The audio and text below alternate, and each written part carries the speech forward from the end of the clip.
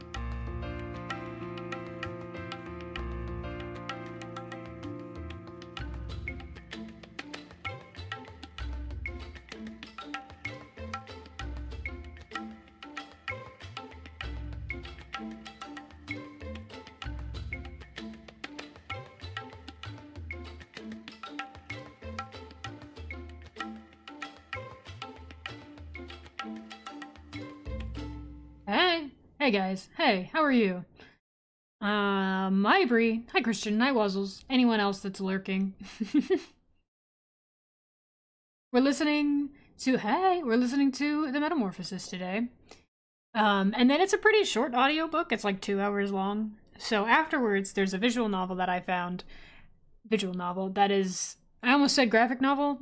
Technically, they're different. Anyway, there's a visual novel I found that I believe is literally just like a sort of gamified version of the book. So we're going to look at that afterwards, just so we can compare and get it in your head. All I know about this book is Bug and themes of disability. That's all I know. That's it. I'm gonna be working on either the Pokemon drawing that for Black and White. Hi Val. The Pokemon drawing for Black and White, or a commission for one of our chatters. I'll probably bounce between the two.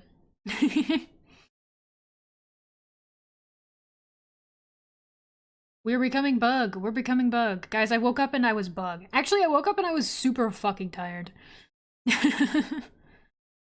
I got my, like, new meds or whatever. I say new meds. I haven't taken meds since I was in high school. I got meds, period. And they're like, you gotta take these twice a day and they might make you, like, kind of jazzed and struggle to sleep. And I'm like, bro, I'm so fucking tired. It's only for, like, 5 days, though. So, whatever. But I'm tired. I don't know if I'm supposed to be tired, but I'm tired. The thing is, this could be my normal level of tired, though, because I'm also always tired. They were also like, they might make you really hungry. And I was like, well, I'm always hungry already. Woke up with a cat on my face this morning. Ah, you don't need to breathe. 35 stream streak is crazy. I wonder if I can make notifications for that. We're gonna listen to bugs. We're gonna listen to bugs.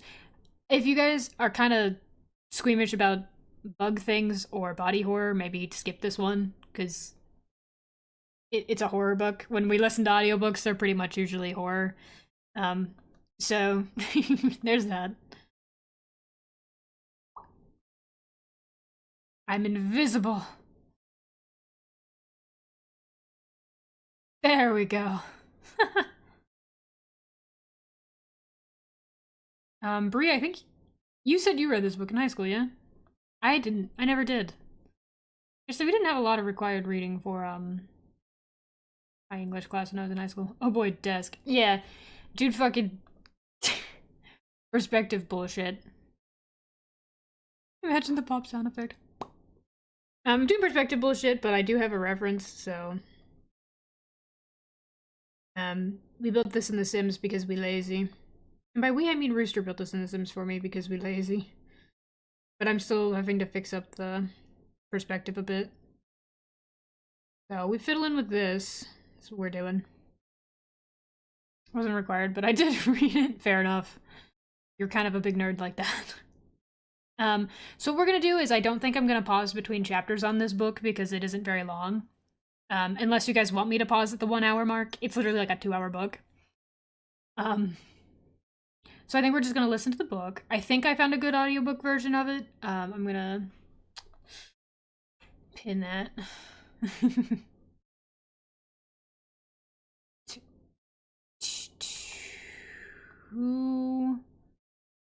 How many minutes is 2 hours?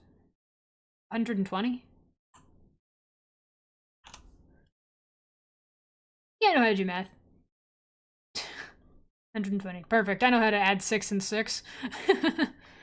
Okay, I think I found a pretty good audiobook. There's a few... I have to find, like, free audiobooks on YouTube and whatnot. There's a few places that use AI, so we're trying to avoid those, but I think I found one that's pretty solid. Sorry, I ended with the reading level. That was well into college level? Yeah. You are a big fucking nerd. It's okay. Yes, I'm either gonna work on this commission that I'm doing, which, for the record, normally I don't do full backgrounds for commissions. I do, like, partial backgrounds. But this is a exception. Because I didn't mind working on it. But if you normally request a full background, I might tell you no. Just so we're clear on that. That or I'm gonna work on this, which, as you can see, I've already kind of started cleaning up the Pokemon picture. So this is coming together. We got Peepaw and Griff in here. Dark. Val's next. And then probably Samurashi. Sorry. So yeah. Goddamn old. Teeny tiny. They're beefing, I guess. So what I'm gonna do is I'm gonna do some warm-up doodles while we start the book. Because all I've done today is draw straight lines with a ruler tool. I'm going to do some warm-up doodles, which, for the record, warm-up doodles is not just for, to loosen up so that you can draw more freely. It is also for your wrist and, like, your arm. It's kind of like stretching in a way. Use your full arm with your warm-up doodles instead of just your wrist. So if you're like, you're one of those people, Val, that's like, I don't do warm-up sketches, it's not just for your art, it's for the health of your arm, and I highly recommend it. It loosens up your brain, and it loosens up your muscles and your wrists. Warm-up sketches are the things that you take your pen and you drag it across the whole canvas with your entire arm, not just your wrist. It's for your health, Val. Callouts indeed. Fucking Val and Truby don't do warm-ups. I don't know space, I don't care! Looks away. Bree. I know most people don't do warm-up sketches because when you sit down to draw, you have an idea. And you want to get on that idea. But like, look, just do this. Just do this. Just do this a bit. Just do this for a little bit. And draw some circles.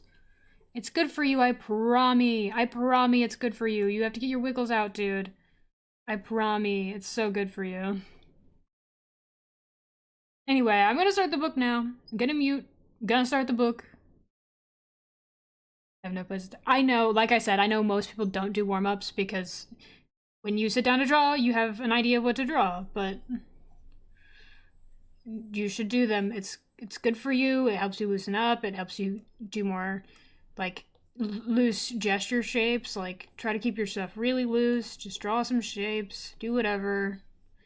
It's really good for you to just scribble sometimes, so everybody should scribble a little bit every once in a while. I'm gonna mute and start the book now, though. I did send a link to the book that we are particularly listening to. So, let's listen. Let's get into the bugs.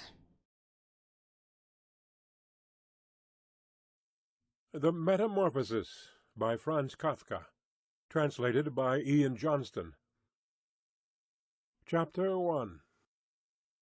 One morning, as Gregor Samsa was waking up from anxious dreams, he discovered that in bed he had been changed into a monstrous, verminous bug. He lay on his armour-hard back, and saw, as he lifted his head up a little, his brown, arched abdomen divided up into rigid, bow-like sections. From this height the blanket, just about ready to slide off completely, could hardly stay in place. His numerous legs, pitifully thin in comparison to the rest of his circumference, flickered helplessly before his eyes. "What's happened to me?" he thought.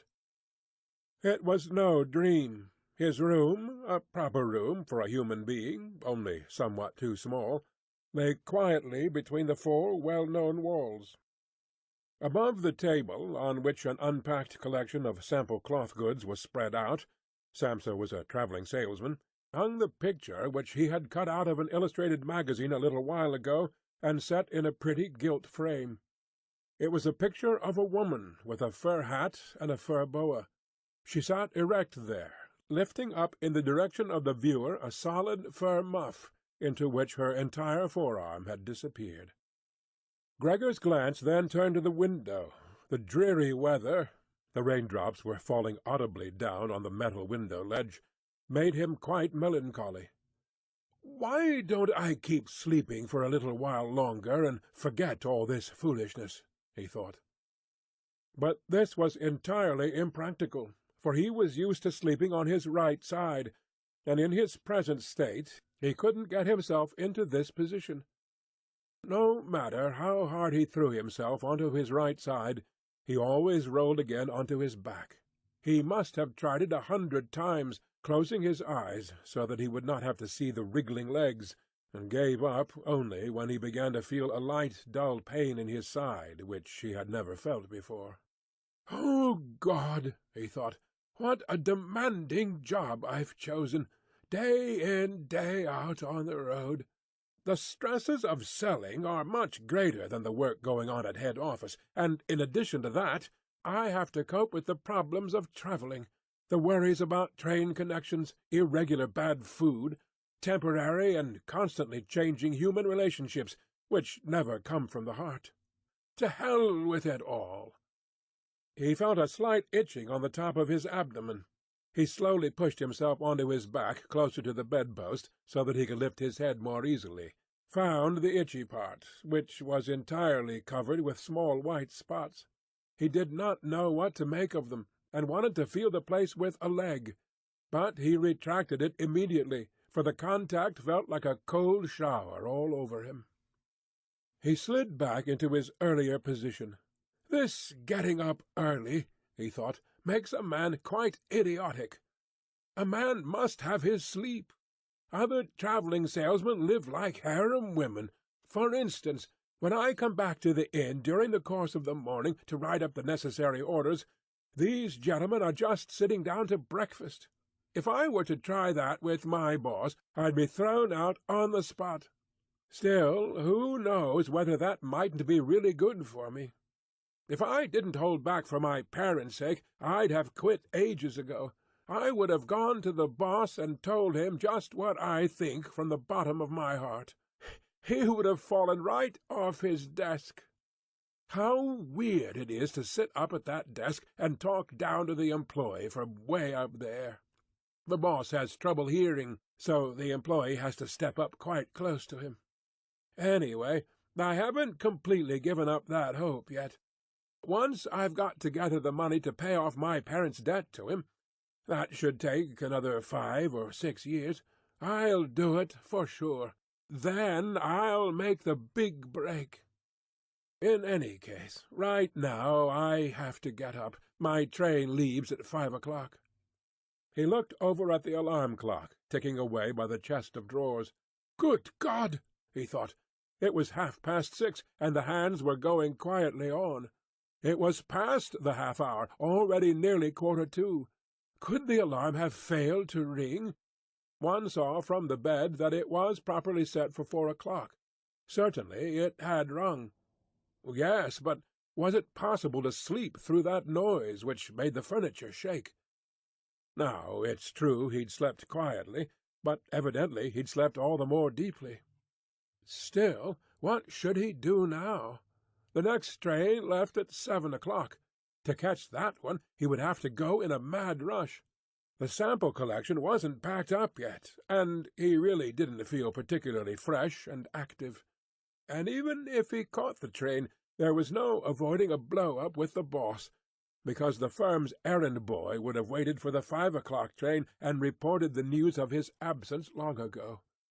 He was the boss's minion, without backbone or intelligence. Well, then, what if he reported in sick? But that would be extremely embarrassing and suspicious, because during his 5 years' service Gregor hadn't been sick even once. The boss would certainly come with the doctor from the health insurance company, and would reproach his parents for their lazy son, and cut short all objections with the insurance doctor's comments. For him, everyone was completely healthy, but really lazy about work. And besides, would the doctor in this case be totally wrong? Apart from a really excessive drowsiness after the long sleep, Gregor, in fact, felt quite well, and even had a really strong appetite. As he was thinking all this over in the greatest haste, without being able to make the decision to get out of bed, the alarm clock was indicating exactly 7:15, there was a cautious knock on the door by the head of the bed. "Gregor," a voice called. It was his mother. "It's 7:15. Don't you want to be on your way?" The soft voice. Gregor was startled when he heard his voice answering. It was clearly and unmistakably his earlier voice, but in it was intermingled, as if from below, an irrepressibly painful squeaking, which left the words positively distinct only in the first moment, and distorted them in the reverberation, so that one didn't know if one had heard correctly. Gregor wanted to answer in detail and explain everything, but in these circumstances he confined himself to saying, "Yes, yes, thank you, mother. I'm getting up right away." Because of the wooden door, the change in Gregor's voice was not really noticeable outside, so his mother calmed down with this explanation and shuffled off. However, as a result of the short conversation, the other family members became aware that Gregor was unexpectedly still at home, and already his father was knocking on one side door, weakly but with his fist. "Gregor! Gregor!" he called out. "What's going on?" And after a short while he urged him on again in a deeper voice. "Gregor! Gregor!" At the other side door, however, his sister knocked lightly. "Gregor, are you all right? Do you need anything?" Gregor directed answers in both directions. "I'll be ready right away." He made an effort with the most careful articulation, and by inserting long pauses between the individual words, to remove everything remarkable from his voice. His father turned back to his breakfast. However, the sister whispered, "Gregor, open the door, I beg you." Gregor had no intention of opening the door, but congratulated himself on his precaution, acquired from travelling, of locking all doors during the night, even at home. First he wanted to stand up quietly and undisturbed, get dressed, above all have breakfast, and only then consider further action, for, he noticed this clearly, by thinking things over in bed he would not reach a reasonable conclusion. He remembered that he had already often felt a light pain or other in bed, perhaps the result of an awkward lying position, which later turned out to be purely imaginary when he stood up, and he was eager to see how his present fantasies would gradually dissipate. That the change in his voice was nothing other than the onset of a real chill, an occupational illness of commercial travellers, of that he had not the slightest doubt. It was very easy to throw aside the blanket. He needed only to push himself up a little, and it fell by itself. But to continue was difficult, particularly because he was so unusually wide. He needed arms and hands to push himself upright. Instead of these, however, he had only many small limbs, which were incessantly moving with very different motions, and which, in addition, he was unable to control. If he wanted to bend one of them, then it was the first to extend itself, and if he finally succeeded doing what he wanted with this limb, in the meantime all the others, as if left free, moved around in an excessively painful agitation. "But I must not stay in bed uselessly," said Gregor to himself. At first he wanted to get out of bed with the lower part of his body, which, by the way, he had not yet looked at, and which he also couldn't picture clearly, proved itself too difficult to move. The attempt went so slowly. When, having become almost frantic, he finally hurled himself forward with all his force, and without thinking, he chose his direction incorrectly, and he hit the lower bedpost hard. The violent pain he felt revealed to him that the lower part of his body was at the moment probably the most sensitive. Thus he tried to get his upper body out of bed first, and turned his head carefully toward the edge of the bed. He managed to do this easily, and in spite of its width and weight his body mass at last slowly followed the turning of his head. But as he finally raised his head outside the bed in the open air, he became anxious about moving forward any further in this manner, for if he allowed himself eventually to fall by this process, it would take a miracle to prevent his head from getting injured, and at all costs he must not lose consciousness right now. He preferred to remain in bed. However, after a similar effort, while he lay there again, sighing as before, and once again saw his small limbs fighting one another, if anything worse than earlier, and didn't see any chance of imposing quiet and order on this arbitrary movement, he told himself again that he couldn't possibly remain in bed, and that it might be the most reasonable thing to sacrifice everything, if there was even the slightest hope of getting himself out of bed in the process. At the same moment, however, he didn't forget to remind himself from time to time of the fact that calm, indeed the calmest, reflection might be better than the most confused decisions. At such moments he directed his gaze as precisely as he could toward the window, but unfortunately there was little confident cheer to be had from a glance at the morning mist, which concealed even the other side of the narrow street. "It's already 7 o'clock," he told himself at the last striking of the alarm clock. "Already 7 o'clock, and still such a fog." And for a little while longer he lay quietly with weak breathing, as if perhaps waiting for normal and natural conditions to re-emerge out of the complete stillness. But then he said to himself, "Before it strikes 7:15, whatever happens, I must be completely out of bed. Besides, by then someone from the office will arrive to inquire about me, because the office will open before 7 o'clock." And he made an effort then to rock his entire body length out of the bed with a uniform motion. If he let himself fall out of bed in this way, his head, which in the course of the fall he intended to lift up sharply, would probably remain uninjured. His back seemed to be hard. Nothing would really happen to that as a result of the fall. His greatest reservation was a worry about the loud noise which the fall must create, and which presumably would arouse, if not fright, then at least concern on the other side of all the doors. However, it had to be tried. As Gregor was in the process of lifting himself half out of bed, the new method was more of a game than an effort, he needed only to rock with a constant rhythm, it struck him how easy all this would be if someone were to come to his aid.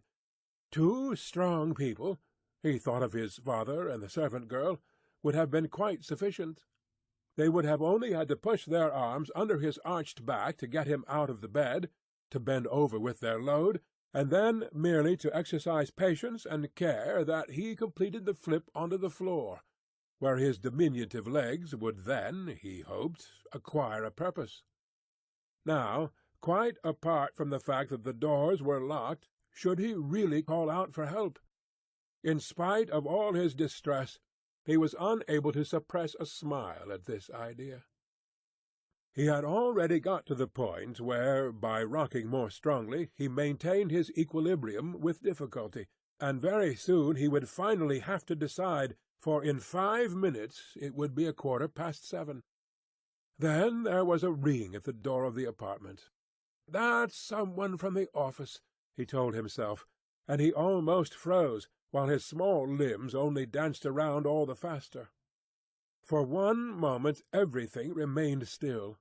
"They aren't opening," Gregor said to himself, caught up in some absurd hope.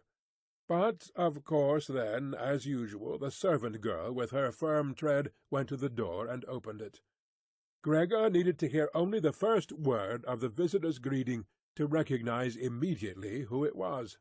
The manager himself. Why was Gregor the only one condemned to work in a firm where, at the slightest lapse, someone immediately attracted the greatest suspicion? Were all the employees then collectively, one and all, scoundrels?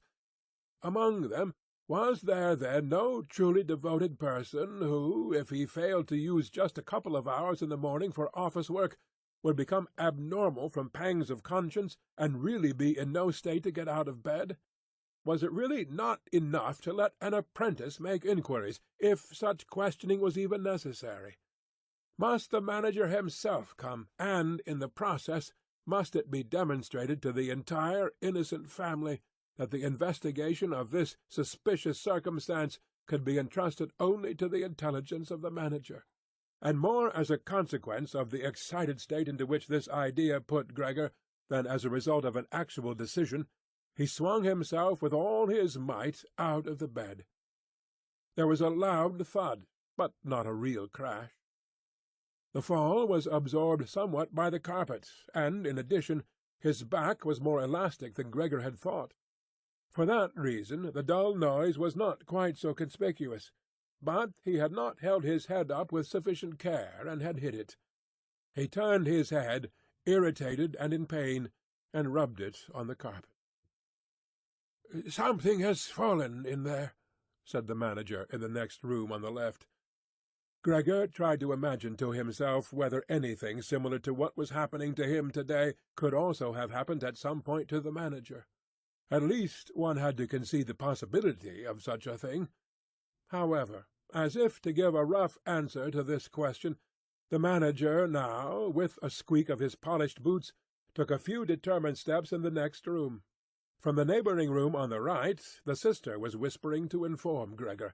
"Gregor, the manager is here."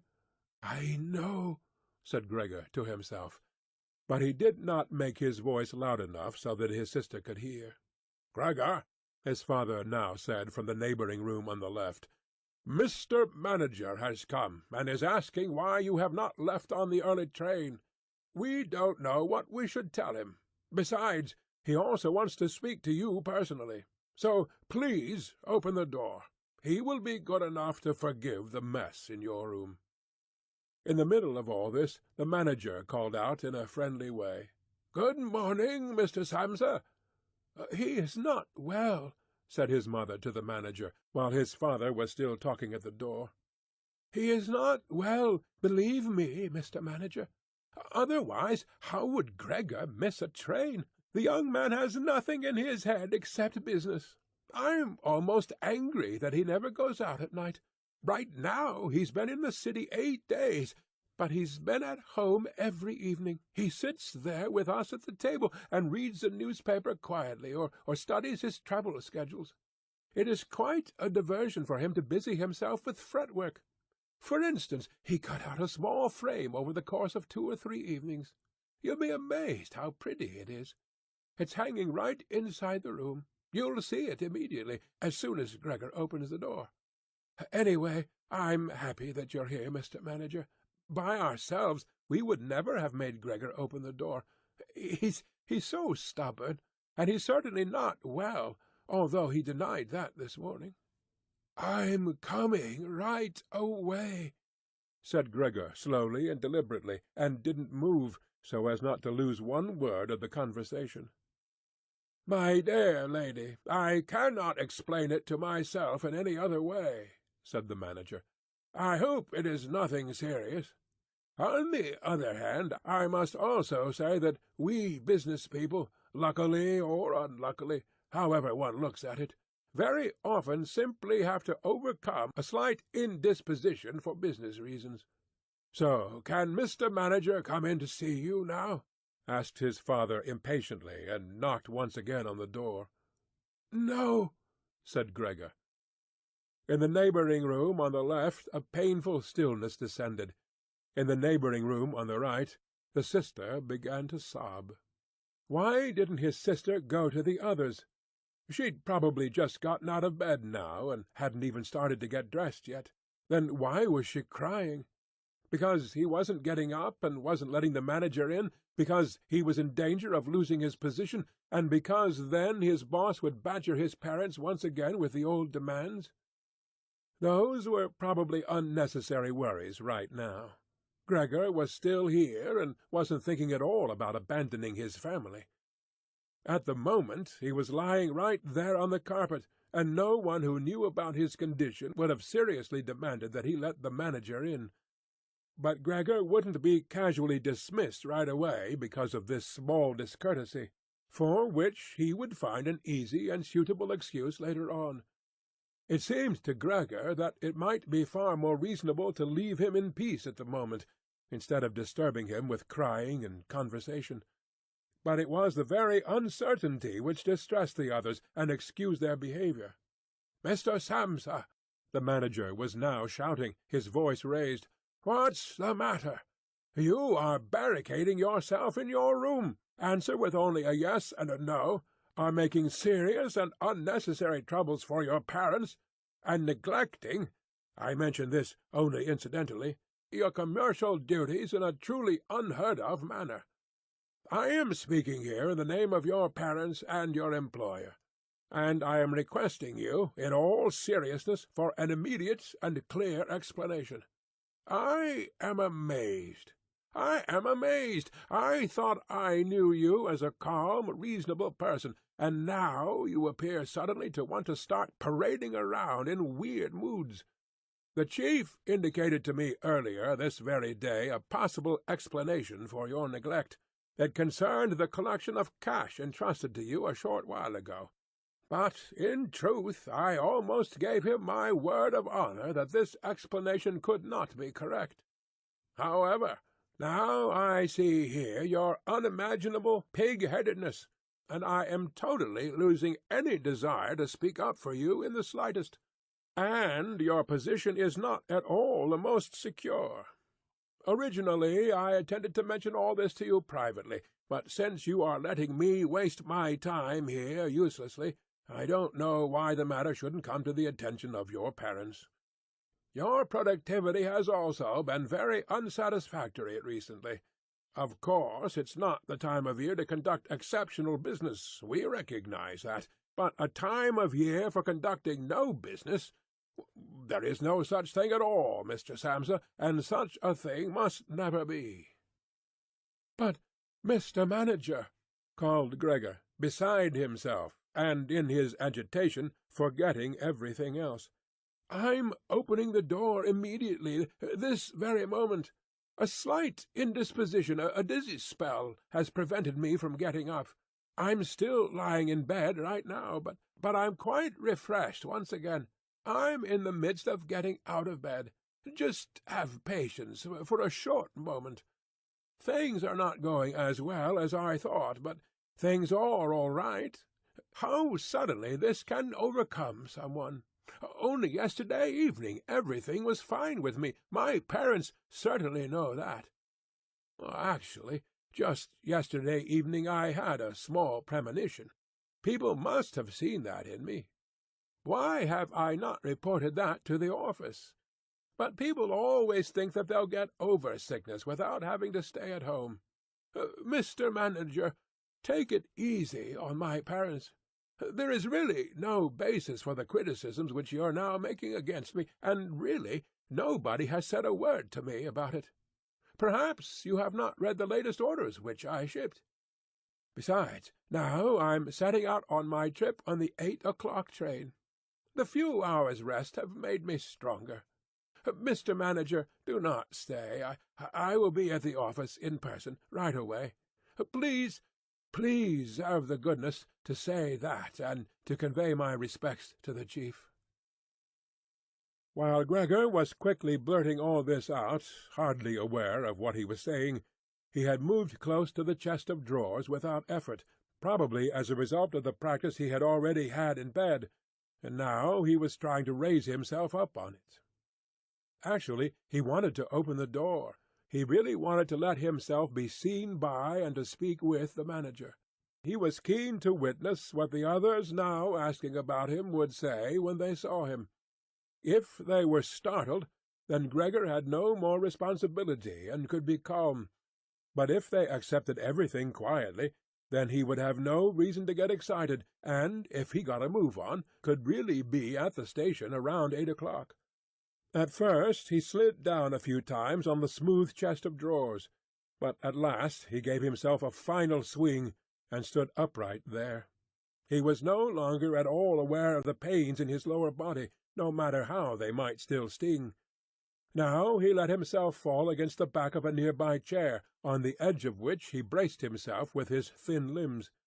By doing this he gained control over himself, and kept quiet, for he could now hear the manager. "Did you understand a single word?" the manager asked the parents. "Is he playing the fool with us?" "For God's sake!" cried the mother, already in tears. "Perhaps he's very ill, and we're upsetting him. Greta! Greta!" she yelled at that point. "Mother?" called the sister from the other side. They were making themselves understood through Gregor's room. "You must go to the doctor right away. Gregor is sick. Hurry to the doctor. Have you heard Gregor speak yet?" "That was an animal's voice," said the manager, remarkably quietly in comparison to the mother's cries. "Anna! Anna!" yelled the father through the hall into the kitchen, clapping his hands. "Fetch a locksmith right away." The two young women were already running through the hall with swishing skirts. How had his sister dressed herself so quickly? and yanked open the doors of the apartment. One couldn't hear the doors closing at all. They probably had left them open, as is customary in an apartment where a huge misfortune has taken place. However, Gregor had become much calmer. All right, people did not understand his words any more, although they seemed clear enough to him, clearer than previously, perhaps because his ears had gotten used to them. But at least people now thought that things were not all right with him, and were prepared to help him. The confidence and assurance with which the first arrangements had been carried out made him feel good. He felt himself included once again in the circle of humanity, and was expecting from both the doctor and the locksmith, without differentiating between them with any real precision, splendid and surprising results. In order to get as clear a voice as possible for the critical conversation which was imminent, he coughed a little, and certainly took the trouble to do this in a really subdued way, since it was possible that even this noise sounded like something different from a human cough. He no longer trusted himself to decide any more. Meanwhile, in the next room it had become really quiet. Perhaps his parents were sitting with the manager at the table, whispering. Perhaps they were all leaning against the door, listening. Gregor pushed himself slowly towards the door, with the help of the easy-chair, let go of it there, threw himself against the door, held himself upright against it, the balls of his tiny limbs had a little sticky stuff on them, and rested there momentarily from his exertion. Then he made an effort to turn the key in the lock with his mouth. Unfortunately, it seemed that he had no real teeth. How, then, was he to grab hold of the key? But to make up for that, his jaws were naturally very strong. With their help he managed to get the key really moving. He didn't notice that he was obviously inflicting some damage on himself, for a brown fluid came out of his mouth, flowed over the key, and dripped onto the floor.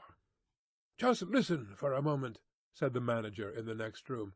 "He's turning the key." For Gregor that was a great encouragement.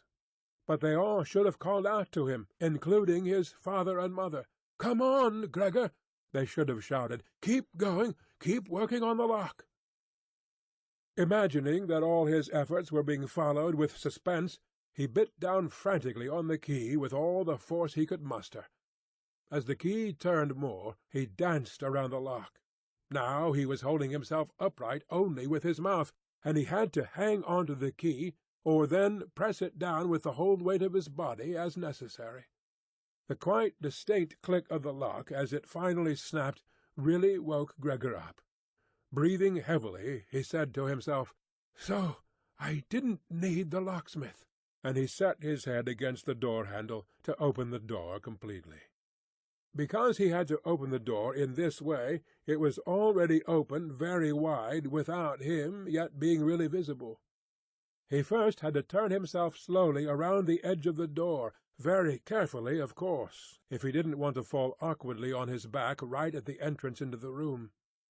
He was still preoccupied with this difficult movement, and had no time to pay attention to anything else, when he heard the manager exclaim aloud, "Oh!" It sounded like the wind whistling. And now he saw him, nearest to the door, pressing his hand against his open mouth, and moving slowly back, as if an invisible constant force was pushing him away.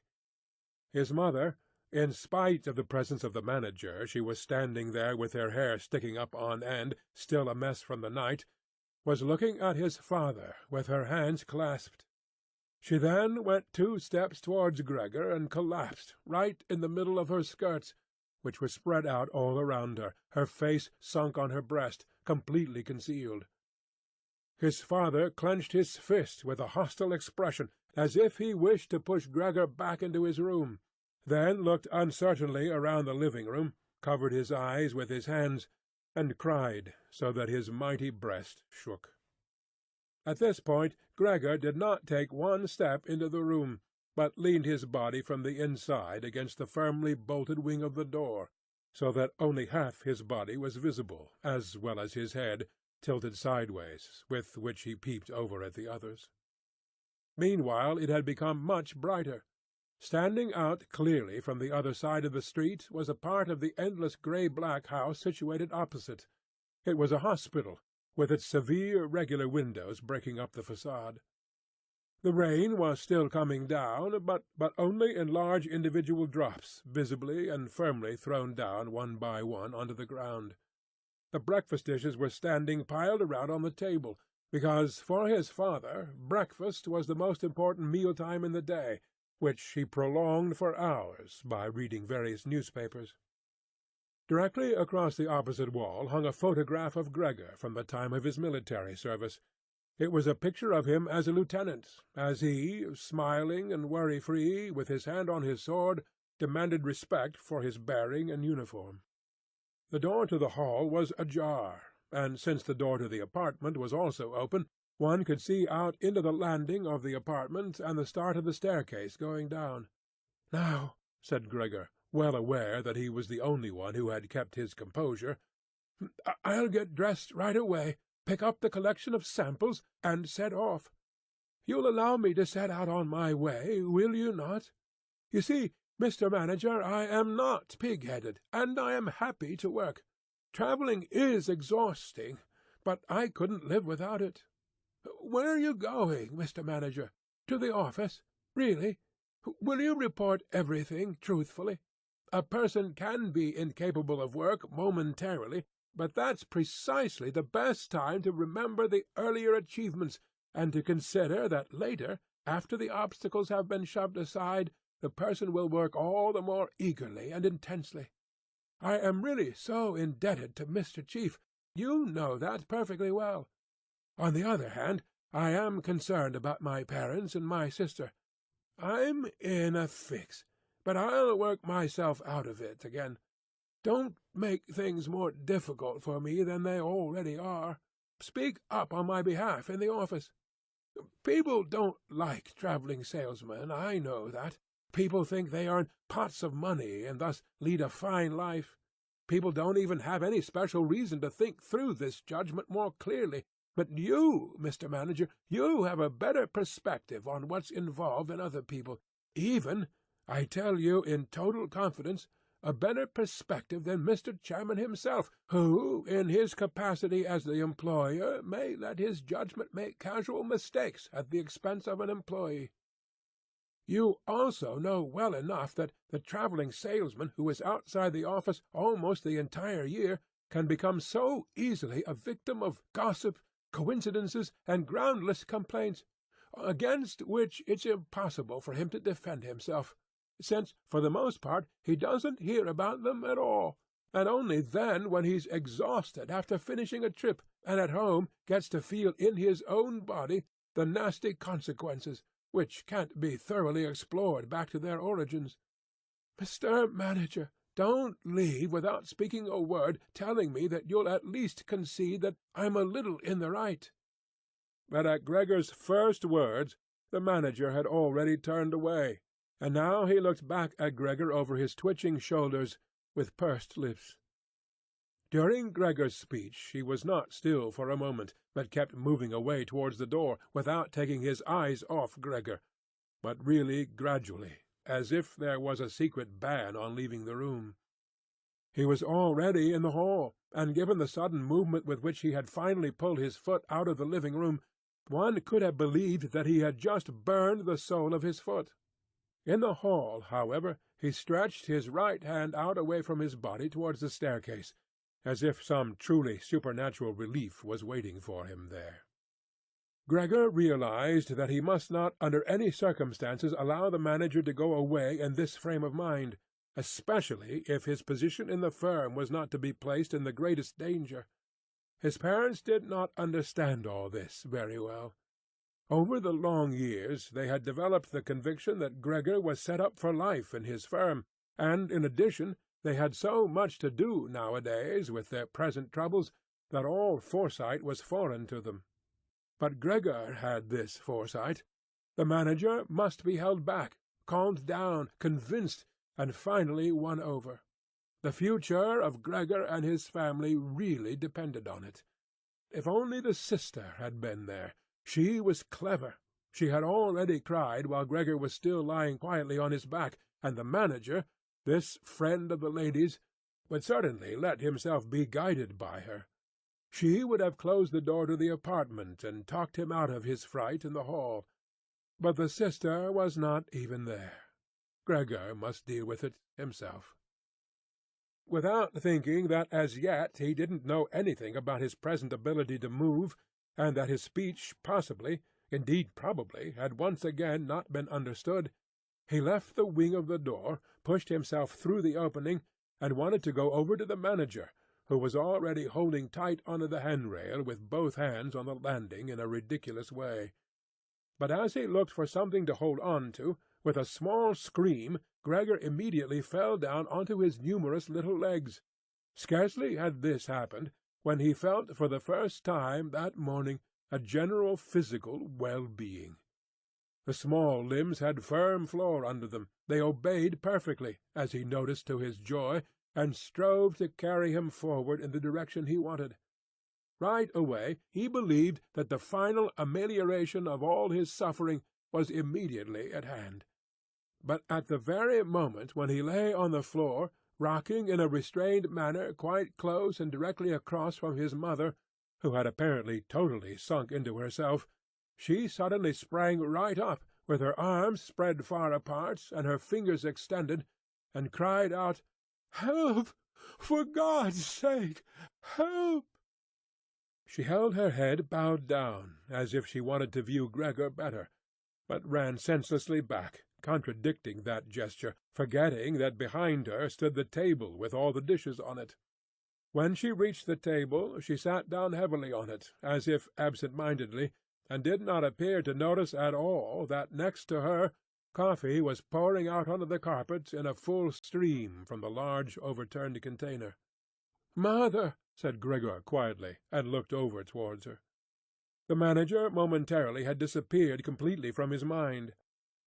At the sight of the flowing coffee, Gregor couldn't stop himself snapping his jaws in the air a few times. At that his mother screamed all over again, hurried from the table, and collapsed into the arms of his father, who was rushing towards her. But Gregor had no time now for his parents. The manager was already on the staircase. His chin level with the banister, the manager looked back for the last time. Gregor took an initial movement to catch up to him if possible, but the manager must have suspected something, because he made a leap down over a few stairs and disappeared, still shouting, "Oh!" The sound echoed throughout the entire stairwell. Now, unfortunately, this flight of the manager also seemed to bewilder his father completely. Earlier he had been relatively calm, for instead of running after the manager himself, or at least not hindering Gregor from his pursuit, with his right hand he grabbed hold of the manager's cane, which he had left behind with his hat and overcoat on a chair. With his left hand his father picked up a large newspaper from the table, and stamping his feet on the floor, he set out to drive Gregor back into his room by waving the cane and the newspaper. No request of Gregor's was of any use. No request would even be understood. No matter how willing he was to turn his head respectfully, his father just stomped all the harder with his feet. Across the room from him his mother had pulled open a window, in spite of the cool weather, and leaning out with her hands on her cheeks, she pushed her face far outside the window. Between the alley and the stairwell a strong draught came up, the curtains on the window flew around, the newspapers on the table swished, and individual sheets fluttered down over the floor. The father relentlessly pressed forward, pushing out sibilants like a wild man. Now, Gregor had no practice at all in going backwards. It was really very slow going. If Gregor only had been allowed to turn himself around, he would have been in his room right away. But he was afraid to make his father impatient by the time-consuming process of turning around, and each moment he faced the threat of a mortal blow on his back or his head from the cane in his father's hand. Finally, Gregor had no other option, for he noticed with horror that he did not understand yet how to maintain his direction going backwards, And so he began, amid constantly anxious sideways glances in his father's direction, to turn himself around as quickly as possible, although, in truth, this was only done very slowly. Perhaps his father noticed his good intentions, for he did not disrupt Gregor in this motion, but with the tip of the cane, from a distance, he even directed Gregor's rotating movement here and there. If only his father had not hissed so unbearably! Because of that, Gregor totally lost his head. He was already almost totally turned around, when, always with this hissing in his ear, he just made a mistake and turned himself back a little. But when he finally was successful in getting his head in front of the door opening, it became clear that his body was too wide to go through any further.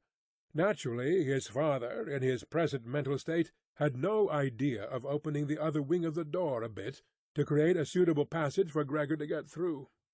His single fixed thought was that Gregor must get into his room as quickly as possible.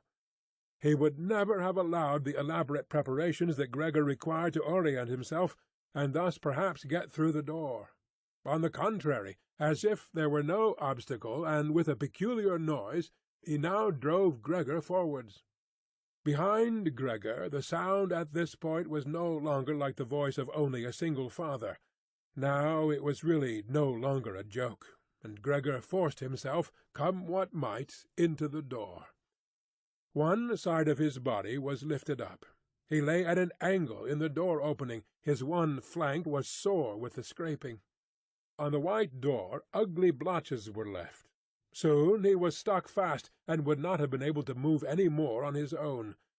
The tiny legs on one side hung twitching in the air above, and the ones on the other side were pushed painfully into the floor. Then his father gave him one really strong liberating push from behind, and he scurried, bleeding severely, far into the interior of his room. The door was slammed shut with the cane, and finally it was quiet.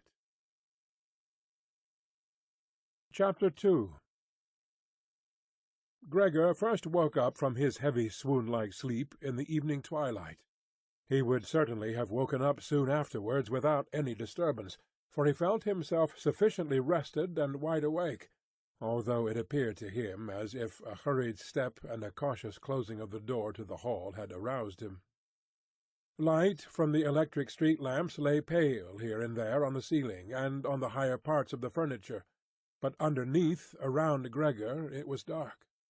He pushed himself slowly toward the door, still groping awkwardly with his feelers, which he now learned to value for the first time, to check what was happening there. His left side seemed one single, long, unpleasantly stretched scar, and he finally had to hobble on his 2 rows of legs. In addition, one small leg had been seriously wounded in the course of the morning incident. It was almost a miracle that only one had been hurt, and dragged lifelessly behind. By the door he first noticed what had really lured him there. It was the smell of something to eat. A bowl stood there, filled with sweetened milk, in which swam tiny pieces of white bread. He almost laughed with joy, for he now had a much greater hunger than in the morning, and he immediately dipped his head almost up to and over his eyes, down into the milk. But he soon drew it back again in disappointment, not just because it was difficult for him to eat, on account of his delicate left side.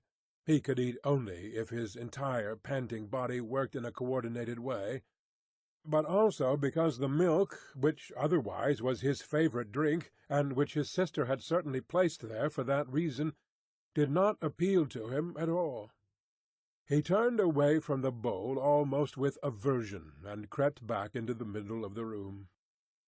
In the living-room, as Gregor saw through the crack in the door, the gas was lit, but where, on other occasions at this time of day, his father was accustomed to read the afternoon newspaper in a loud voice to his mother, and sometimes also to his sister, at the moment no sound was audible. Now perhaps this reading aloud, about which his sister had always spoken and written to him, had recently fallen out of their general routine, but it was so still all around, in spite of the fact that the apartment was certainly not empty. "What a quiet life the family leads," said Gregor to himself, and as he stared fixedly out in front of him into the darkness, he felt a great pride that he had been able to provide such a life in a beautiful apartment like this for his parents and his sister. But how would things go if now all tranquillity, all prosperity, all contentment should come to a horrible end? In order not to lose himself in such thoughts, Gregor preferred to set himself moving, so he moved up and down in his room. Once during the long evening one side door and then the other door was opened just a tiny crack, and quickly closed again. Someone presumably needed to come in, but had then thought better of it. Gregor immediately took up a position by the living-room door, determined to bring in the hesitant visitor somehow or other, or at least to find out who it might be. But now the door was not opened any more, and Gregor waited in vain. Earlier, when the door had been barred, they had all wanted to come in to him. Now, when he had opened one door, and when the others had obviously been opened during the day, no one came any more, and the keys were stuck in the locks on the outside. The light in the living-room was turned off only late at night, and now it was easy to establish that his parents and his sister had stayed awake all this time, for one could hear clearly as all three moved away on tiptoe. Now it was certain that no one would come into Gregor any more until the morning. Thus he had a long time to think undisturbed about how he should reorganize his life from scratch. But the high open room, in which he was compelled to lie flat on the floor, made him anxious, without his being able to figure out the reason, for he had lived in the room for 5 years. With a half-unconscious turn, and not without a slight shame, he scurried under the couch, where, in spite of the fact that his back was a little too cramped, and he could no longer lift his head, he felt very comfortable, and was sorry only that his body was too wide to fit completely under it. There he remained the entire night, which he spent partly in a state of semi-sleep, out of which his hunger constantly woke him with a start, but partly in a state of worry and murky hopes, which all led to the conclusion that for the time being he would have to keep calm, and with patience and the greatest consideration for his family, tolerate the troubles which in his present condition he was now forced to cause them. Already early in the morning, it was still almost night, Gregor had an opportunity to test the power of the decisions he had just made, for his sister, almost fully dressed, opened the door from the hall into his room, and looked eagerly inside. She did not find him immediately, but when she noticed him under the couch— God, he had to be somewhere or other, for he could hardly fly away— she got such a shock that, without being able to control herself, she slammed the door shut once again from the outside. However, as if she was sorry for her behaviour, she immediately opened the door again and walked in on her tiptoes, as if she was in the presence of a serious invalid or a total stranger. Gregor had pushed his head forward just to the edge of the couch, and was observing her. Would she really notice that he had left the milk standing, not indeed from any lack of hunger, and would she bring in something else to eat more suitable for him? If she did not do it on her own, he would sooner starve to death than call her attention to the fact, although he had a really powerful urge to move beyond the couch, throw himself at his sister's feet, and beg her for something or other good to eat. But his sister noticed right away with astonishment that the bowl was still full, with only a little milk spilled around it. She picked it up immediately, although not with her bare hands, but with a rag, and took it out of the room. Gregor was extremely curious what she would bring as a substitute, and he pictured to himself different ideas about it. But he never could have guessed what his sister, out of the goodness of her heart, in fact did. She brought him, to taste his test, an entire selection, all spread out on an old newspaper. There were half-rotten vegetables, bones with the evening meal, covered with a white sauce which had almost solidified, some raisins and almonds, cheese which Gregor had declared inedible 2 days earlier, a slice of dry bread, and a slice of salted bread smeared with butter. In addition to all this she put down a bowl, probably designated once and for all as Gregor's, into which she poured some water. And out of her delicacy of feeling, since she knew that Gregor would not eat in front of her, she went away very quickly, and even turned the key in the lock, so that Gregor would now observe that he could make himself as comfortable as he wished. Gregor's small limbs buzzed now that the time for eating had come. His wounds must, in any case, have already healed completely. He felt no handicap on that score. He was astonished at that, and thought about how, more than a month ago, he had cut his finger slightly with a knife, and how this wound had hurt enough even the day before yesterday. "Am I now going to be less sensitive?" he thought, already sucking greedily on the cheese, which had strongly attracted him right away, more than all the other foods. Quickly, and with his eyes watering with satisfaction, he ate one after the other the cheese, the vegetables, and the sauce. The fresh food, by contrast, didn't taste good to him. He couldn't bear the smell, and even carried the things he wanted to eat a little distance away. By the time his sister slowly turned the key as a sign that he should withdraw, he was long finished, and now lay lazily in the same spot. The noise immediately startled him, in spite of the fact that he was already almost asleep, and he scurried back again under the couch. But it cost him great self-control to remain under the couch, even for the short time his sister was in the room, because his body had filled out somewhat on account of the rich meal, and in the narrow space there he could scarcely breathe.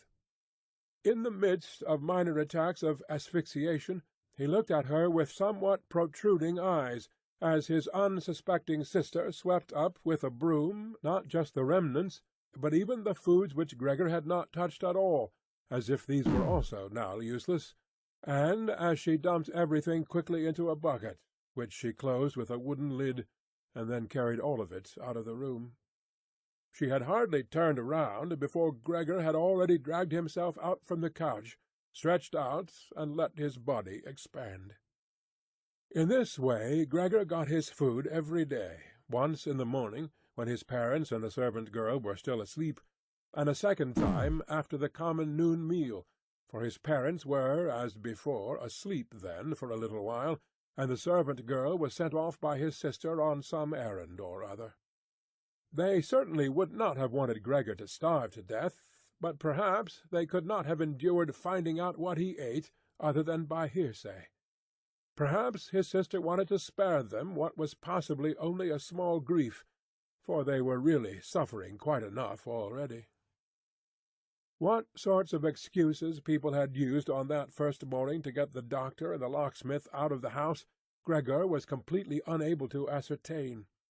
Since they could not understand him, no one, not even his sister, thought that he might be able to understand others, and thus, when his sister was in her room, he had to be content with listening now and then to her sighs and invocations to the saints. Only later, when she had grown somewhat accustomed to everything, naturally there could never be any talk of her growing completely accustomed to it, Gregor sometimes caught a comment which was intended to be friendly, or could be interpreted as such. "Well, to-day it tasted good to him," she said, if Gregor had really cleaned up what he had to eat, whereas, in the reverse situation, which gradually repeated itself more and more frequently, she used to say sadly, "Now everything has stopped again." But while Gregor could get no new information directly, he did hear a good deal from the room next door, and as soon as he heard voices he scurried right away to the appropriate door and pressed his entire body against it. In the early days especially there was no conversation which was not concerned with him in some way or other, even if only in secret. For 2 days at all meal-times discussions on that subject could be heard on how people should now behave, but they also talked about the same subject in the times between meals, for there were always at least 2 family members at home, since no one really wanted to remain in the house alone, and people could not under any circumstances leave the apartment completely empty. In addition, on the very first day the servant girl—it was not completely clear what and how much she knew about what had happened—on her knees had begged his mother to let her go immediately, and when she said good-bye about 15 minutes later, she thanked them for the dismissal with tears in her eyes, as if she was receiving the greatest favour which people had shown her there, and without any one demanding it from her, she swore a fearful oath not to betray anyone, not even the slightest bit. Now his sister had to team up with his mother to do the cooking, although that didn't create much trouble, because people were eating almost nothing. Again and again Gregor listened as one of them vainly invited another one to eat, and received no answer other than, "Thank you, I've had enough," or something like that. And perhaps they had stopped having anything to drink, too. His sister often asked his father whether he wanted to have a beer, and gladly offered to fetch it herself, and when his father was silent, she said, in order to remove any reservations he might have, that she could send the caretaker's wife to get it. But then his father finally said a resounding "No," and nothing more would be spoken about it. Already during the first day his father laid out all the financial circumstances and prospects to his mother, and to his sister as well. From time to time he stood up from the table and pulled out of the small lock-box salvaged from his business, which had collapsed 5 years previously, some document or other, or some notebook. The sound was audible as he opened up the complicated lock, and after removing what he was looking for, locked it up again. These explanations by his father were, in part, the first enjoyable thing that Gregor had the chance to listen to since his imprisonment. He had thought that nothing at all was left over for his father from that business. At least his father had told him nothing to contradict that view, and Gregor, in any case, hadn't asked him about it. At the time, Gregor's only concern had been to use everything he had in order to allow his family to forget as quickly as possible the business misfortune which had brought them all into a state of complete hopelessness. And so, at that point, he'd started to work with a special intensity, and from an assistant had become, almost overnight, a travelling salesman, who naturally had entirely different possibilities for earning money, and whose successes at work were converted immediately into the form of cash commissions, which could be set out on the table at home in front of his astonished and delighted family.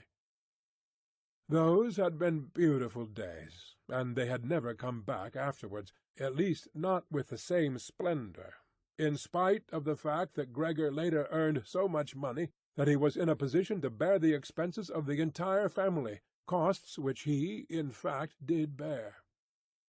They had become quite accustomed to it, both the family and Gregor as well. They took the money with thanks, and he happily surrendered it. But the special warmth was no longer present. Only the sister had remained still close to Gregor, and it was his secret plan to send her next year to the conservatory, regardless of the great expense which that necessarily involved, and which would be made up in other ways. In contrast to Gregor, she loved music very much, and knew how to play the violin charmingly. Now and then, during Gregor's short stays in the city, the conservatory was mentioned in conversations with his sister, but always only as a beautiful dream, whose realization was unimaginable, and their parents never listened to these innocent expectations with pleasure. But Gregor thought about them with scrupulous consideration, and intended to explain the matter ceremoniously on Christmas Eve. In his present situation such futile ideas went through his head, while he pushed himself right up against the door and listened. Sometimes in his general exhaustion he couldn't listen any more, and let his head bang listlessly against the door. But he immediately pulled himself together, for even the small sound which he made by this motion was heard near by, and silenced everyone.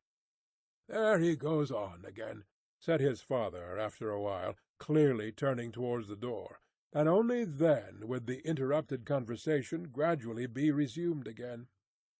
Gregor found out clearly enough, for his father tended to repeat himself often in his explanations, partly because he had not personally concerned himself with these matters for a long time now, and partly also because his mother did not understand everything right away the first time, that in spite of all bad luck, a fortune, although a very small one, was available from the old times, which the interest, which had not been touched, had in the intervening time gradually allowed to increase a little.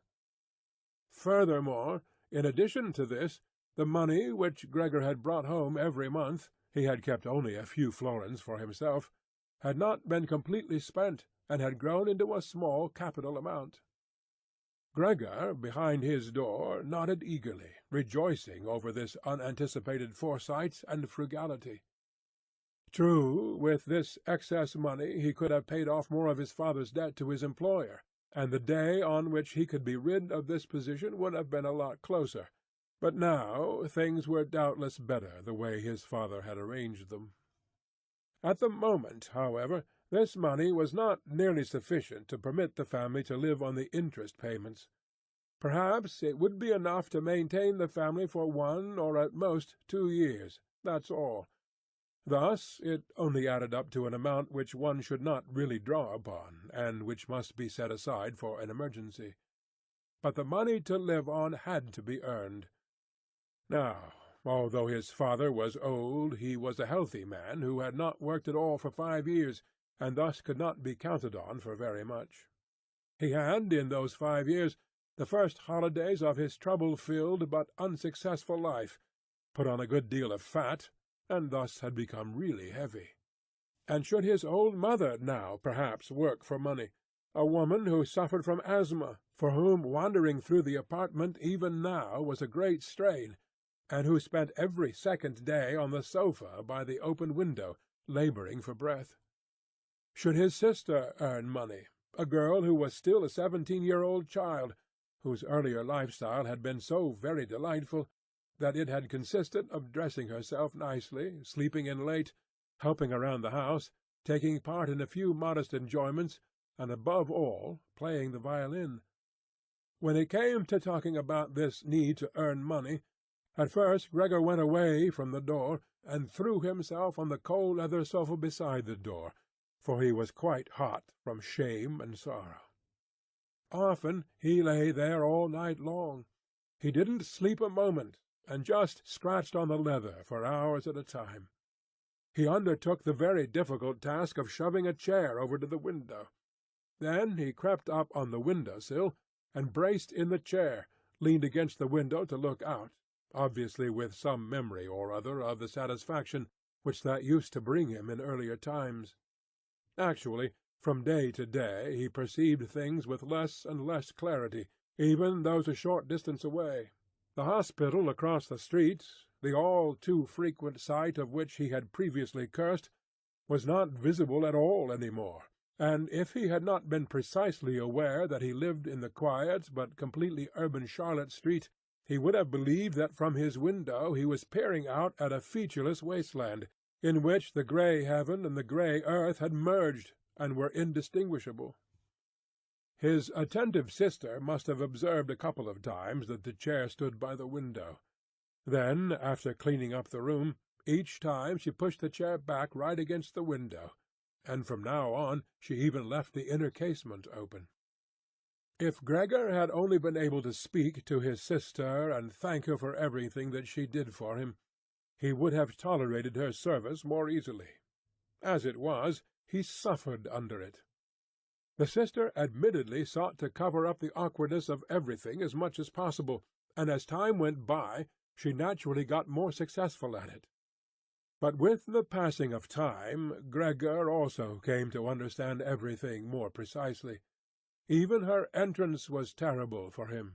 As soon as she entered she ran straight to the window, without taking the time to shut the door, in spite of the fact that she was otherwise very considerate in sparing anyone the sight of Gregor's room, and yanked the window open with eager hands, as if she was almost suffocating, and remained for a while by the window breathing deeply, even when it was still so cold. With this running and noise she frightened Gregor twice every day. The entire time he trembled under the couch, and yet he knew very well that she would certainly have spared him gladly if it had only been possible to remain with the window closed in a room where Gregor lived. On one occasion, about 1 month had already gone by since Gregor's transformation, and there was now no particular reason any more for his sister to be startled at Gregor's appearance, she arrived a little earlier than usual, and came upon Gregor as he was still looking out the window, immobile and well-positioned to frighten someone. It would not have come as a surprise to Gregor if she had not come in, since his position was preventing her from opening the window immediately. But she not only did not step inside, she even retreated and shut the door. A stranger really might have concluded from this that Gregor had been lying in wait for her and wanted to bite her. Of course, Gregor immediately concealed himself under the couch, but he had to wait until the noon meal before his sister returned, and she seemed much less calm than usual. From this he realized that his appearance was still constantly intolerable to her, and must remain intolerable in future, and that she really had to exert a lot of self-control not to run away from a glimpse of only one small part of his body, which stuck out from under the couch. In order to spare her even this sight, one day he dragged the sheet on his back and onto the couch. This task took him 4 hours, and arranged it in such a way that he was now completely concealed, and his sister, even if she bent down, could not see him. If this sheet was not necessary as far as she was concerned, then she could remove it, for it was clear enough that Gregor could not derive any pleasure from isolating himself away so completely. But she left the sheet just as it was, and Gregor believed he even caught a look of gratitude when, on one occasion, he carefully lifted up the sheet a little with his head to check, as his sister took stock of the new arrangement.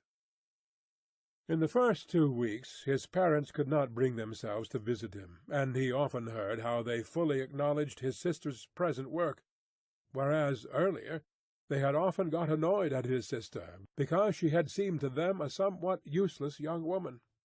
However, now both his father and his mother often waited in front of Gregor's door while his sister cleaned up inside, and as soon as she came out she had to explain in detail how things looked in the room, what Gregor had eaten, how he had behaved this time, and whether perhaps a slight improvement was perceptible. In any event, his mother comparatively soon wanted to visit Gregor, but his father and his sister restrained her, at first with reasons which Gregor listened to very attentively, and which he completely endorsed. Later, however, they had to hold her back forcefully, and when she then cried, "Let me go to Gregor! He's my unlucky son! Don't you understand that I have to go to him?" Gregor then thought that perhaps it would be a good thing if his mother came in, not every day, of course, but maybe once a week. She understood everything much better than his sister, who, in spite of all her courage, was still a child, and in the last analysis had perhaps undertaken such a difficult task only out of childish recklessness. Gregor's wish to see his mother was soon realized. While during the day Gregor, out of consideration for his parents, did not want to show himself by the window, he couldn't crawl around very much on the few square meters of the floor. He found it difficult to bear lying quietly during the night, and soon eating no longer gave him the slightest pleasure. So, for diversion, he acquired the habit of crawling back and forth across the walls and ceiling.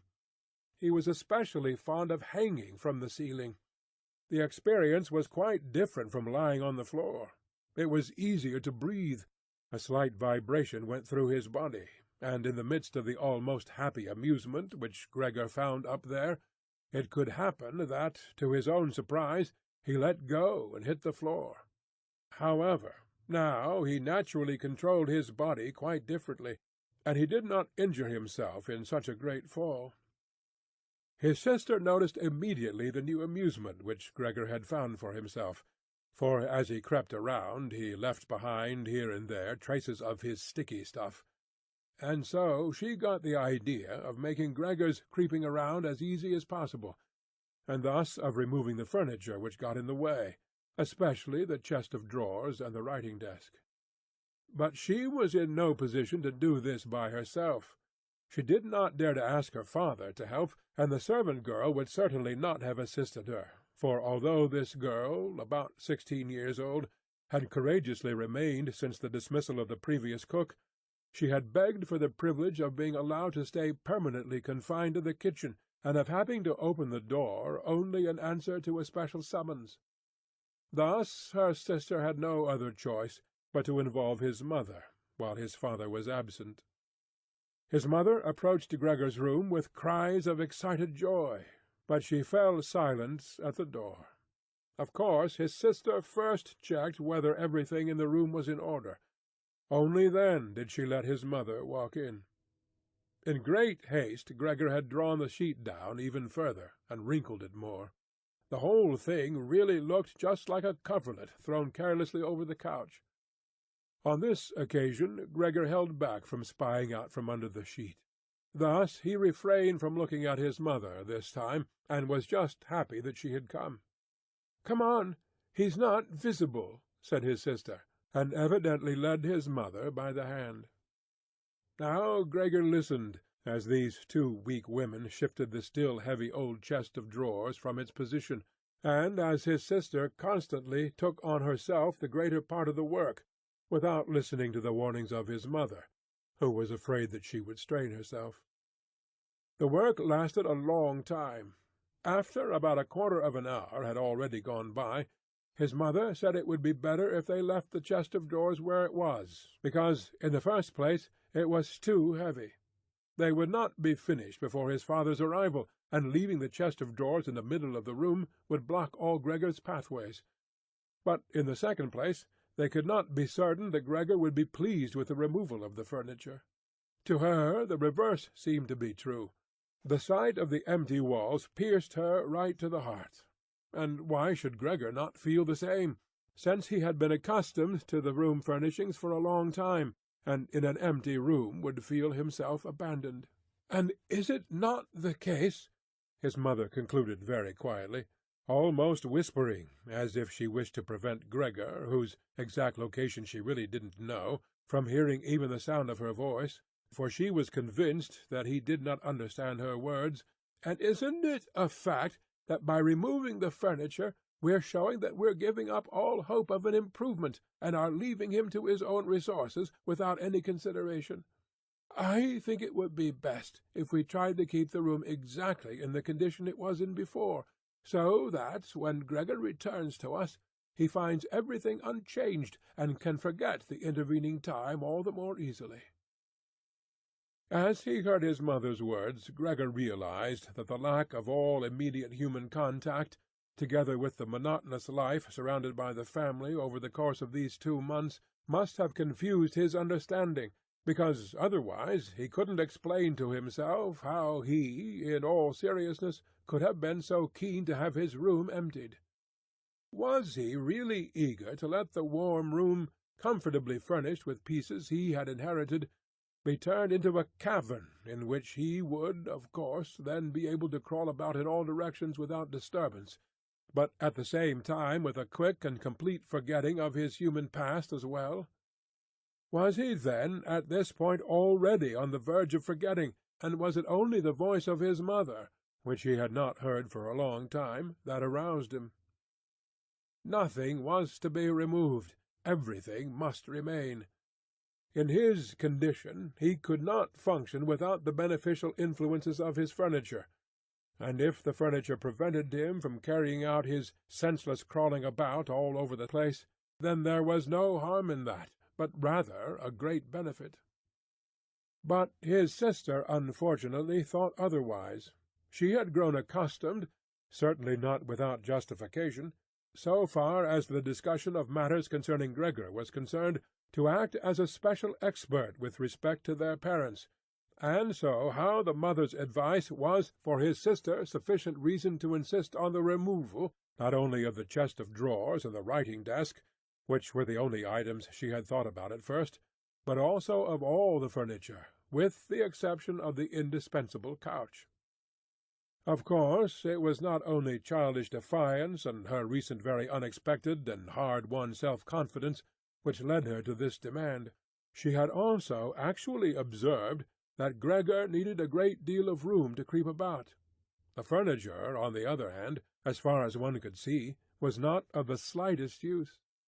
But perhaps the enthusiastic sensibility of young women of her age also played a role. This feeling sought release at every opportunity, and with it Greta now felt tempted to want to make Gregor's situation even more terrifying, so that then she would be able to do even more for him than now.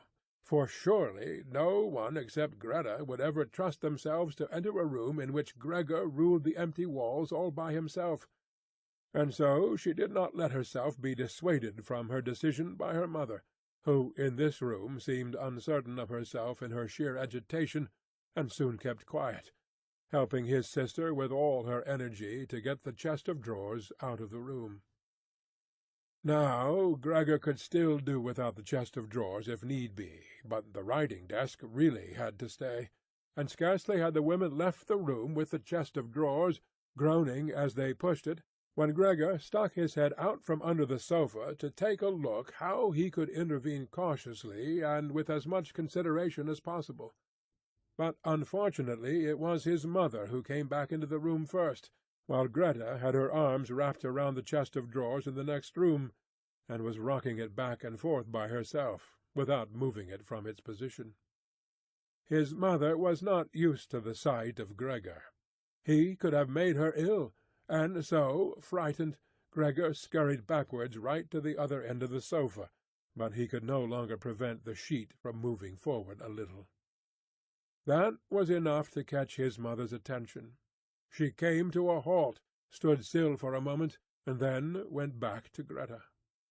Although Gregor kept repeating to himself over and over that really nothing unusual was going on, that only a few pieces of furniture were being rearranged, he soon had to admit to himself that the movements of the women to and fro, their quiet conversations, and the scratching of the furniture on the floor affected him like a great swollen commotion on all sides, and so firmly was he pulling in his head and legs and pressing his body into the floor, he had to tell himself unequivocally that he wouldn't be able to endure all this much longer.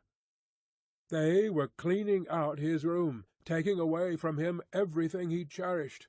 They had already dragged out the chest of drawers in which the fret saw and other tools were kept, and they were now loosening the writing-desk, which was fixed tight to the floor, the desk in which he, as a business student, a school student, indeed even as an elementary school student, had written out his assignments. At that moment he really didn't have any more time to check the good intentions of the two women, whose existence he had in any case almost forgotten, because in their exhaustion they were working really silently, and the heavy stumbling of their feet was the only sound to be heard. And so he scuttled out. The women were just propping themselves up on the writing-desk in the next room in order to take a breather, changing the direction of his path 4 times. He really didn't know what he should rescue first. Then he saw hanging conspicuously on the wall, which was otherwise already empty, the picture of the woman dressed in nothing but fur. He quickly scurried up over it and pressed himself against the glass which held it in place, and which made his hot abdomen feel good. At least this picture, which Gregor at the moment completely concealed, surely no one would now take away. He twisted his head towards the door of the living-room to observe the women as they came back in. They had not allowed themselves very much rest, and were coming back right away. Greta had placed her arm around her mother and held her tightly. "So what shall we take now?" said Greta, and looked around her. Then her glance met Gregor's from the wall. She kept her composure only because her mother was there. She bent her face towards her mother in order to prevent her from looking around, and said, although in a trembling voice and too quickly, "Come, Wouldn't it be better to go back to the living-room for just another moment?" Greta's purpose was clear to Gregor. She wanted to bring his mother to a safe place, and then chase him down from the wall. Well, let her just try. He squatted on his picture, and did not hand it over. He would sooner spring into Greta's face, but Greta's words had immediately made the mother very uneasy. She walked to the side, caught sight of the enormous brown splotch on the flowered wall-paper, and before she became truly aware that what she was looking at was Gregor, screamed out in a high-pitched, raw voice, "Oh, God!" and fell with outstretched arms, as if she was surrendering everything, down onto the couch, and lay there motionless. "Gregor, you—" cried out his sister, with a raised fist and an urgent glare. Since his transformation, these were the first words which she had directed right at him. She ran into the room next door to bring some spirits or other with which she could revive her mother from her fainting spell. Gregor wanted to help as well. There was time enough to save the picture, but he was stuck fast on the glass, and had to tear himself loose forcefully. Then he also scurried into the next room, as if he could give his sister some advice, as in earlier times, but then he had to stand there idly behind her, while she rummaged about among various small bottles. Still, she was frightened when she turned around. A bottle fell onto the floor and shattered. A splinter of glass wounded Gregor in the face. Some corrosive medicine or other dripped over him. Now, without lingering any longer, Greta took as many small bottles as she could hold, and ran with them into her mother. She slammed the door shut with her foot. Gregor was now shut off from his mother, who was perhaps near death, thanks to him. He could not open the door, and he did not want to chase away his sister, who had to remain with her mother. At this point he had nothing to do but wait, and, overwhelmed with self-reproach and worry, he began to creep and crawl over everything, walls, furniture, and ceiling. Finally, in his despair, as the entire room started to spin around him, he fell into the middle of a large table. A short time elapsed. Gregor lay there limply. All around was still. Perhaps that was a good sign. Then there was a ring at the door. The servant girl was naturally shut up in her kitchen, and therefore Greta had to go to open the door. The father had arrived. "Gregor, what's happened?" were his first words. Greta's appearance had told him everything. Greta replied with a dull voice. Evidently she was pressing her face into her father's chest. "Mother fainted, but she's getting better now. Gregor has broken loose." "Yes, I have expected that," said his father. "I always told you that, but you women don't want to listen." It was clear to Gregor that his father had badly misunderstood Greta's short message, and was assuming that Gregor had committed some violent crime or other.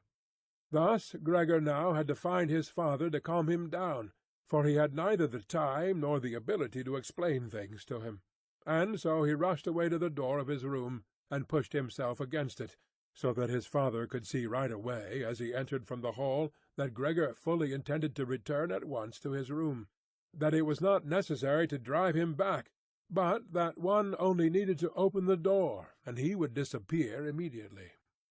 But his father was not in the mood to observe such niceties. "Ah!" he yelled as soon as he entered, with a tone as if he were all at once angry and pleased. Gregor pulled his head back from the door, and raised it in the direction of his father. He had not really pictured his father as he now stood there. Of course, what with his new style of creeping all around, he had in the past while neglected to pay attention to what was going on in the rest of the apartment, as he had done before, and really should have grasped the fact that he would encounter different conditions. Nevertheless, was that still his father? Was that the same man who had lain exhausted and buried in bed in earlier days, when Gregor was setting out on a business trip, who had received him on the evenings of his return in a sleeping-gown and arm-chair, totally incapable of standing up, who had only lifted his arm as a sign of happiness, and who in their rare strolls together a few Sundays a year and on the important holidays made his way slowly forwards between Gregor and his mother, who sometimes moved slowly, always a bit more slowly than them, bundled up in his old coat, all the time setting down his walking-stick carefully, and who, when he had wanted to say something, almost always stood still and gathered his entourage around him. But now he was standing up really straight, dressed in a tight-fitting blue uniform with gold buttons, like the ones servants wear in a banking company. Above the high stiff collar of his jacket his firm double chin stuck out prominently. Beneath his bushy eyebrows the glance of his black eyes was freshly penetrating and alert. His otherwise dishevelled white hair was combed down into a carefully exact shining part. He threw his cap, on which a gold monogram, apparently the symbol of the bank, was affixed, in an arc across the entire room onto the sofa, and moved, throwing back the edge of the long coat of his uniform, with his hands in his trouser pockets, and a grim face, right up to Gregor. He really didn't know what he had in mind, but he raised his foot uncommonly high anyway, and Gregor was astonished at the gigantic size of the sole of his boot. However, he did not linger on that point, for he knew from the first day of his new life that, as far as he was concerned, his father considered the greatest force the only appropriate response, and so he scurried away from his father, stopped when his father remained standing, and scampered forward again when his father merely stirred. In this way they made their way around the room, repeatedly, without anything decisive taking place. In fact, because of the slow pace, it didn't look like a chase. Gregor remained on the floor for the time being, especially since he was afraid that his father could take a flight up onto the wall or the ceiling as an act of real malice. At any event, Gregor had to tell himself that he couldn't keep up this running around for a long time, because whenever his father took a single step he had to go through an enormous number of movements. Already he was starting to suffer from a shortage of breath, just as in his earlier days when his lungs had been quite unreliable.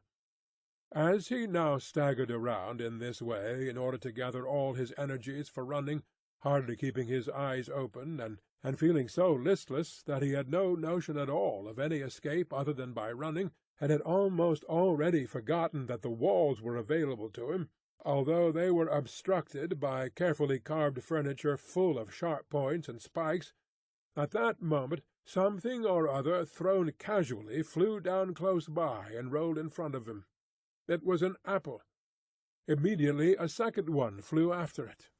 Gregor stood still in fright. Further running away was useless, for his father had decided to bombard him.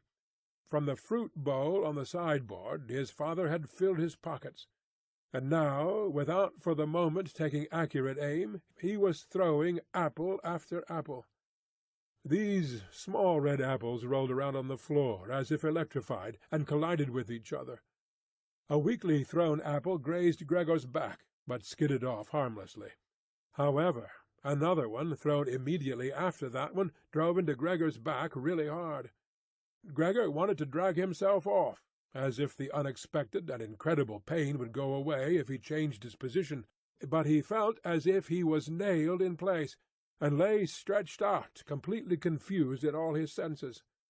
Only with his final glance did he notice how the door of his room was pulled open, and how, right in front of his sister, who was yelling, his mother ran out in her undergarments, for his sister had undressed her in order to give her some freedom to breathe in her fainting spell, and how his mother then ran up to his father. On the way her tied-up skirts slipped toward the floor one after the other, and how, tripping over her skirts, she hurled herself onto his father, and throwing her arms around him, in complete union with him, but at this moment Gregor's powers of sight gave way, as her hands reached to the back of her father's head, and she begged him to spare Gregor's life. Chapter 3.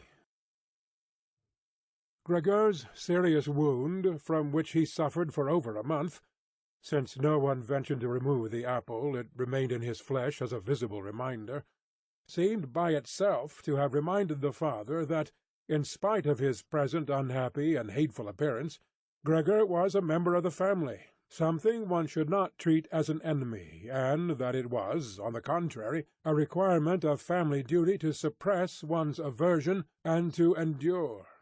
Nothing else, just endure.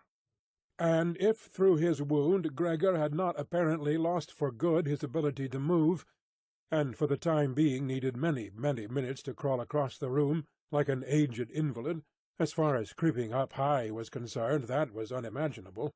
Nevertheless, for this worsening of his condition, in his opinion, it did get completely satisfactory compensation, because every day towards evening the door to the living-room, which he was in the habit of keeping a sharp eye on even 1 or 2 hours beforehand, was opened, so that he, lying down in the darkness of his room, invisible from the living-room, could see the entire family at the illuminated table and listen to their conversation, to a certain extent with their common permission, a situation quite different from what had happened before.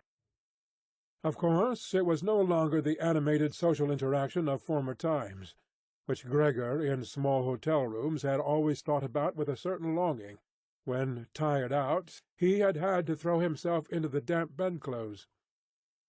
For the most part, what went on now was very quiet. After the evening meal the father fell asleep quickly in his armchair. The mother and sister talked guardedly to each other in the stillness. Bent far over, the mother sewed fine undergarments for a fashion shop. The sister, who had taken on a job as a salesgirl, in the evening studied stenography and French, so as perhaps later to obtain a better position. Sometimes the father woke up, and, as if he was quite ignorant that he had been asleep, said to the mother, "How long have you been sewing to-day?" and went right back to sleep, while the mother and the sister smiled tiredly to each other. With a sort of stubbornness, the father refused to take off his servant's uniform even at home, and while his sleeping-gown hung unused on the coat-hook, the father dozed, completely dressed in his place, as if he was always ready for his responsibility, and even here was waiting for the voice of his superior. As a result, in spite of all the care of the mother and sister, his uniform, which even at the start was not new, grew dirty, and Gregor looked, often for the entire evening, at his clothing, with stains all over it, and with its gold buttons always polished, in which the old man, although very uncomfortable, slept peacefully none the less. As soon as the clock struck 10, the mother tried gently encouraging the father to wake up, and then persuading him to go to bed, on the ground that he couldn't get a proper sleep here, and that the father, who had to report for service at 6 o'clock, really needed a good sleep. But in his stubbornness, which had gripped him since he had become a servant, he insisted always on staying even longer by the table, although he regularly fell asleep, and then could only be prevailed upon with the greatest difficulty to trade his chair for the bed. No matter how much the mother and sister might at that point work on him with small admonitions, for a quarter of an hour he would remain shaking his head slowly, his eyes closed, without standing up. The mother would pull him by the sleeve and speak flattering words into his ear. The sister would leave her work to help her mother, but that would not have the desired effect on the father. He would settle himself even more deeply in his armchair. Only when the two women grabbed him under the armpits would he throw his eyes open, look back and forth at the mother and sister, and habitually say, "This is a life! This is the peace and quiet of my old age." And propped up by both women, he would heave himself up elaborately, as if for him it was the greatest trouble, allow himself to be led to the door by the women, wave them away there, and proceed on his own from there, while the mother quickly threw down her sewing implements and the sister her pen, in order to run after the father and help him some more. In this overworked and exhausted family, who had time to worry any longer about Gregor more than was absolutely necessary? The household was constantly getting smaller. The servant girl was now let go. A huge bony cleaning woman with white hair flying all over her head came in the morning and evening to do the heaviest work. The mother took care of everything else, in addition to her considerable sewing work. It even happened that various pieces of family jewellery, which previously the mother and sister had been overjoyed to wear on social and festive occasions, were sold, as Gregor found out in the evening from the general discussion of the prices they had fetched. But the greatest complaint was always that they could not leave this apartment, which was too big for their present means, since it was impossible to imagine how Gregor might be moved. But Gregor fully recognized that it was not just consideration for him which was preventing a move, for he could have been transported easily in a suitable box with a few air-holes. The main thing holding the family back from a change in living quarters was far more their complete hopelessness, and the idea that they had been struck by a misfortune like no one else in their entire circle of relatives and acquaintances. What the world demands of poor people they now carried out to an extreme degree.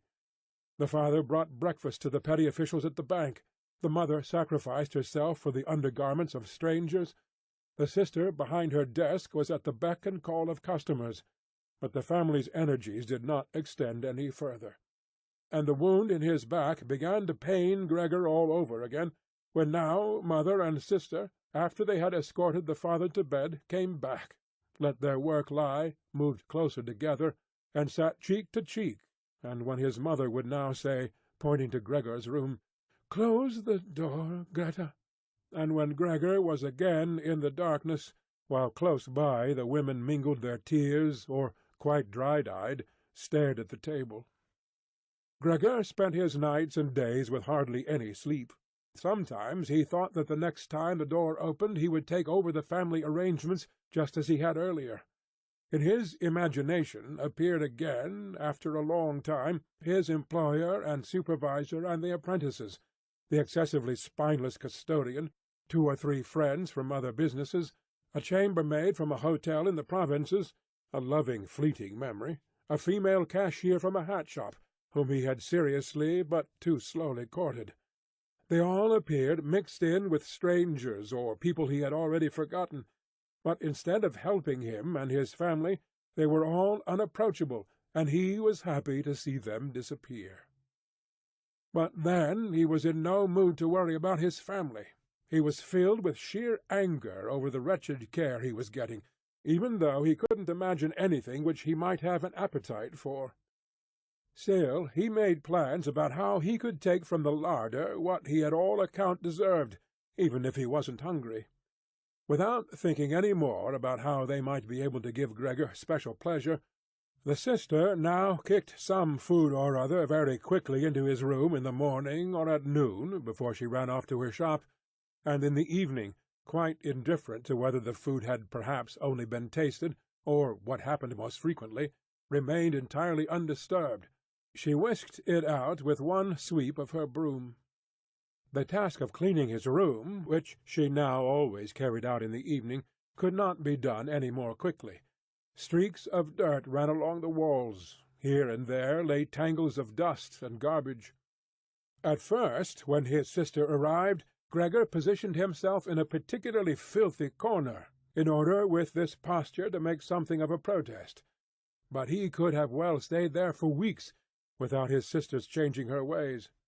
In fact, she perceived the dirt as much as he did, but she had decided just to let it stay. In this business, with a touchiness which was quite new to her, and which had generally taken over the entire family, she kept watch to see that the cleaning of Gregor's room remained reserved for her.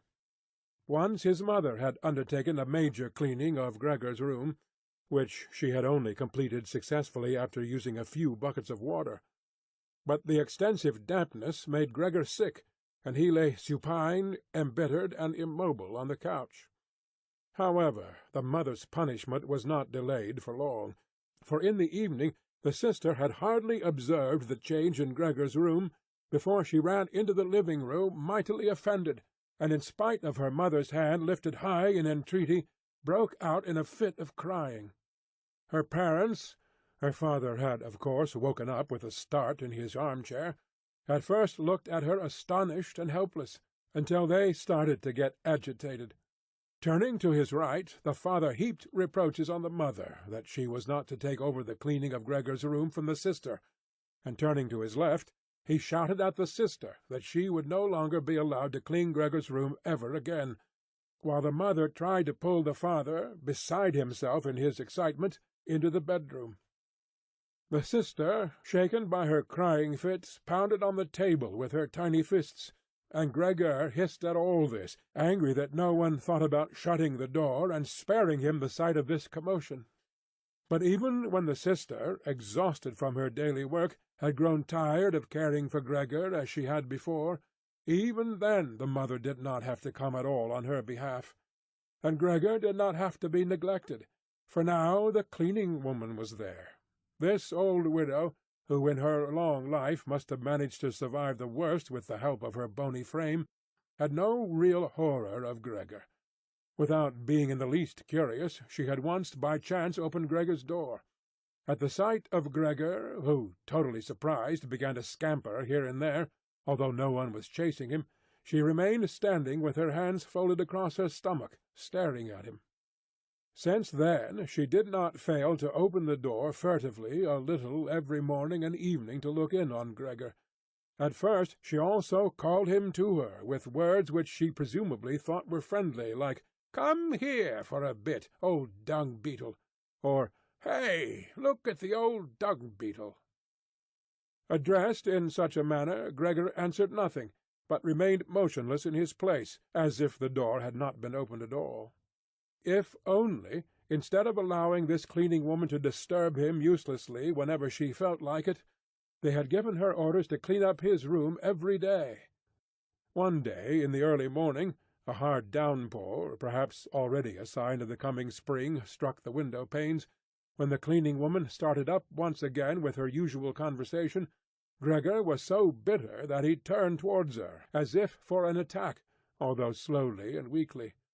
But instead of being afraid of him, the cleaning woman merely lifted up a chair standing close by the door, and as she stood there with her mouth wide open, her intention was clear. She would close her mouth only when the chair in her hand had been thrown down on Gregor's back. "This goes no further, all right?" she asked, as Gregor turned himself round again, and she placed the chair calmly back in the corner. Gregor ate hardly anything any more. Only when he chanced to move past the food which had been prepared did he, as a game, take a bit into his mouth, hold it there for hours, and generally spit it out again. At first he thought it might be his sadness over the condition of his room which kept him from eating, but he very soon became reconciled to the alterations in his room.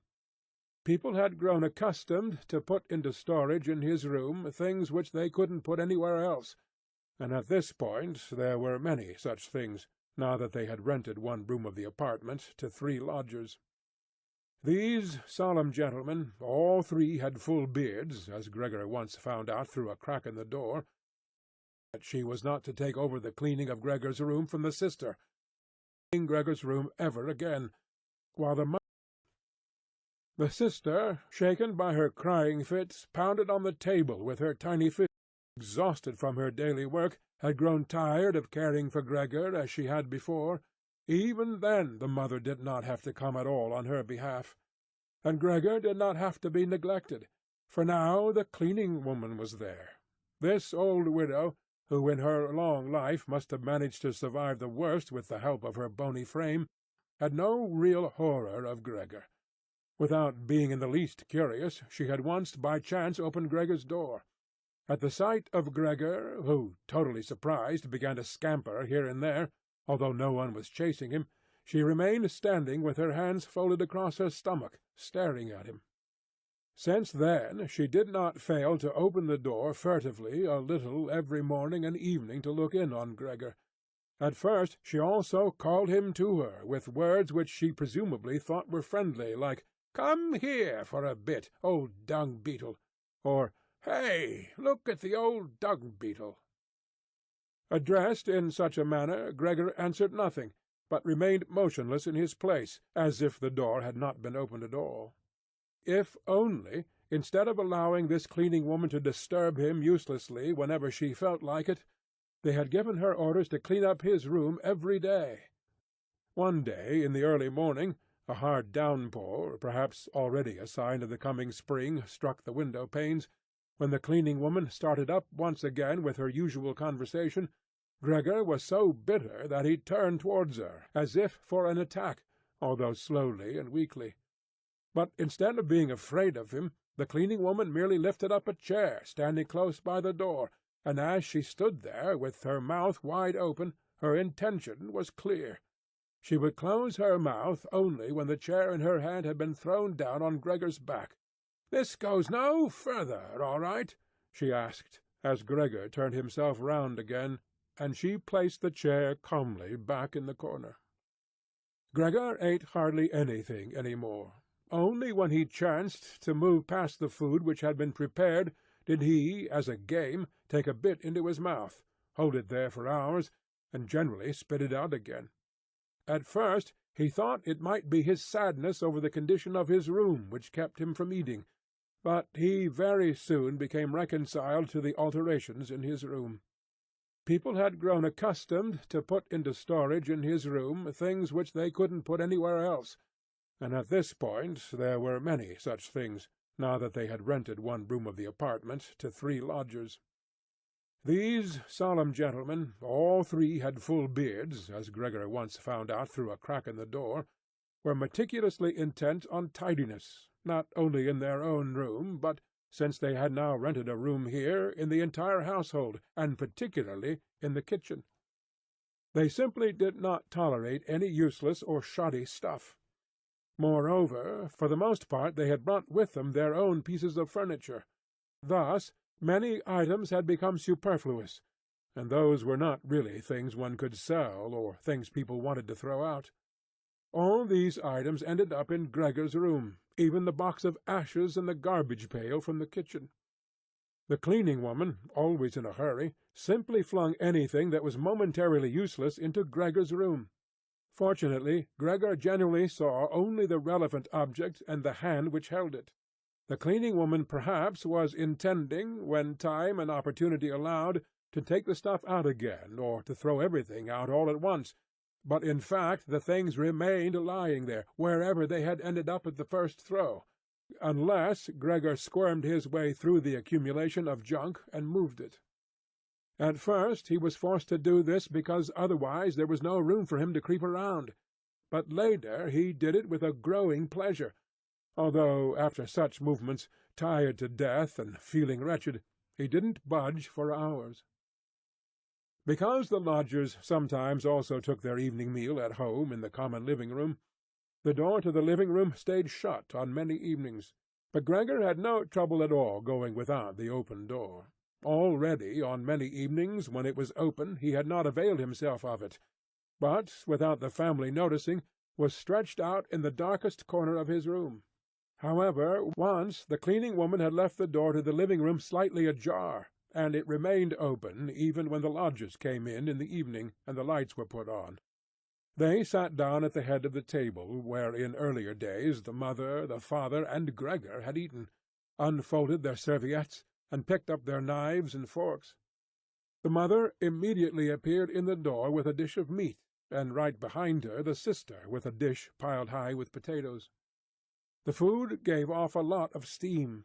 The gentlemen lodgers bent over the plate set before them, as if they wanted to check it before eating, and in fact the one who sat in the middle, for the other 2 he seemed to serve as the authority, cut off a piece of meat still on the plate, obviously to establish whether it was sufficiently tender, and whether or not something should be shipped back to the kitchen.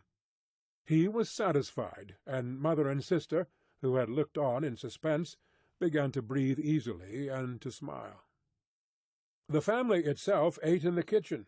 In spite of that, before the father went into the kitchen, he came into the room, and with a single bow, cap in hand, made a tour of the table. The lodgers rose up collectively and murmured something in their beards. Then, when they were alone, they ate almost in complete silence. It seemed odd to Gregor that, out of all the many different sorts of sounds of eating, what was always audible was their chewing teeth, as if by that Gregor should be shown that people needed their teeth to eat, and that nothing could be done even with the most handsome toothless jawbone. "I really do have an appetite," Gregor said to himself sorrowfully, "but not for these things. How these lodgers stuff themselves, and I am dying." On this very evening the violin sounded from the kitchen. Gregor didn't remember hearing it at all through this period. The lodgers had already ended their night meal, the middle one had pulled out a newspaper and had given each of the other two a page, and they were now leaning back, reading and smoking. When the violin started playing, they became attentive, got up, and went on tiptoe to the hall door, at which they remained standing, pressed up against one another. They must have been audible from the kitchen, because the father called out, "Perhaps the gentlemen don't like the playing. It can be stopped at once." "On the contrary," stated the lodger in the middle, "might the young woman not come in to us and play in the room here, where it is really much more comfortable and cheerful?" "Oh, thank you!" cried out the father, as if he were the one playing the violin. The men stepped back into the room and waited. Soon the father came with the music-stand, the mother with the sheet-music, and the sister with the violin. The sister calmly prepared everything for the recital. The parents, who had never previously rented a room, and therefore exaggerated their politeness to the lodgers, dared not sit on their own chairs. The father leaned against the door, his right hand stuck between two buttons of his buttoned-up uniform. The mother, however, accepted a chair offered by one lodger. Since she left the chair sit where the gentleman had chanced to put it, she sat to one side in a corner. The sister began to play. The father and mother, one on each side, followed attentively the movements of her hands. Attracted by the playing, Gregor had ventured to advance a little further forward, and his head was already in the living-room. He scarcely wondered about the fact that recently he had had so little consideration for the others. Earlier this consideration had been something he was proud of, and for that very reason he would have had at this moment more reason to hide away, because, as a result of the dust which lay all over his room and flew around with the slightest movement, he was totally covered in dirt. On his back and his sides he carted around with him dust, threads, hair, and remnants of food. His indifference to everything was much too great for him to lie on his back and scour himself on the carpet, as he often had done earlier during the day. In spite of his condition, he had no timidity about inching forward a bit on the spotless floor of the living-room. In any case, no one paid any attention. The family was all caught up in the violin-playing. The lodgers, by contrast, who for the moment had placed themselves, hands in their trouser-pockets, behind the music-stand much too close to the sister, so that they could all see the sheet-music, something that must certainly bother the sister, soon drew back to the window, conversing in low voices with bowed heads, where they then remained, worriedly observed by the father. It now seemed really clear that, having assumed they were to hear a beautiful or entertaining violin recital, they were disappointed, and were allowing their peace and quiet to be disturbed only out of politeness. The way in which they all blew the smoke from their cigars out of their noses and mouths in particular led one to conclude that they were very irritated. And yet his sister was playing so beautifully. Her face was turned to the side, her gaze followed the score intently and sadly. Gregor crept forward still a little further, keeping his head close against the floor in order to be able to catch her gaze if possible. Was he an animal that music so captivated him? For him it was as if the way to the unknown nourishment he craved was revealing itself. He was determined to press forward right to his sister, to tug at her dress, and to indicate to her in this way that she might still come with her violin into his room, because here no one valued the recital as he wanted to value it. He did not wish to let her go from his room any more, at least not as long as he lived. His frightening appearance would for the first time become useful for him. He wanted to be at all the doors of his room simultaneously, and snarl back at the attackers. However, his sister should not be compelled, but would remain with him voluntarily. She would sit next to him on the sofa, bend down her ear to him, and he would then confide in her that he firmly intended to send her to the conservatory, and that, if his misfortune had not arrived in the interim, he would have declared all this last Christmas. Had Christmas really already come and gone, and would have brooked no argument. After this explanation his sister would break out in tears of emotion, and Gregor would lift himself up to her armpit and kiss her throat, which she, from the time she started going to work, had left exposed without a band or a collar. "Mr. Samsa!" called out the middle lodger to the father, and, without uttering a further word, pointed his index finger at Gregor as he was slowly moving forward. The violin fell silent. The middle lodger smiled, first shaking his head once at his friends, and then looked down at Gregor once more. Rather than driving Gregor back again, the father seemed to consider it of prime importance to calm down the lodgers, although they were not at all upset, and Gregor seemed to entertain them more than the violin recital. The father hurried over to them, and with outstretched arms tried to push them into their own room, and simultaneously block their view of Gregor with his own body.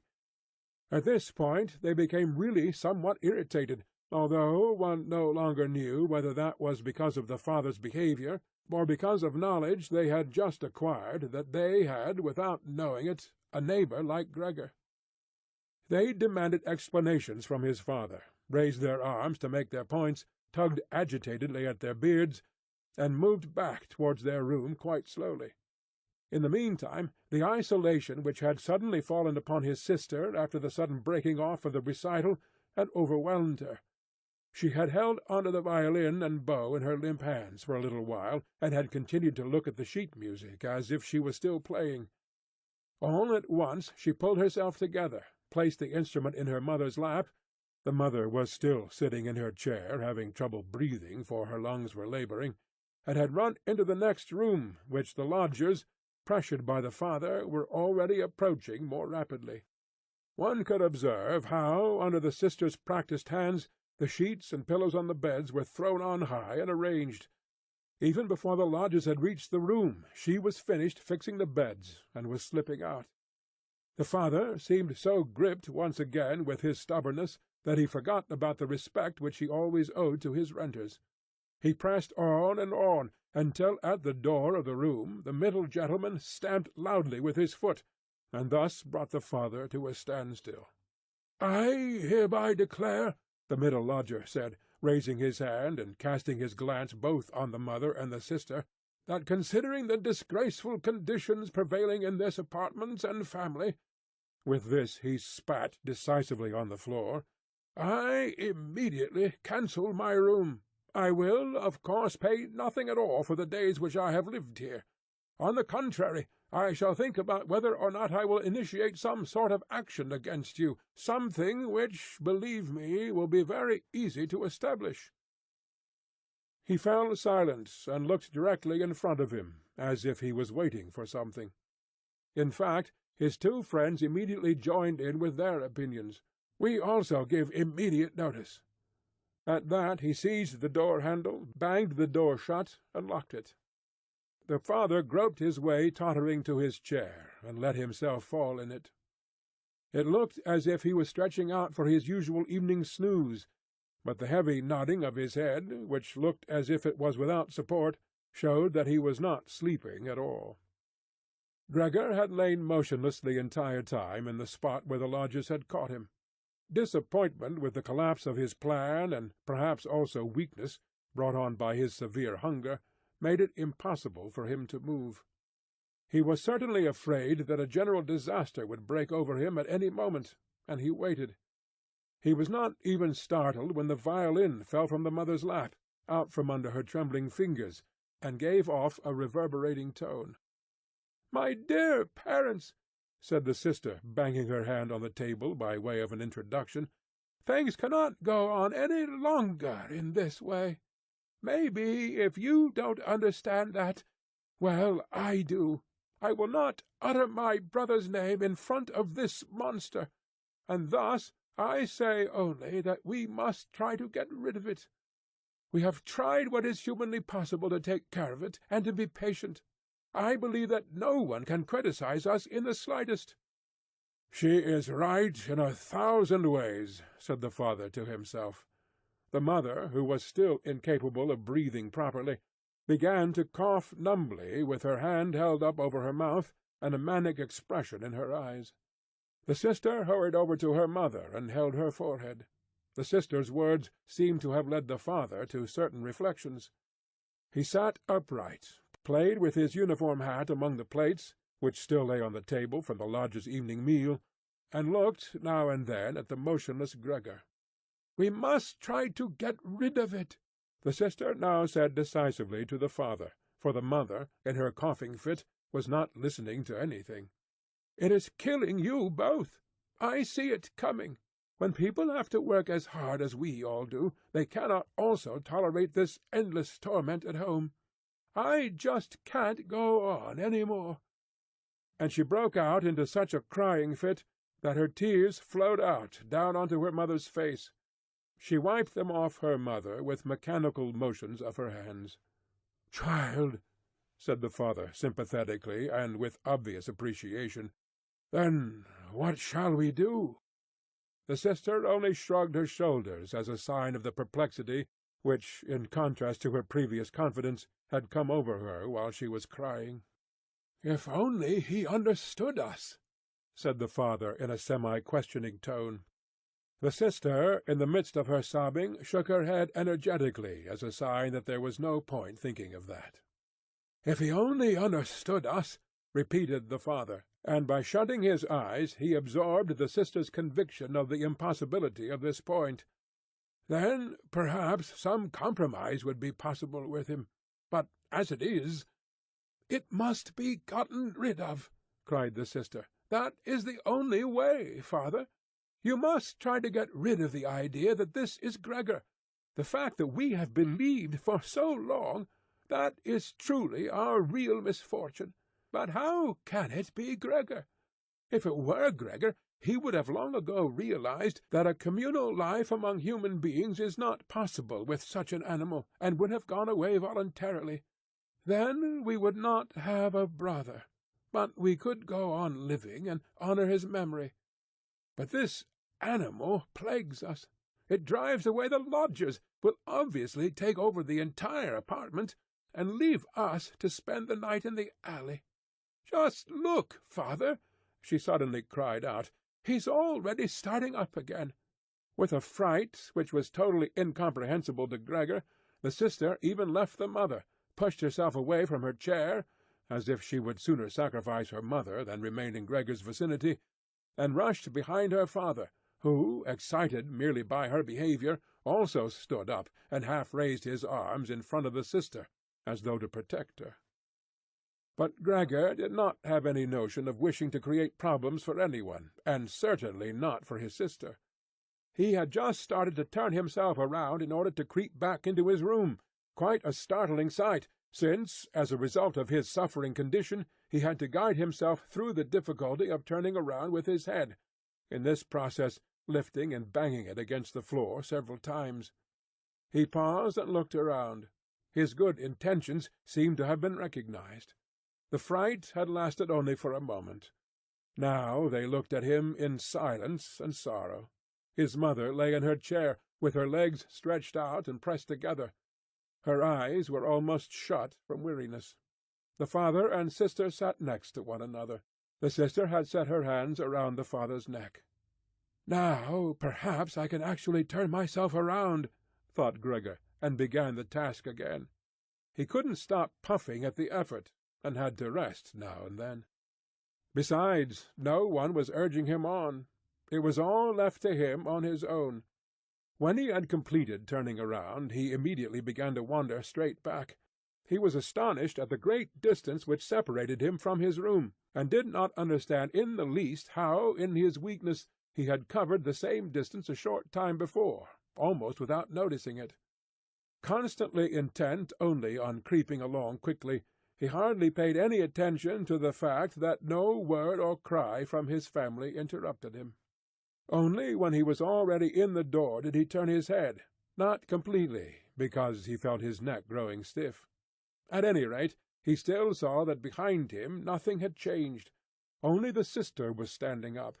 His last glimpse brushed over the mother, who was now completely asleep.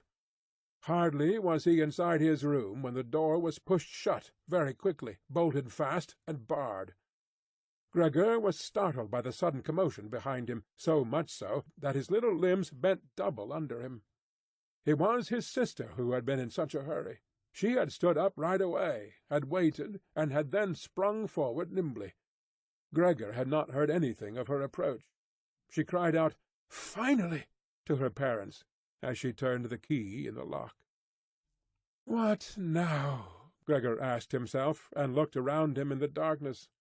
He soon made the discovery that he could no longer move at all. He was not surprised at that. On the contrary, it struck him as unnatural that up to this point he had really been able to move around with these tiny little legs. Besides, he felt relatively content. True, he had pains throughout his entire body, but it seemed to him that they were gradually becoming weaker and weaker, and would finally go away completely. The rotten apple in his back, and the inflamed surrounding area, entirely covered with white dust, he hardly noticed. He remembered his family with deep feelings of love. In this business, his own thought that he had to disappear was, if possible, even more decisive than his sister's. He remained in this state of empty and peaceful reflection until the tower clock struck 3 o'clock in the morning. From the window he witnessed the beginning of the general dawning outside. Then, without willing it, his head sank all the way down, and from his nostrils flowed out weakly his last breath. Early in the morning the cleaning woman came. In her sheer energy and haste she banged all the doors, in precisely the way people had already asked her to avoid. So much so that once she arrived a quiet sleep was no longer possible anywhere in the entire apartment. In her customarily brief visit to Gregor she at first found nothing special. She thought he lay so immobile there because he wanted to play the offended party. She gave him credit for as complete an understanding as possible. Since she happened to be holding the long broom in her hand, she tried to tickle Gregor with it from the door. When that was quite unsuccessful, she became irritated and poked Gregor a little, and only when she had shoved him from his place without any resistance did she become attentive. When she quickly realized the true state of affairs, her eyes grew large. She whistled to herself. However, she didn't restrain herself for long. She pulled open the door of the bedroom and yelled in a loud voice into the darkness, "Come and look! It's kicked the bucket! It's lying there, totally snuffed!" The Samsa married couple sat upright in their marriage bed, and had to get over their fright at the cleaning woman before they managed to grasp her message.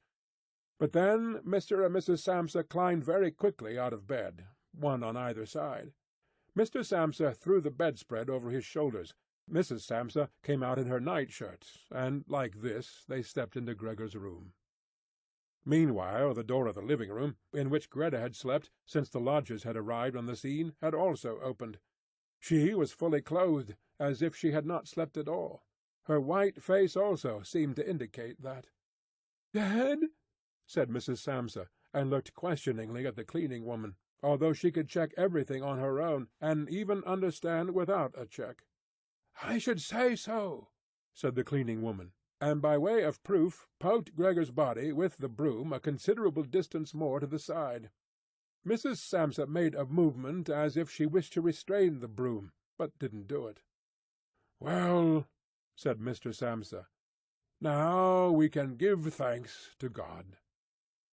He crossed himself, and the 3 women followed his example. Greta, who did not take her eyes off the corpse, said, "Look how thin he was! He had eaten nothing for such a long time. The meals which came in here came out again exactly the same." In fact, Gregor's body was completely flat and dry. That was apparent really for the first time, now that he was no longer raised on his small limbs, and nothing else distracted one's gaze. "Greta, come in to us for a moment," said Mrs. Samsa with a melancholy smile, and Greta went, not without looking back at the corpse, behind her parents into the bedroom. The cleaning-woman shut the door and opened the window wide. In spite of the early morning, the fresh air was partly tinged with warmth. It was already the end of March. The three lodgers stepped out of their room and looked around for their breakfast, astonished that they had been forgotten. "Where is the breakfast?" asked the middle one of the gentlemen, grumpily, to the cleaning-woman. However, she laid her finger to her lips, and then quickly and silently indicated to the lodgers that they could come into Gregor's room. So they came, and stood in the room, which was already quite bright, around Gregor's corpse, their hands in the pockets of their somewhat worn jackets. Then the door of the bedroom opened, and Mr. Samsa appeared in his uniform, with his wife on one arm and his daughter on the other. All were a little tear-stained. Now and then Greta pressed her face onto her father's arm. "Get out of my apartment immediately," said Mr. Samsa, and pulled open the door, without letting go of the women. "What do you mean?" said the middle lodger, somewhat dismayed, and with a sugary smile. The two others kept their hands behind them, and constantly rubbed them against each other, as if in joyful anticipation of a great squabble which must end up in their favour. "I mean exactly what I say," replied Mr. Samsa, and went directly, with his two female companions, up to the lodger. The latter at first stood there motionless, and looked at the floor, as if matters were arranging themselves in a new way in his head. "All right, then we'll go," he said, and looked up at Mr. Samsa as if, suddenly overcome by humility, he was asking fresh permission for his decision. Mr. Samsa merely nodded to him repeatedly, with his eyes open wide. Following that, the lodger actually went with long strides immediately out into the hall. His two friends had already been listening for a while with their hands quite still, and now they hopped smartly after him, as if afraid that Mr. Samsa could step into the hall ahead of them, and disturb their reunion with their leader. In the hall all three of them took their hats from the coat-rack, pulled their canes from the cane-holder, bowed silently, and left the apartment. In what turned out to be an entirely groundless mistrust, Mr. Samsa stepped with the two women out onto the landing, leaned against the railing, and looked over as the three lodgers slowly but steadily made their way down the long staircase, disappeared on each floor in a certain turn of the stairwell, and in a few seconds came out again. The deeper they proceeded, the more the Samsa family lost interest in them, and when a butcher with a tray on his head came to meet them, and then, with a proud bearing, ascended the stairs high above them, Mr. Samsa, together with the women, left the banister, and they all returned, as if relieved, back into their apartment. They decided to pass that day resting and going for a stroll. Not only had they earned this break from work, but there was no question that they really needed it, and so they sat down at the table and wrote 3 letters of apology. Mr. Samsa to his supervisor, Mrs. Samsa to her client, and Greta to her proprietor. During the writing the cleaning-woman came in to say that she was going off, for her morning work was finished. The 3 people writing at first merely nodded, without glancing up. Only when the cleaning-woman was still unwilling to depart did they look up angrily. "Well?" asked Mr. Samsa. The cleaning-woman stood smiling in the doorway, as if she had a great stroke of luck to report to the family, but would only do it if she was asked directly. The almost upright small ostrich feather in her hat, which had irritated Mr. Samsa during her entire service, swayed lightly in all directions. "All right, then. What do you really want?" asked Mrs. Samsa, whom the cleaning-lady still usually respected. "Well," answered the cleaning-woman, smiling so happily she couldn't go on speaking right away, "about how that rubbish from the next room should be thrown out, you mustn't worry about it. It's all taken care of." Mrs. Samsa and Greta bent down to their letters, as though they wanted to go on writing. Mr. Samsa, who noticed that the cleaning-woman wanted to start describing everything in detail, decisively prevented her with an outstretched hand. But since she was not allowed to explain, she remembered the great hurry she was in, and called out, clearly insulted, "Bye-bye, everyone!" turned around furiously, and left the apartment with a fearful slamming of the door. "This evening she'll be let go," said Mr. Samsa, but he got no answer from either his wife or from his daughter, because the cleaning-woman seemed to have upset once again the tranquillity they had just attained. They got up, went to the window, and remained there with their arms about each other. Mr. Samsa turned around in his chair in their direction and observed them quietly for a while. Then he called out, "All right, come here, then. Let's finally get rid of old things, and have a little consideration for me." The women attended to him at once. They rushed to him, caressed him, and quickly ended their letters.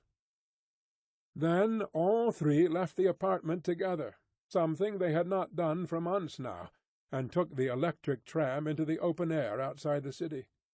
The car, in which they were sitting by themselves, was totally engulfed by the warm sun. Leaning back comfortably in their seats, they talked to each other about future prospects, and they discovered that, on closer observation, these were not at all bad, for the three of them had employment, about which they had not really questioned each other at all, which was extremely favourable, and with especially promising prospects. The greatest improvement in their situation at this moment of course had to come from a change of dwelling. Now they wanted to rent an apartment smaller and cheaper, but better situated, and generally more practical than the present one, which Gregor had found. While they amused themselves in this way, it struck Mr. and Mrs. Samsa, almost at the same moment, how their daughter, who was getting more animated all the time, had blossomed recently, in spite of all the troubles which had made her cheeks pale, into a beautiful and voluptuous young woman. Growing more silent, and almost unconsciously understanding each other in their glances, they thought that the time was now at hand to seek out a good honest man for her. And it was something of a confirmation of their new dreams and good intentions, when, at the end of their journey, their daughter got up first, and stretched her young body.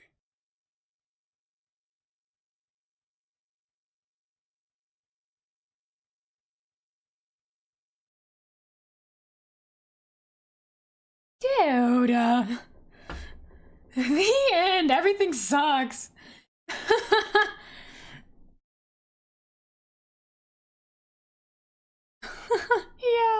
Yeah, goddamn, that sucked. That sucked.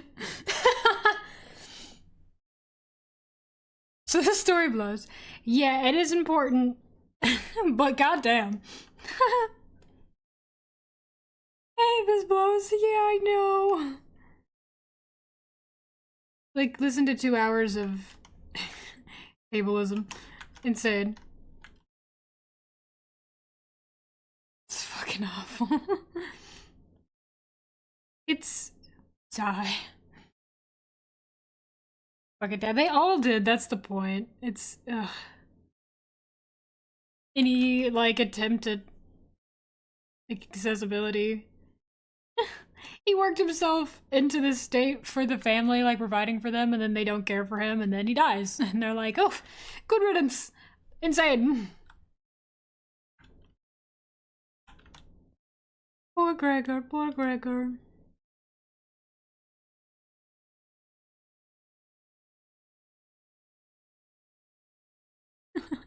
So I'm glad we're all feeling bad in chat.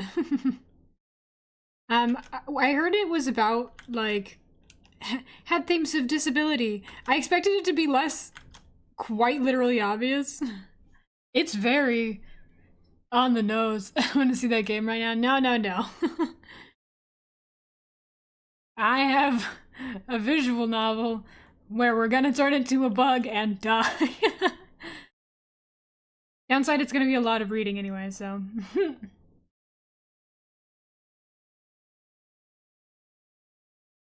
A joy, yeah. It's a very depressing story. It is. There's, like, purpose behind stuff like this, obviously. But, like, good lord. He coming home from war and then this happened. Yeah, lost his job immediately. He wakes up and he's like, fucking ow. And his family's like, ew. What's happening? Are we being traumatized? Yeah, pretty much. It was not subtle. It was not subtle, no. They're like, there's themes of disability. And then it's like, quite literally very much on the nose. Insane. Themes. That with the memes, the story would have had him return to normal. Oh. I didn't think he was gonna die. God damn. Now, do you guys like my perspective shit, by the way? Ignore the bug man dying in the corner. Look at this bedroom.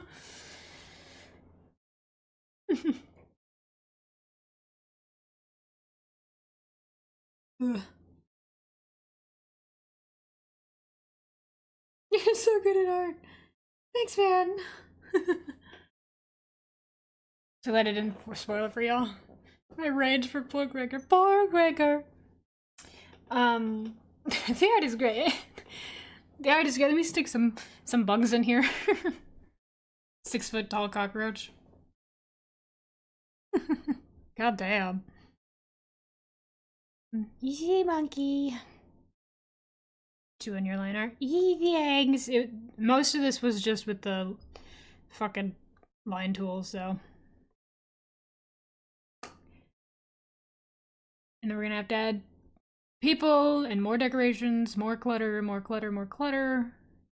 And by people, I mean one person. I'll probably add some foreground stuff on the left side just to balance it out a bit. Lighting, etc., whatever. But we're gonna I do have a visual novel version of this book that I really liked the art for that I want you guys to look at. You guys ready to be sad times 2? Like, I do want to say, it's depressing. It's upsetting. But there is, like, a reason for that kind of stuff to exist. It is important that people know, like, you get into the head of things that, like, this, obviously this book is very old, so it's not quite as bad, but, like, the stuff in less of a magic, you're now a cockroach sense. It is, like, things that people have gone through.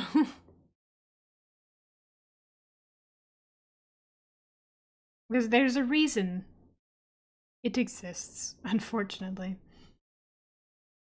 I was also, yeah, it's eye-opening, yeah. I was also expecting more, like, body horror aspects of it, but it literally just starts off with, like, Gregor woke up, and he was a bug.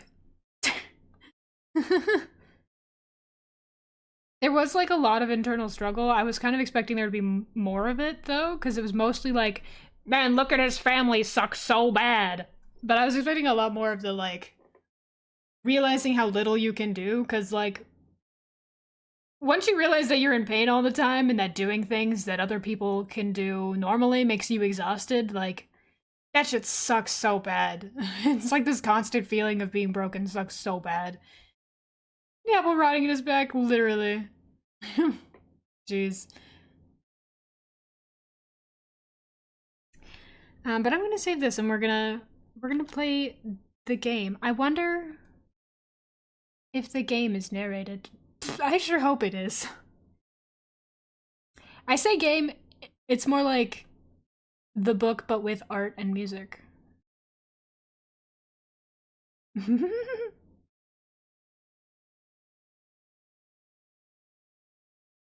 You guys are gonna love it. You're gonna love it. You're gonna love it. You're gonna love it. You love art. You love art so much.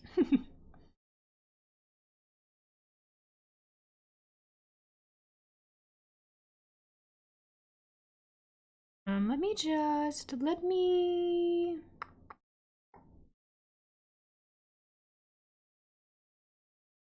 I love art and being sad. Yeah. Okay, you guys are in timeout now.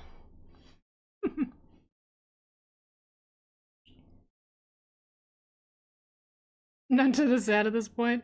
Remember I read this back in high school and teenage rage that came from it was visceral. I think that's good. Like that's what that is kind of what you want, you know? Cuz it does suck so bad. Like that's the point.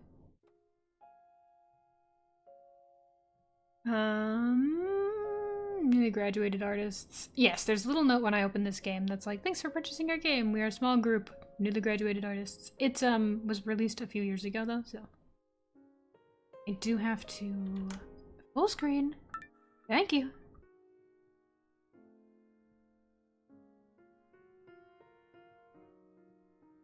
There we go. Hey guys. We're back.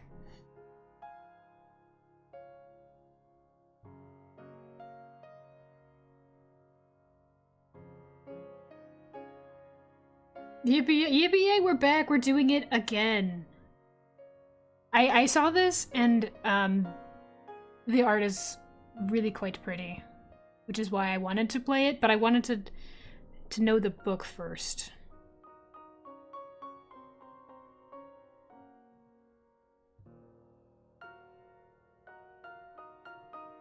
Quiet.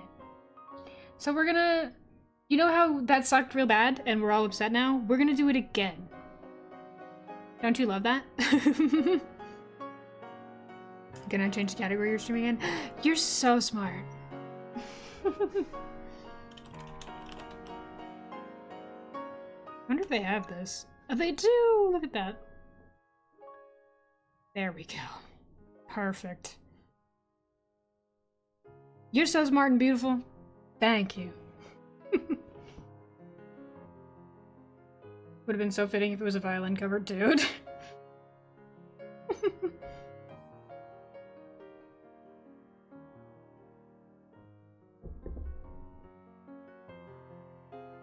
This. I'll never know. This shouldn't take too long, because it's the book, so it should... should just be 2 to 3 hours. I hope to God it's narrated.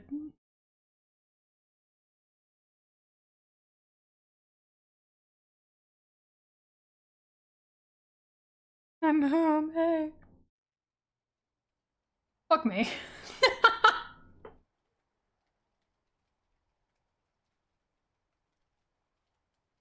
I'm woman. Hey, that's Wuzzle's bit.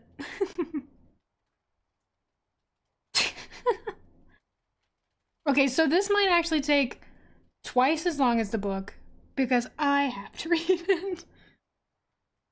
However, I think it's exactly the same as the book text-wise, but we get cool art. So it is completely hand-drawn from what I read in the game description. Miss Sodom, am I not allowed to make dead jokes? You are, I suppose.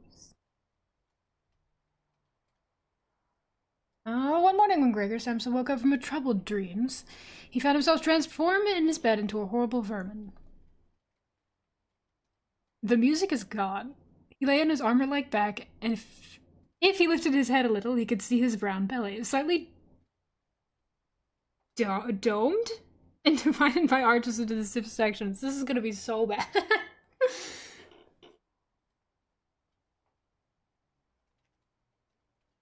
Domed, yeah. Thanks, man.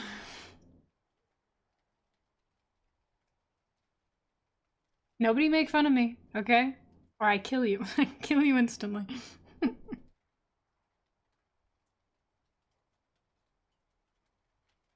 The bedding was hardly able to cover it and seemed ready to slide off at any moment. His many legs, pitifully thin compared to the size of the rest of him, waved about helplessly as he looked. Oh, this is the picture! Oh! It is really cool to have visuals, I cannot lie. What's happened to me? It wasn't a dream. His room, a proper human room, although a little too small, lay peacefully between its 4 familiar walls. A collection of textile samples lay spread out on the table. Samson was a traveling salesman, and above it there hung a picture that he had recently cut out of an illustrated magazine and housed in a nice gilded frame. Showed a lady fitted out with a fur hat and fur boa, who sat upright, raised a heavy fur muff that covered the whole of her lower arm towards the viewer. Sure, I believe you. I see it.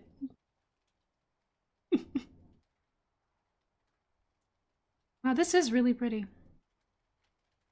There are bugs. There are bugs. Trigger then turned to look out the window at the dull weather. Drops of rain could be heard hitting the pane, which made him feel quite sad. Yeah, I bet it did.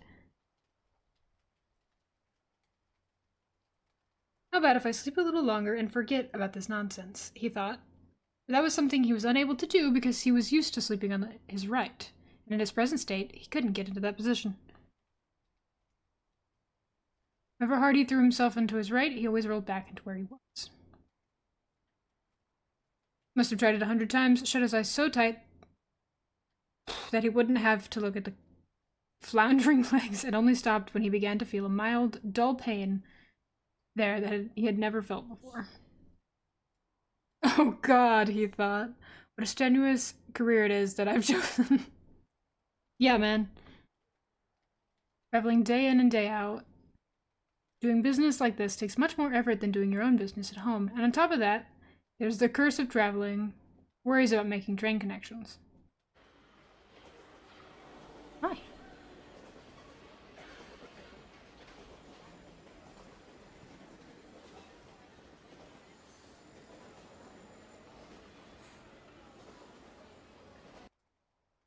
Okay. Bad and irregular food, I see.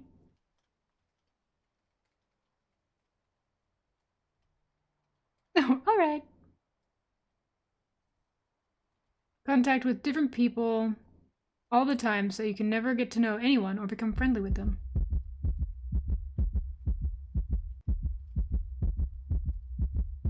Hi. Oh, okay. It can all go to hell. With a slight itch on his belly, pushing himself slowly up on his back towards the headboard. But he could lift his head better. Found where the itch was, and saw that it was covered with lots of little white spots, which he didn't know what to make of. I see. When he tried to feel the place with one of his legs, he drew it quickly back, because as soon as he touched it, it was overcome by a cold shudder. Our boy's is dying. Slid back into his former position.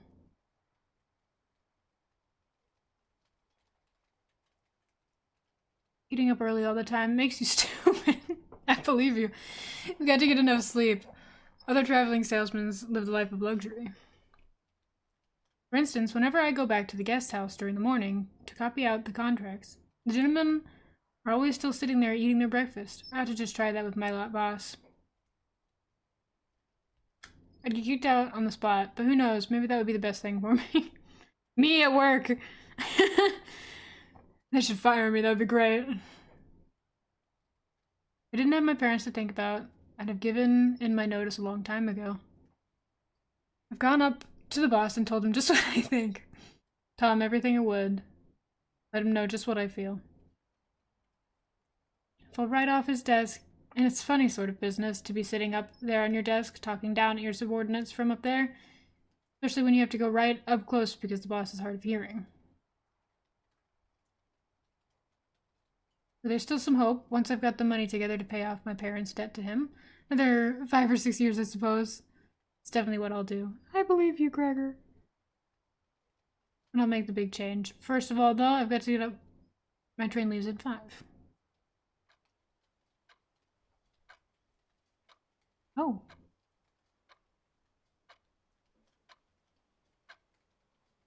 I looked over at the alarm clock, ticking on the chest of drawers.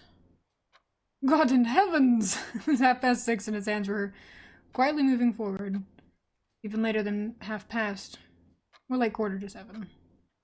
With the alarm clock not run, I could see from the bed that it had been set for 4 o'clock, and it should have been. Certainly it must have rung. Yes, but it was possibly too It, it was possible he slept through that furniture rattling noise. True, he had not slept peacefully, but it probably all the more deeply because of that.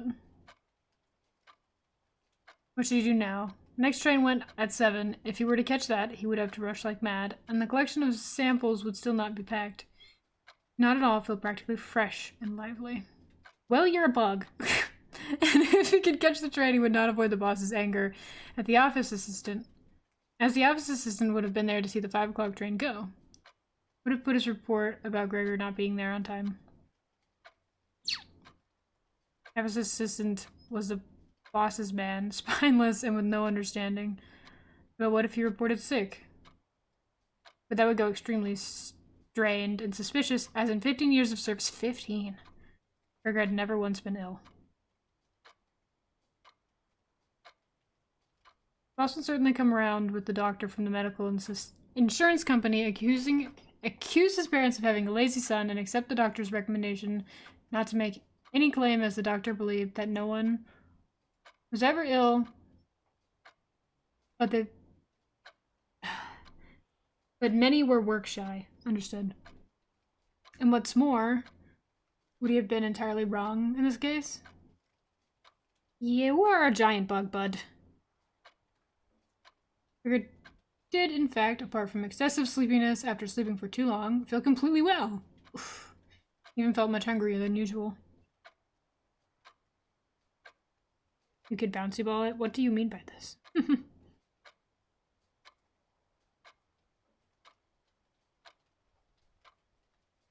Oh, with the...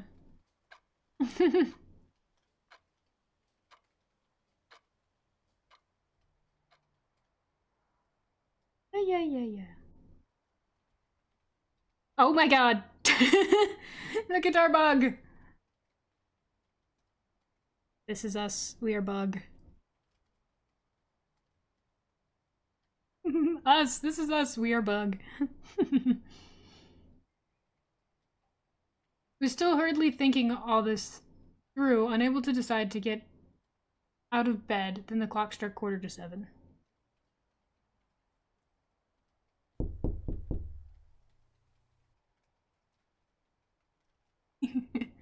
There's a curious knock on the door near his head. Gregor? 7:15. Didn't you want to go somewhere? Don't you want to go to work, Gregor? That gentle voice. Gregor was shocked when he heard his own voice answering. It could hardly be recognized as a voice he had before. As if from deep inside him there was a painful and uncontrollable squeaking mixed in with it. We're not doing all that. The words could be made out at first, but then there was a sort of echo which made them unclear, leaving the hearer unsure of whether he heard properly or not. Gregor wanted to give a full answer and explain everything, but in the circumstances, contented himself. Yes, Mother, thank you. I'm getting up now.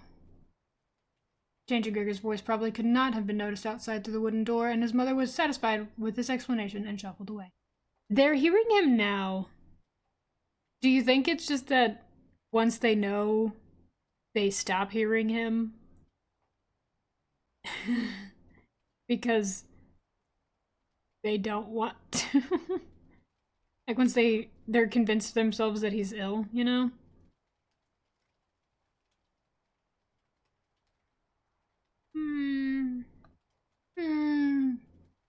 This short conversation made the other members of the family aware that Gregor, against their expectations, was still at home, and soon his father came knocking at one side of the door.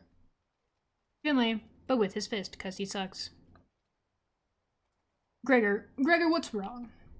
And after a short while, he called again, with a warning deepness in his voice. Gregor! This other side of his door, his sister came plaintively. Gregor, are you feeling well? Do you need anything?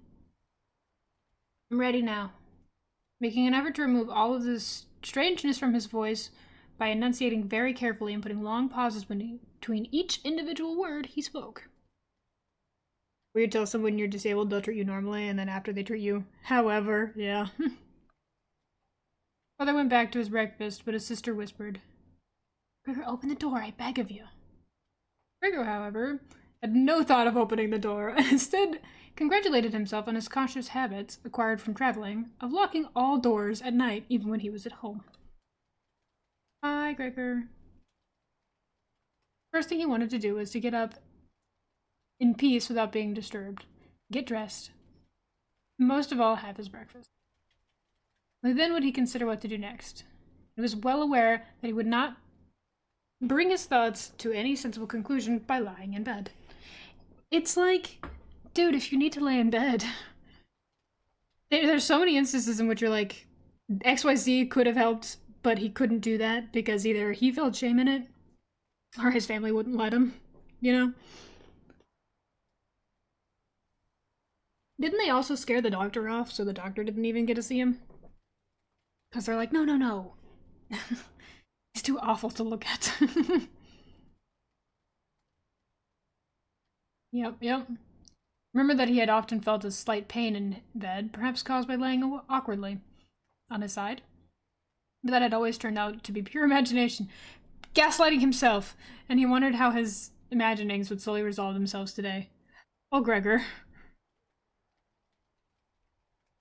He did not have the slightest doubt that the change in his voice was nothing more than the first sign of serious cold, which is occupational hazard for traveling salesmen.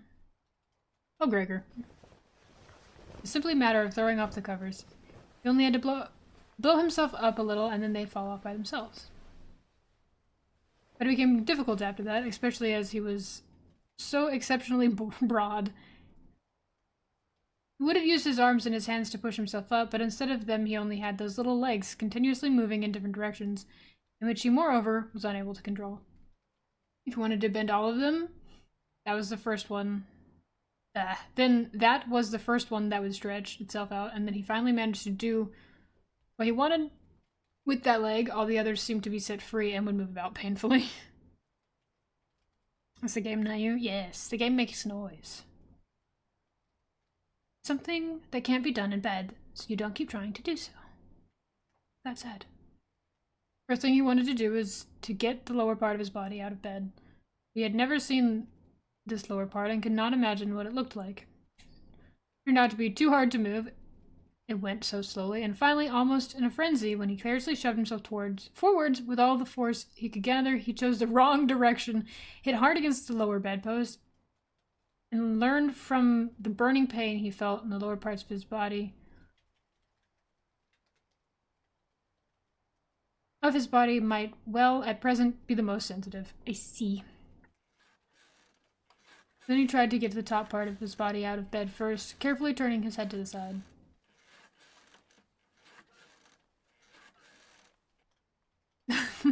Like, looking around, like, what? It's the game making noise. And he managed quite easily, and despite the breadth and its width, the bulk of his body eventually followed slowly in the direction of his head. When he had to at last get his head out of bed and into the fresh air, it occurred to him that he let himself fall, it would be a miracle if his head were not injured. So he became afraid to carry on pushing himself forward the same way. And he could not knock himself out now at any price.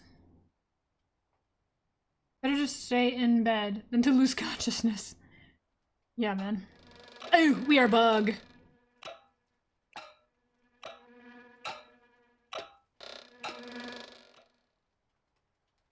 Neat.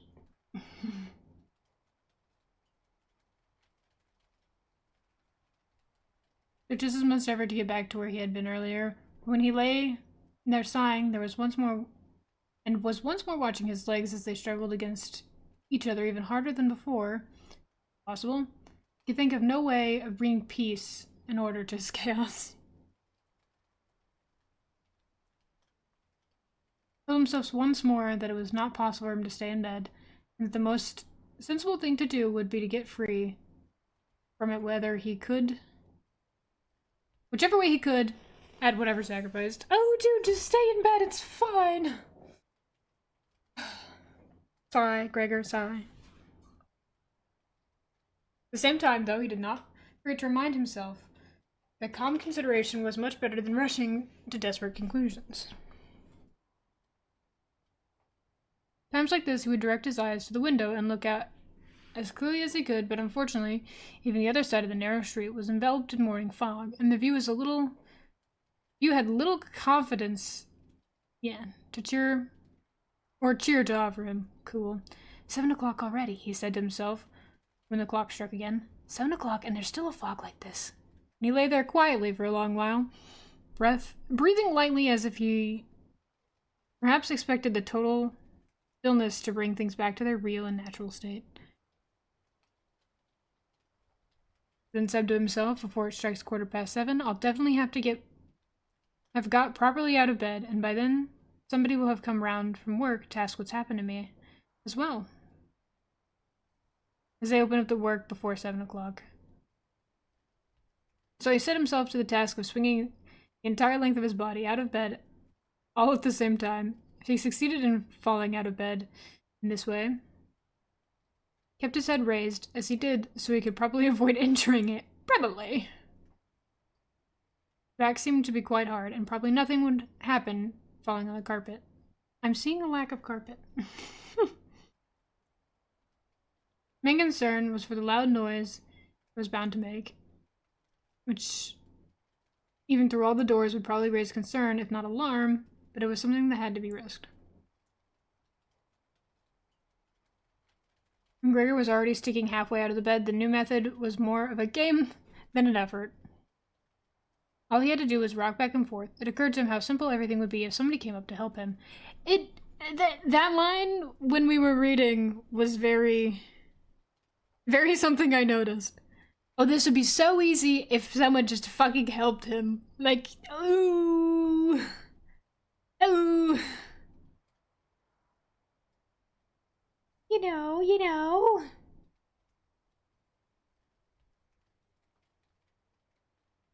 I'm in the house like carpet.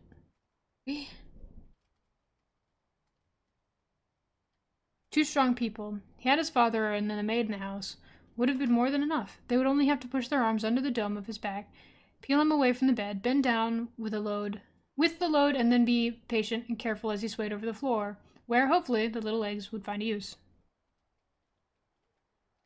Did he really call for help, though? Even apart from the fact that all the doors were locked, despite all the difficulty he was in, he could not suppress a smile at this thought. Ooh. For a while, he had already moved so far across that it would have been hard for him to keep his balance if he rocked too hard. Jesus Christ. It was now 7:10, and he would have to make a final decision very soon. And there was a ring on the door. I noticed. What? It'll be someone from work, he said to himself, and froze very still, although his little legs only became all the more lively as they danced around. For a moment, everything remained quiet. They're not opening the door, Gregor said to himself, caught in some nonsensical hope.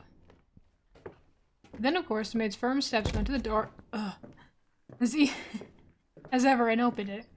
Gregor only needed to hear the visitor's first words of greeting. He knew who it was. The chief clerk himself. My boss. Why did Gregor have to be the only one condemned to work for a company where they immediately became highly suspicious at the slightest shortcoming? For all employees, every one of them louts. Was there not one of them who was faithful and devoted, who would go so mad with pangs of consciousness that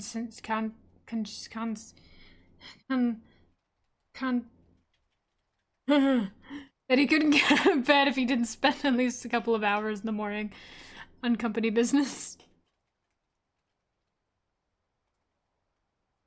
Thinking. Consciousness. It's like hearing the day go out in real time. It is like real time. We're struggling with him. Me struggle read, Gregor struggle exist.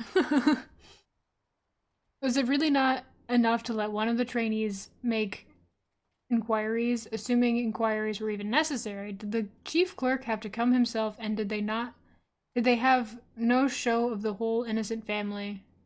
They have to show the whole innocent family that this was so suspicious that only the chief clerk could be trusted to have wisdom to investigate it. He's worked here for 15 years. And they're like, you're late. We're sending the boss to your house. More because those thoughts had made him upset than through any proper decision. He swung himself with all his force out of the bed. Hey. Jesus Christ. It's a loud thump, but it wasn't really a loud noise. His fall was softened at least a little by the carpet that we definitely have, and Gregor's back was also more elastic than he had thought. It made the sound muffled and not too noticeable. He had not held his head carefully enough, though, and hit it as he fell. Annoyed and in pain, he turned it and rubbed it against the carpet. That we definitely have.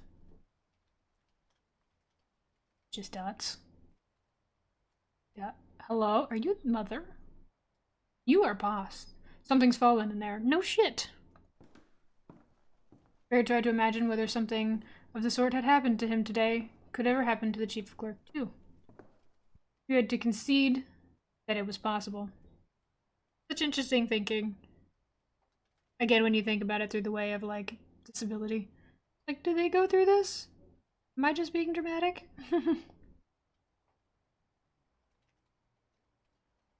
But as if in gruff reply to his question, the chief clerk's firm footsteps and his highly polished boots could now be heard in the adjoined room. Gregor, the chief clerk is here. Greta, is that Mom? Mom, you look so sad. Yes, I know.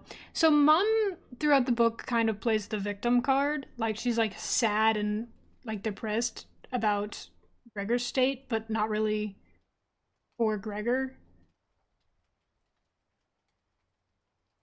Greta, I don't think this is Greta, because I think Greta is in the other room, I say with a question mark. Or her sister? I say, I think Mum is Greta. Greta's asleep.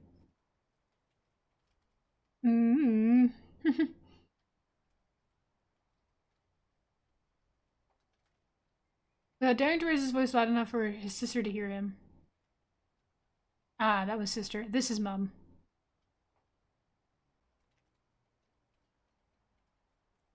I thought she was... Never mind. Gregor, the chief clerk... Hello, Dad. The chief clerk has come around and wants to know why you didn't leave on the early train. I can read. We don't know what to say to him, and anyway, he wants to speak to you personally. Please open up the door. I'm sure he'll be good enough to forgive your untidiness in your room. Good morning, Mr. Zemza. He isn't well. His father continues to speak through the door. He isn't well, please believe me. Why else would Gregor have missed the train? The lad only ever thinks about business, which is surely a good thing. It nearly makes me cross. He never goes out of his evenings. He's been in town for a few weeks now, but stayed home every evening. He sits with us in the kitchen and just reads the paper or studies train timetables. Sorry. His idea of relaxing is working with his fret saw. Saw? And you guys think this is fine? This is why he's a bug. Made a little frame, for instance. It only took him 2 to 3 evenings. You'll be amazed how nice it is. It's hanging up in his room. You'll see it as soon as Gregor opens the door. Anyway, I'm glad you're here. We wouldn't have been able to get Gregor to open the door by ourselves. He's so stubborn. I'm sure he isn't well. He said this morning that he is, but he isn't. I thought Mum said this.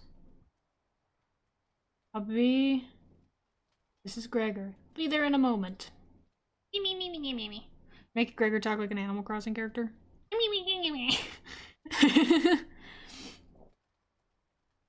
Gregor slowly and thoughtfully, but without moving, so that he would not miss any word of the conversation. I can't think of any other way to explain it, Mr. Samsa. I hope it's nothing serious, but on the other hand, I must say that if we people in commerce ever become slightly unwell, then fortunately, or unfortunately, as you like, we simply have to overcome it and because of business considerations. I hate you. I'll stop at Animal Crossing now. Can the chief clerk come in to see you now then? Asked his father impatiently. No. In the room on his right, there followed a painful silence. In the room on his left, his sister began to cry.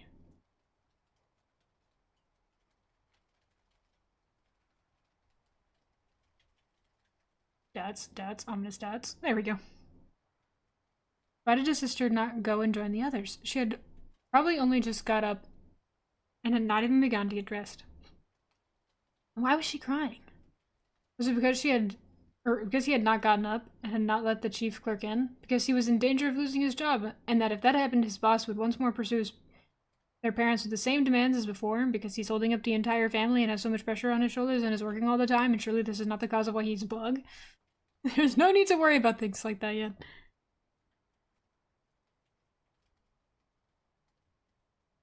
Mom triggered a flight reflex?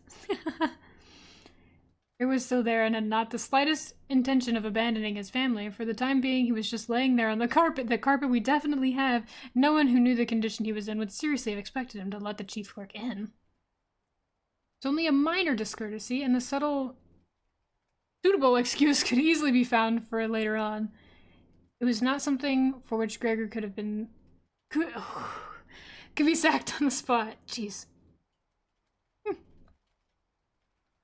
It seemed Gregor much more sensible to leave him now, in peace, instead of disturbing him with talking to him and crying. Oh, Gregor. But the others didn't know what was happening. They were worried, and would excuse their behaviors. Back to the outside. Hey, man. Chief Clerk now raised his voice. Mr. Samsa, what is wrong? Mr. Samsa. Barricaded yourself in your room. Give us no more than a yes or no for an answer. They can hear him now, but not later. You're causing serious and unnecessary concerns to your parents, and you fail, as I mentioned this just by the way, you fail to carry out your business duties, and in a way that is quite unheard of. You're ill for the first time in 15 years you've gotten sick, dude. What the fuck? I'm speaking here on behalf of your parents and your employer. I really must request a clear and immediate explanation. He's dying. Astonished, quite astonished. I thought I knew you as a common, sensible person, and now you suddenly seem to be showing off with peculiar whims. Keep in mind, he's literally just, like, late for work. That's all that happened. He didn't even miss, like, multiple days. He literally just was late one day, and the boss comes to his house to be like, bro, what the fuck? Morning, your employer did suggest a possible reason for your failure to appear. It's true, it had to do with the money that was recently entrusted to you. I hate you. But I came near to giving him my word of honor that this could not be the right explanation. Was working for this guy for 15 years. But now that I see your incomprehensible stubbornness, I no longer feel any wish whatsoever to intercede on your behalf. Nor is your position all that secure. I had originally intended to say all this to you in private, but since you caused me to waste my time here for no good reason, I don't see why your parents should not be able to learn it. Should not also learn it. Whew. Your turnover has been unsatisfactory as of late. I grant you that it's not the time of year to do especially good business, but we recognize that. There simply is no time of year to do no business at all, Mr. Samsa. Cannot allow there to be... Dude... No, look at him! He's just a little bug. But sir, called Gregor, beside himself and forgetting all else in the excitement. I'll open up immediately, just a moment. Slightly unwell, an attack of dizziness. I haven't been able to get up. I'm still in bed now. I'm quite fresh again now, though. Just getting out of bed. Just a moment, be patient. It's not quite as easy as I thought. Oh no, buddy, look at him! Quite alright now, though. It's shocking what can suddenly happen to a person. It was quite alright last night. My parents know about that, perhaps better than me. I had a small symptom as of last night already. They must have noticed it. Don't know why I didn't let you know at work. But you always think you can get over an illness without staying at home. Oh, please don't make my parents suffer. Oh. There's no basis for any of the accusations you're making. Nobody ever said a word to me about any of these things. Maybe you haven't read the latest contract I sent in. I'll set off with the 8 o'clock train as well. These few hours of rest have given me strength. Buddy! What do you mean they've given you strength? You don't need to wait, sir. I'll be at the office soon after you, and please be so good as to tell that to the boss and recommend me to him. While Gregor gushed out the words, hardly knowing what he was saying, he made his way over to the chest of drawers. This was easily done, probably because the practice he had already had in bed, where he now tried to get himself upright. Really did want to open the door, really did want to let them see him and speak with the chief clerk. The others were being so insistent, and he was curious to learn what they would say when they caught sight of him. Oh, they were shocked. Then it would no longer be Gregor's responsibility, and he could rest. If, however, they took everything calmly, he would still have no reason to be upset, and if he hurried, he really could be at the station for the 8 o'clock. Dude! A few times he tried to climb up on the smooth chest of drawers. He just slid down again, but he finally gave himself one last swing and stood there upright. The lower parts of his body were in serious pain, but he no longer gave any attention to it. It hurts him to stand, and he's like, I guess I should go to work. What if I'm making it up? Now he let himself fall against the back of a nearby chair and held tightly to the edges of it with his little legs. But now he had also calmed down and kept quiet so that he could listen to what the chief clerk was saying.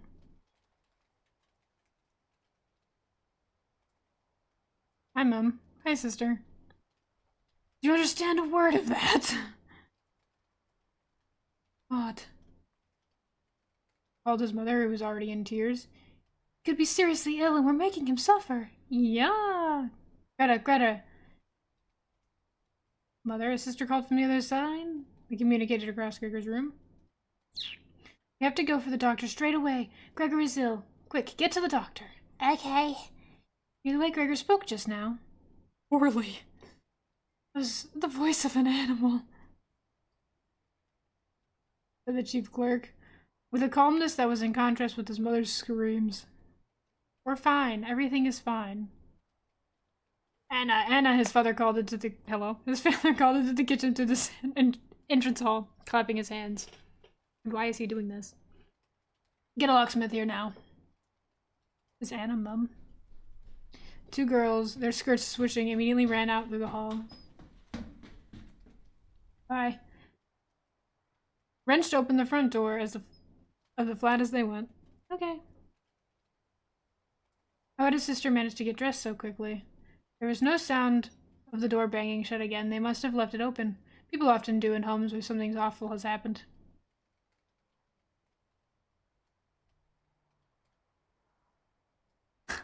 Gregor, in contrast, had become much calmer. They couldn't understand his words anymore, although they seemed clear enough to him. Clearer than before. Perhaps his ears had become used to the sound. They had realized, though, that there was something wrong with him and were ready to help. The first response to the situation had been confident and wise. And that made him feel better. He felt that he had been drawn back in among... Sorry, I almost skipped a line. People. And from the doctor and the locksmith he expected great and surprising achievements, although he did not really distinguish one from the other. Whatever was said next would be crucial, so in order to make his voice as clear as possible, he coughed a little, but taking care to do so not so loudly, as even this might as well sound different from the way that a human coughs, and he was no longer sure he could judge this for himself. He's like, gotta make sure I don't disturb anyone with how gross I am. Poor dude. Meanwhile, it had become very quiet in the next room. Perhaps his parents were sat at the table whispering with the chief clerk, or perhaps they were all pressed against the door listening. Gregor slowly pushed his way over to the door with the chair. He also, stops talking later because nobody is listening to him, so he just, doesn't talk throughout, all of chapter 2 and 3.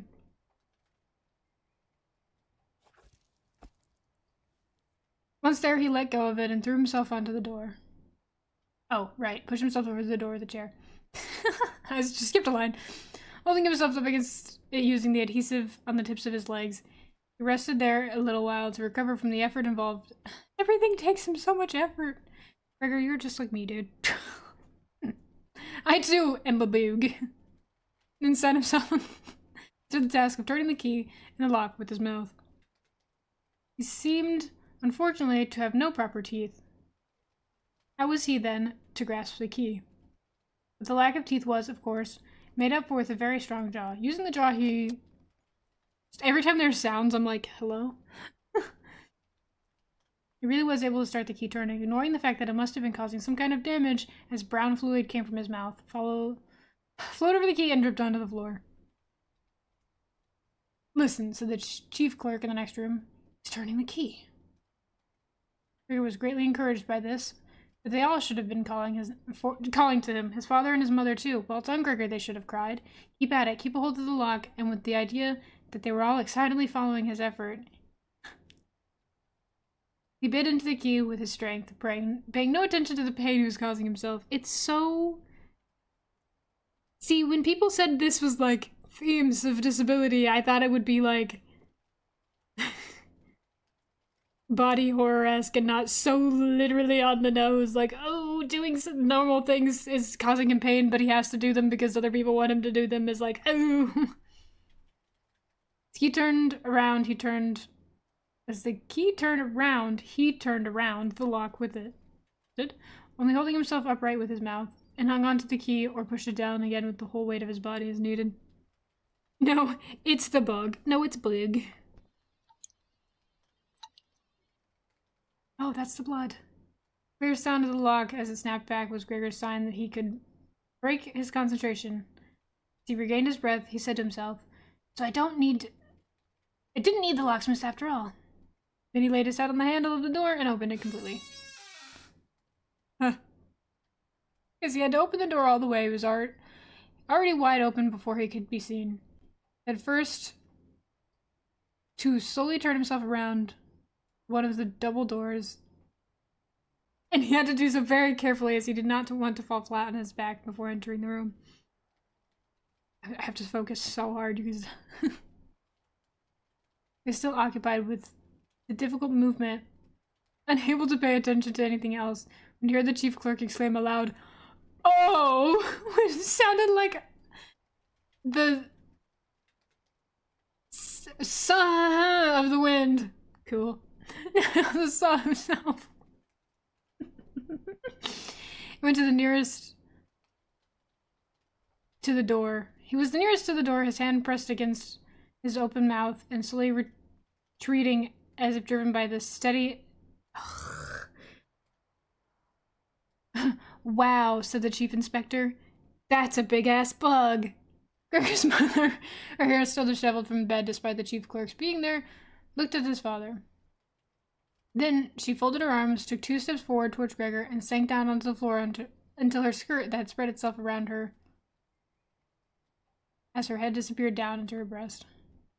His father looked hostile. I bet he did! His father sucks ass! And clenched his fist as if wanting to knock Gregor back into the room. He sucks so much ass!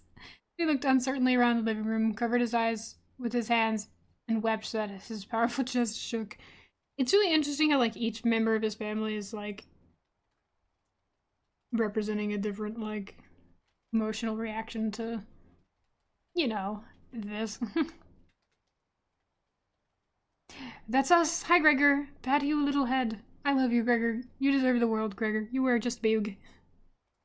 Gregor did not go into the room, but leant against the inside of the other door, which was still held bolted in place.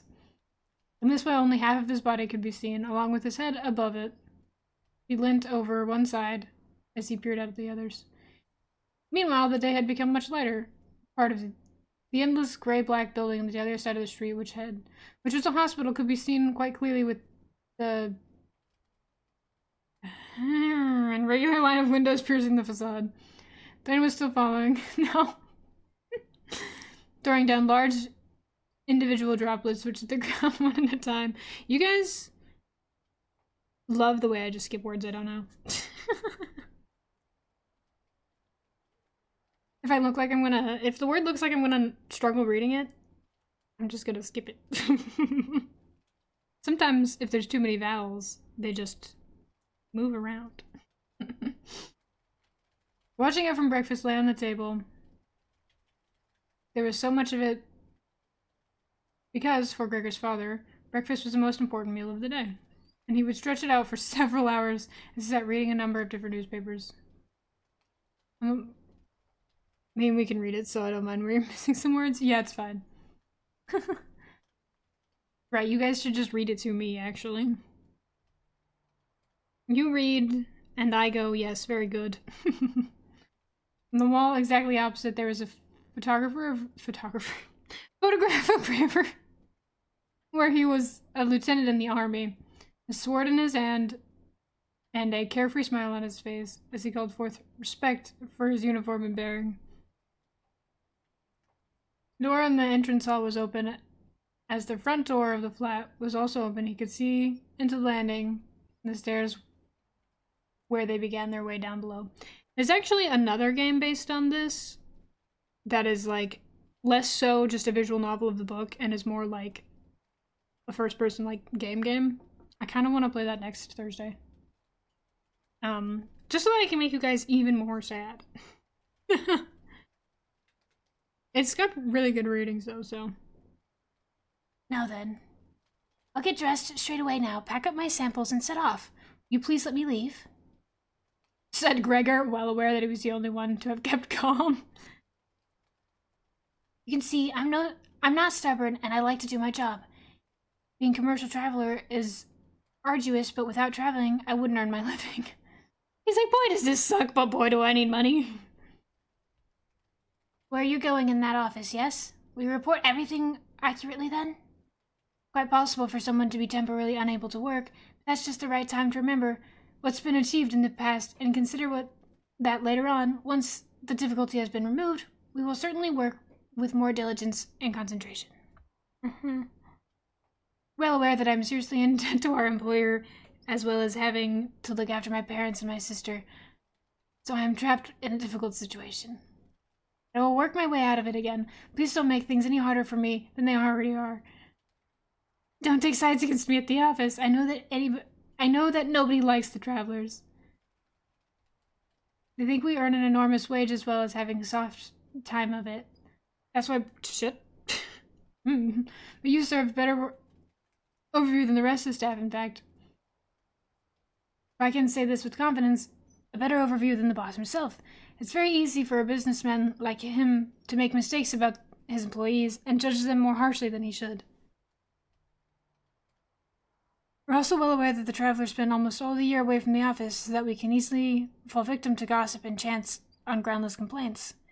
It is almost impossible to defend yourself and that sort of thing. We don't usually hear about them, and if at all, when we arrive back home, exhausted from the trip, that's when we feel the harmful effects of what's been going on without even knowing what's caused them. Please don't go away. At least first say something to show that you grant that I am at least partially right.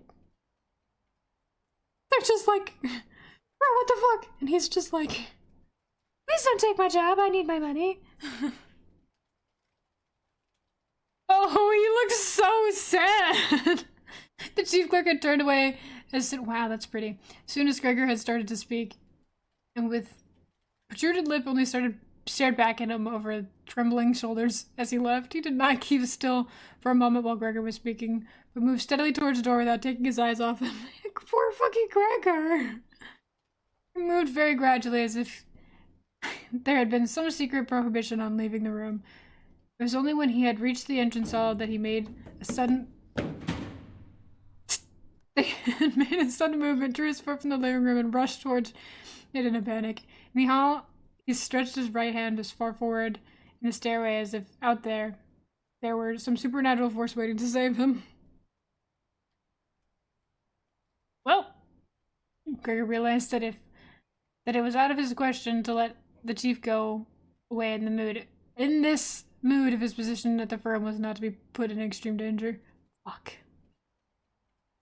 That was something his parents did not understand very well. Over the years, they had become convinced that his job would provide Gregor for his entire life. Besides, they had so much to worry about at present that they had lost it. We have so much to get through.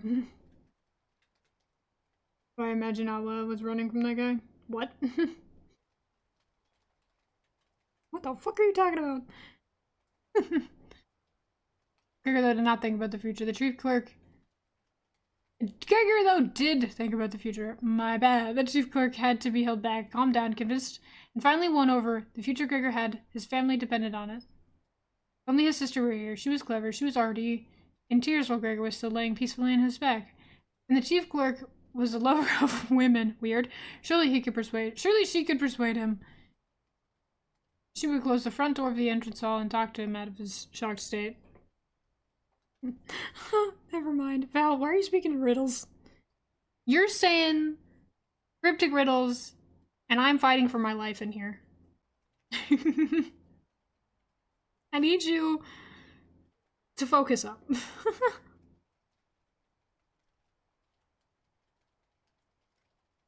Fun fact, I also saw like an anime version of this game. I think it's only vaguely based off of like Metamorphosis as a concept, not specifically this book. But there was like an anime horror thing that looked really funny.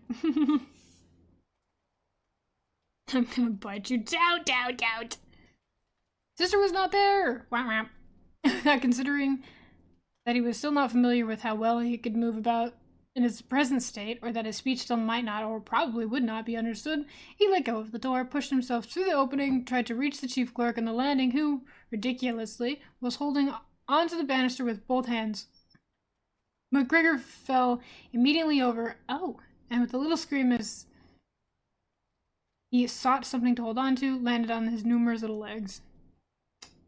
Yep. Hardly had that happened for the first time that day, he began to feel alright with his body. Little legs had the solid ground under them.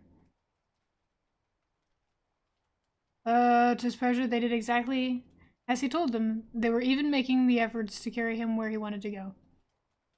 And he was soon believing that all his sorrows would soon be Oh, they're gonna come to an end. He held back the urge to move, but swayed from side to side as he crouched there on the floor. Ah, wow, it's easier for him to walk when he, like, walks the way he's as a bug is supposed to. Oh, hi, Mom. That's really pretty. Mother was not far away in front of him and seemed at first quite engrossed in herself. Yeah. Then she suddenly jumped up with her arms outstretched and her fingers spread, shouting, "Help, for pity's sake, help!" Okay. She cried. Oh, the way she held her hand suggested she wanted to see Gregor better. But, hello? With the unthinking way you're distracting me. She was hurried backwards. She showed that she did not. She had forgotten that the table was behind her, with all the breakfast things on it. When she reached the table, she sat quickly down on it without knowing what she was doing. Without even seemed to notice the coffee pot had been knocked over. The gush of coffee poured down into the carpet. Mother, said Gregor gently, looking up to her. He had completely forgotten the chief clerk in the moment, but could not help himself snapping in the air with his jaws at the sight of the flowing coffee. That sent his mother screaming anew. She fled from the table and into the arms of his father as he rushed towards her. Gregor, though, had no time to spare for his parents now. The chief clerk had already reached the stairs. With his chin on the banister, he looked back one last time. Bye. Gregor made a run for him. He wanted to be sure of reaching him. The chief clerk must have expected something as he leapt down several steps at once and disappeared. Shouts resounding all around the staircase. The flight of the chief clerk seemed, unfortunately, to put Gregor's father into a panic as well. Ah, this is where he starts to become suck. This is where he starts to suck. Hey, look, there's bugs pinned to the wall. I'm sure this means nothing. Till then, he had been relatively self-controlled, but now, instead of running after the chief clerk himself, or at least not impeding Gregor as he ran after him, Gregor's father seized the chief clerk's stick in his right hand. The chief clerk had left it behind in the chair, along with his hat and overcoat, picked up a large newspaper from the table with his left, and used them to drive Gregor back into his room, stamping his foot as he went. Get off me! Gregor appeals to his father were of no help. His appeals were simply not understood. However much he humbly turned his head to his father, merely stamped his foot all the harder. Across the room, despite the chilly weather, Gregor's mother had pulled open a window, leant far out, and pressed her hands to her face. A strong draught of air flew from the street and towards the stairway. Curtains flew up, the newspaper on the table fluttered. Yep, and some of them were blown onto the floor. Nothing would stop Gregor's father as he drove him back, making hissing noises at him like a wild man. Gregor had never had any practice in moving backwards and was only able to go very slowly. If Gregor had only been allowed to turn around, he would have been back in his room straight away, but he was afraid that if he took the time to do this, his father would become impatient. And there was the threat of a lethal blow to his back or head from the stick his father's hand at any moment. His dad sucks so bad. Eventually, though, Gregor realized that he had no choice, as he saw, to his disgust, that he was quite incapable of going backwards in any straight line. So he began, as quickly as possible, with frequent anxious glances to his father, to turn himself around. It went very slowly, but perhaps his father was able to see his good intentions. He did nothing to hinder him. In fact, now and then, he used the tip of his stick to give directions from a distance on which ways to turn. Only his father would stop that unbearable hissing, making Gregor quite confused. When he had nearly finished turning round, still listening to the hissing, he made a mistake and turned himself back a little the way he had just come. He was pleased when he finally had his head in front of the doorway, but then saw that it was too narrow and his body was too broad to get through it without further difficulty. Someone help him. Someone help him. In his present mood, it obviously did not occur to his father to open the other of the double door so that Gregor could have enough space to get through. Merely fixed on the idea that Gregor should not be going back into his room as quickly as possible. Gregor should be got back into his room. There we go. Nor would he ever allow Gregor the time to get himself upright as preparation for getting through the doorway. This was a choice on my part. Oh, we're in the darkness. When he did making more noise than ever. What he did, making more noise than ever, was to drive Gregor forward all the harder, as if there had been nothing in the way. It sounded to Gregor as if there was now more than one father behind him. Oh. Not a pleasant experience, and Gregor pushed himself onto the doorway. My roommate's home.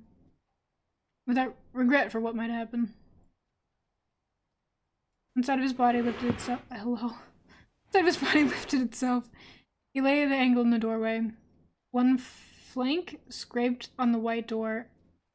He was painfully injured. That's what he did. Leaving the vile brown freckles on it.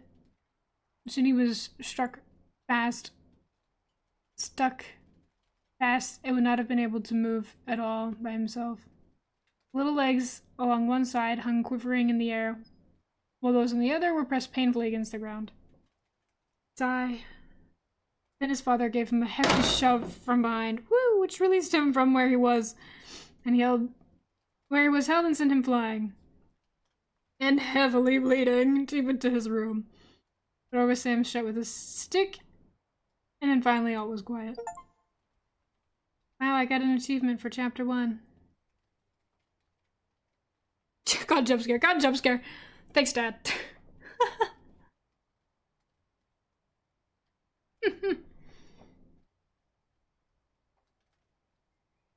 Well, there's chapter 1. Dad, we're bleeding. Dad, please. Yay, chapter 1.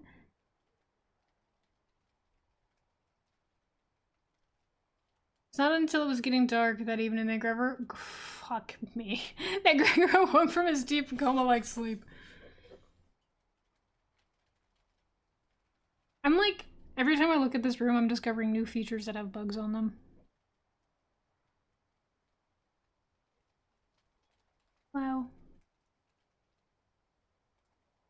Would have woken soon afterwards, anyway, even if he hadn't been disturbed. He had enough sleep and felt fully rested. Huh? But he had the impression that some hurried steps and the sound of the door leading into the front room being carefully shut had woken him. What? Light from the electric street lamp. Oh, we have electricity at this point. Light from the electric street lamps shone palely here and there onto the ceiling and tops of the furniture, but down below where Gregor was, it was dark. This is surely good for him and will only help his state. Pushed himself over the door, feeling his way very clumsily with his antenna, of which he now began to learn the value, in order to see what had happened here. The whole of his left side seemed like one painfully stretched scar. He limped badly on his 2 rows of legs. None of the legs had been badly injured in the events of that morning. It was nearly a miracle that only one of them had been, and dragged along lifelessly. Okay, broke a leg. Only one of them, thankfully. Only when he had reached the door that he realized Only when he reached the door that he realized what it actually was that had drawn him over to it. The smell of something to eat. By the door there was a dish filled with sweetened milk and little pieces of white bread floating in it. So pleased that he almost laughed. He was even hungrier than he was this morning and immediately dipped his head into the milk, nearly covering his eyes with it. But he soon drew his head back again in disappointment. Not only did the pain of his tender left side make it difficult to eat the food, he was only able to eat if his whole body worked together, like a snuffing, as a snuffling hole. The milk did not taste all that nice. It's so... They don't even, like, try to take care of him. They treat him like a prisoner. They just leave food at his door. If only someone would help him eat.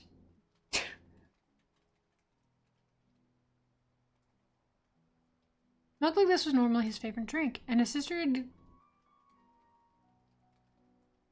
Hearing shit. Had certainly left it there with him because of that. But he turned almost against his own will away from the dish and crawled back to the center of the room. Hello? Who's playing bad piano? As a crack in the door, Gregor could see that the gas had been lit in the living room. Father this time would normally be sat with his evening paper, reading it out in a loud voice to Gregor's mother. It's me outside. Oh. It's really cold outside. You should just come inside. Sometimes to his sister, but there was now not a sound to be heard. Okay. Come inside, help me read this book. Your sister would often write and tell him about this reading, but maybe his father had lost the habit in recent times. So quiet all around, too, even though there must have been somebody in the flat. I would help you read, thanks, man. This is so nice, so Thanks, man!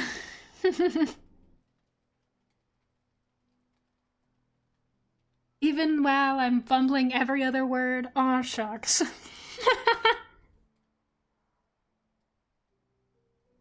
Actually, I'm gonna take a drink of tea. Hey! Eat! That's flour.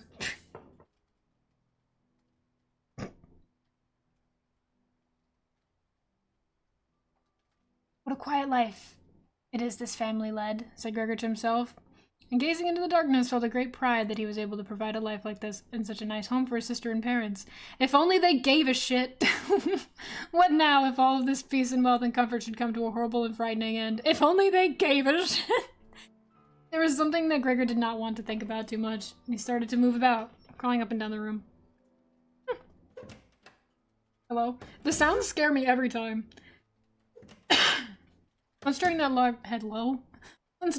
long evening, the door on one side of the room had opened very slightly and hurriedly closed again. Later on, the door on the other side did the same. It seemed that somebody needed to enter the room, but thought better of it. When I'm bored, skitter on the walls. Well? Yeah? Are you, Gregor? Gregor went and waited immediately by the door, resolved either to bring the visitor into the room in some way, or at least to find out who it was. But the door was open no more that night, and Gregor waited in vain. Dude, my dad is a bug. Dude, your dad is a bug.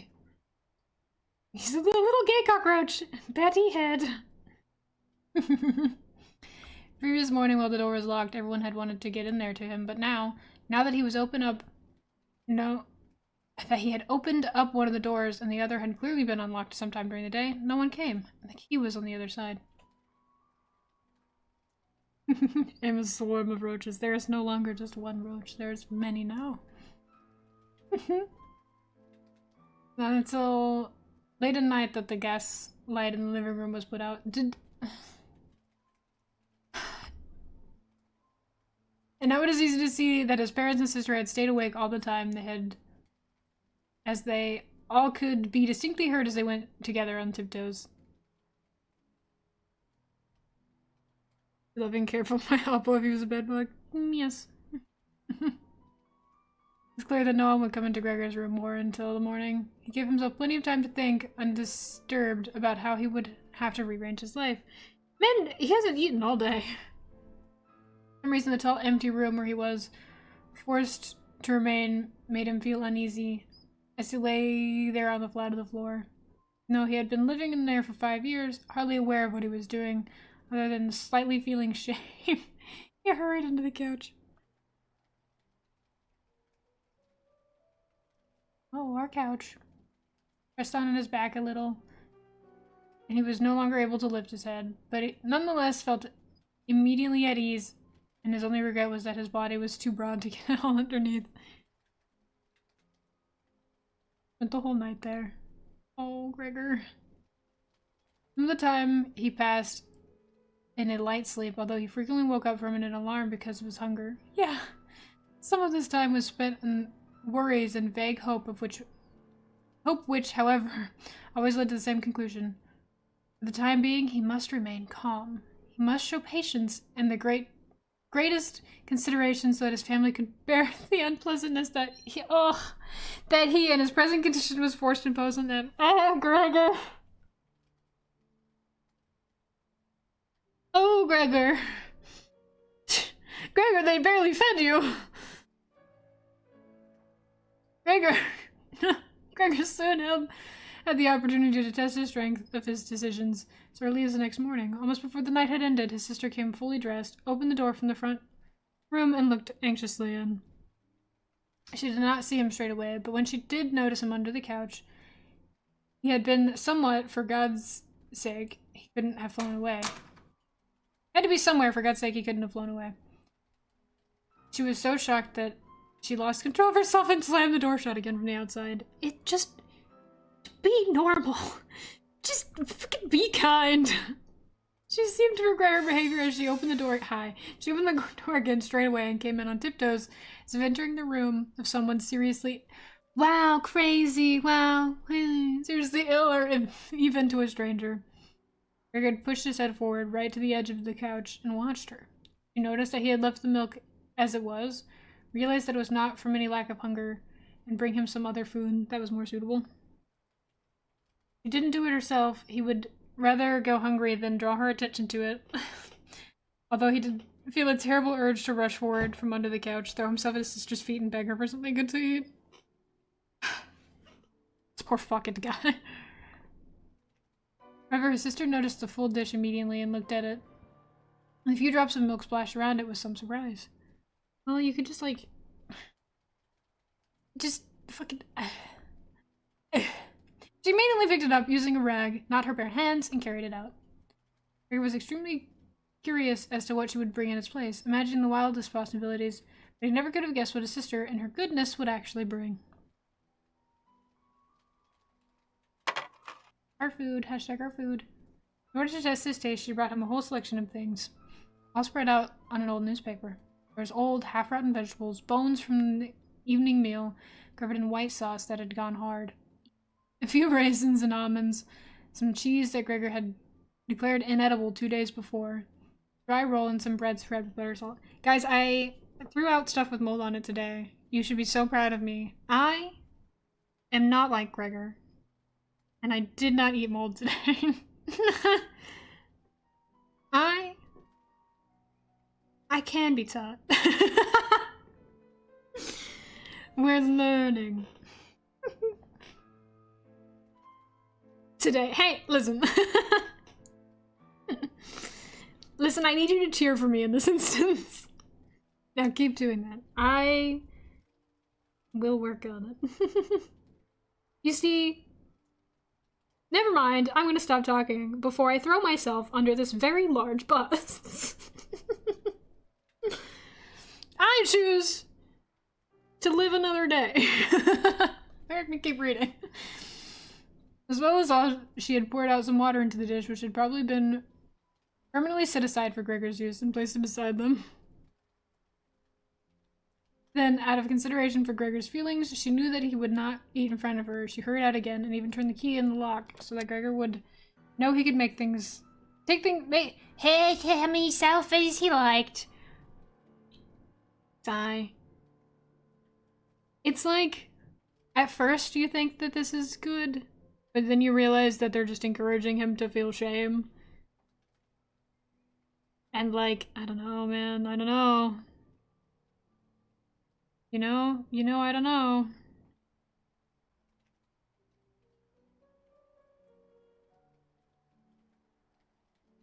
Gregor's little wags lured. At last he could eat. What's more, his injury must have already completely healed, as he found no difficulty in moving. It amazed him, as more than a month earlier he had cut his finger slightly with a knife. He thought how his finger would still hurt the day before yesterday. Well, he no longer has fingers, so... By the way, the icon for this game is a little bug in a suit. He has a little suit jacket on. Am I less sensitive than I used to be then? He thought, and was already suckling greedily at the cheese, and had immediately almost completely attracted him much more than the other food on the newspaper. They didn't even bring him like a plate. Quickly, one after another, his eyes watering with pleasure, he consumed the cheese, the vegetables, and the sauce. Fresh food, on the other hand, he didn't like at all. And even dragged the things he did want to eat a little way away from them because he couldn't stand the smell. Why did you say that? I'm sad again. Long after he had finished eating and lay lethargic in the same place, his sister slowly turned the key in the lock as a sign to him that he should withdraw. He was immediately startled, although he had been half asleep. He hurried back under the couch. But he needed great self-control to stay there, even for the short time, as his sister was in the room, as eating so much food had rounded out his body a little, and he could hardly breathe in the narrow space. Half suffocating, he watched with bulging eyes as his sister so unself-consciously took a broom and swept up the leftovers, mixing them with the food he had not even touched at all. He could not be used anymore. He's diseased. She quickly dropped it all into the bin, closing it with a wooden lid, and carried everything out. She had hardly turned her back before Gregor came out again from underneath the couch and stretched himself. Our room, hashtag our room. That was how Gregor received his food each day now.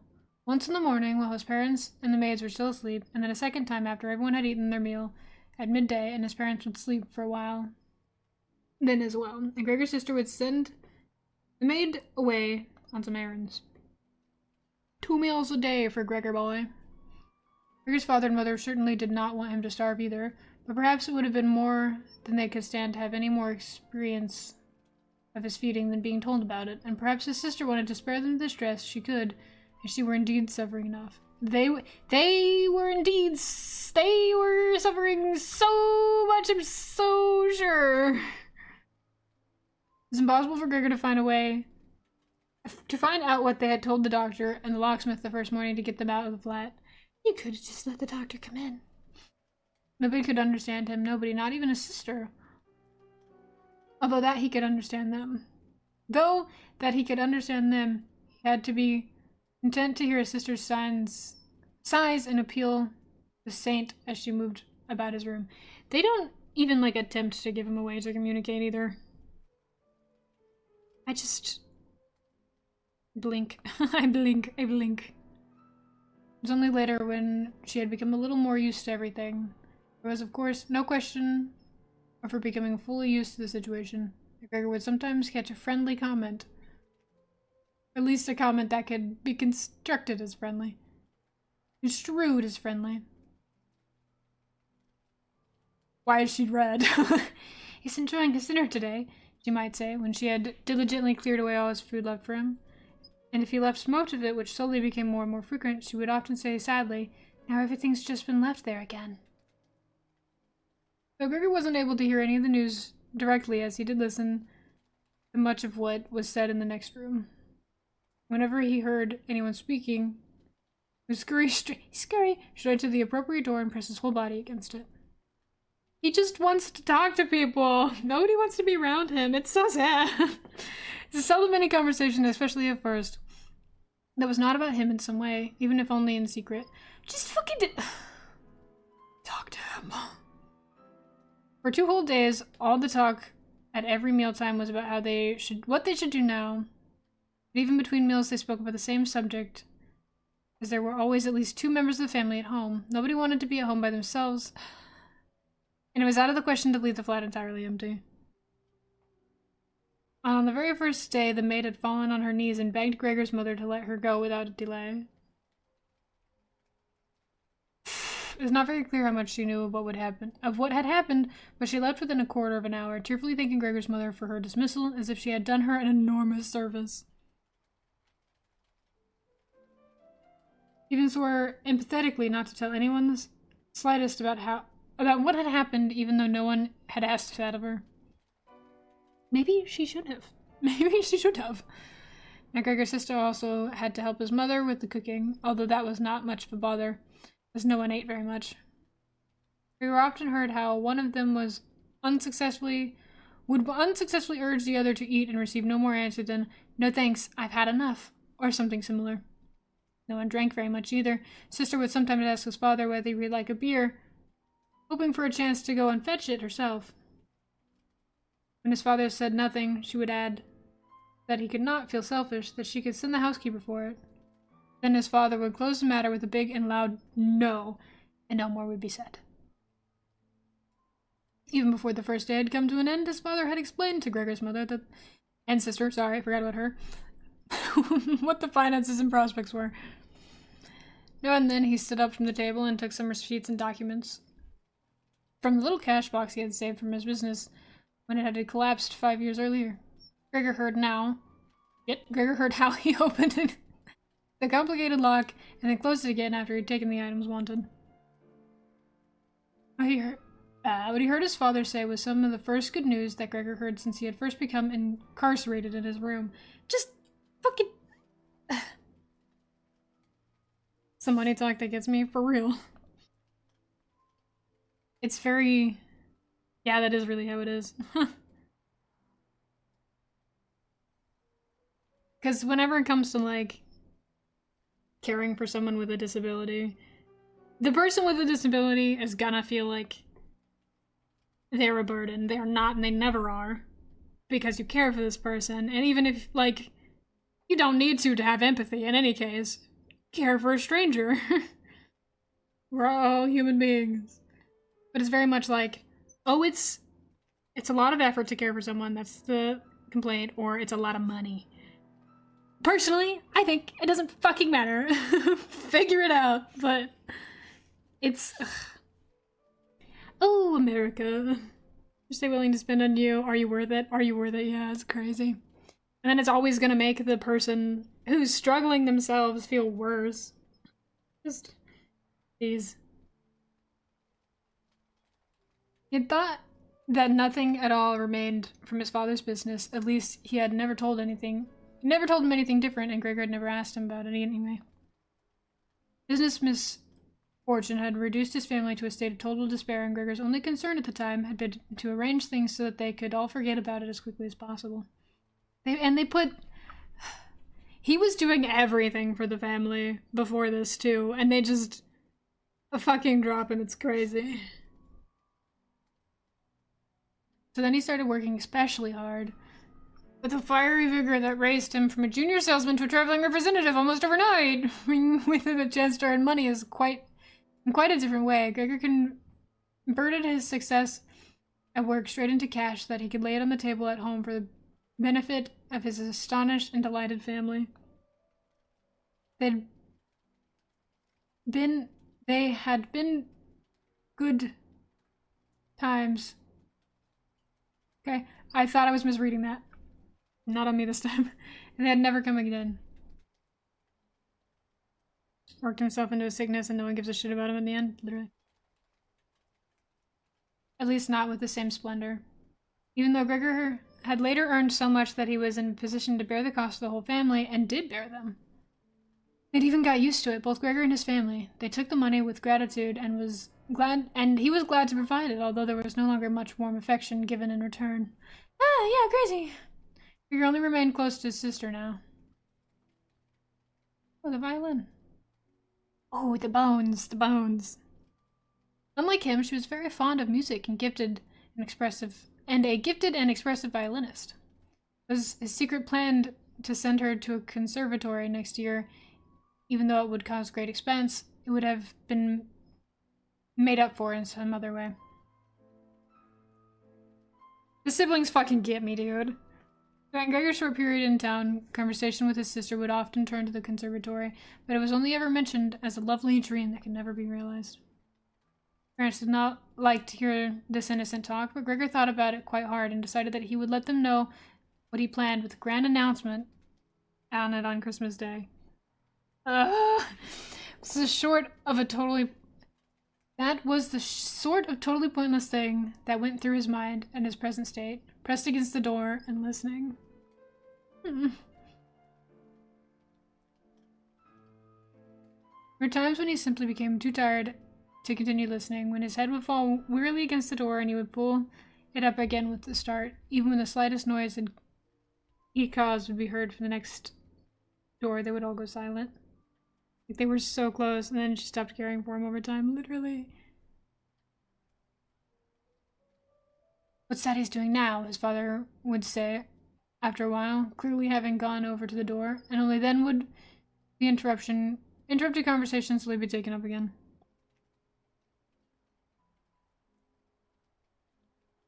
In explaining things, his father repeated himself several times, partially because it was a long time since he had been occupied with these matters himself, and partly because Gregor's mother did not understand everything the first time. From these repeated explanations, Gregor learned, to his pleasure, that despite all their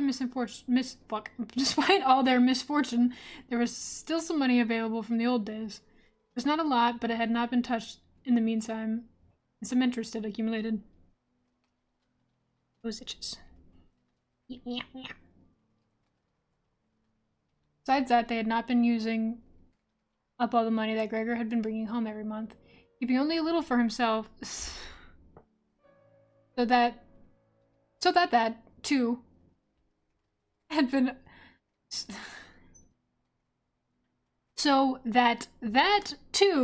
accumulating. Jeez. By the door, Gregor nodded with enthusiasm in his pleasure at this unexpected thrift and caution. He'd actually have used this surplus money to reduce his father's debt to his boss, and the day when he could have freed himself from the job would have come much closer, but now it was certainly better that his father had done things. Better the way, yep. They don't care if you work longer. This money, however, was certainly not enough to enable the family to live off of interest. It was enough to maintain them for perhaps 1 or 2 years, no more. That was to say, it was money that would not really be touched, but set aside for emergencies. Money to live on had to be earned. Well, or you could marry your daughter off, which is what they do later. His father was healthy but old and lacking in self-confidence. During the 5 years that he had not been working, the first holiday in a life that had been full of strain and no success, he had put on a lot of weight and become very slow and clumsy. Would Gregor's elderly mother now have to go into earning money? She suffered from asthma. It was a strain for her just to move about the house. Even now, every other day would be spent struggling for breath on the sofa by the open window. his sister have to go in and earn money? She was still a child of 17. Her life up till then had been enviable, consisting of wearing nice clothing, sleeping late, helping out with business, joining in a few modest pleasures from most of all, playing violin. As they began to talk of the need to earn money, Gregor had always first let go of the door and then throw himself onto the cool leather sofa next to it and became quite hot with shame and regret. Gregor, it's not your fault. It's not your fault, dude. I often lie there the whole night through, not sleeping a wink, but scratching at the leather for hours on end. I might go to all the effort to push the chair out to the window, climb up onto the sill, and propped up in the chair, leaning on the window to stare out of it. He'd used to feel a great sense of freedom from doing this, but doing it now was obviously something more remembered than experienced. More remembered than experienced is a very good way to... It's very interesting. What he actually saw in this way was becoming less distinct every day. Even things that were quite near. Oh, bad vision. It used to curse the ever-present view of the hospital across the street, but now he could not see it at all. And if he had not known that he lived in which is a quiet street despite being in the middle of the city, he could have thought that he was looking out of the window at a barren waste, with the gray sky and the gray earth mingled inseparably. That's why it looked so foggy when he first woke up, because he couldn't fucking see. Woke up? When he first woke up, he couldn't see shit.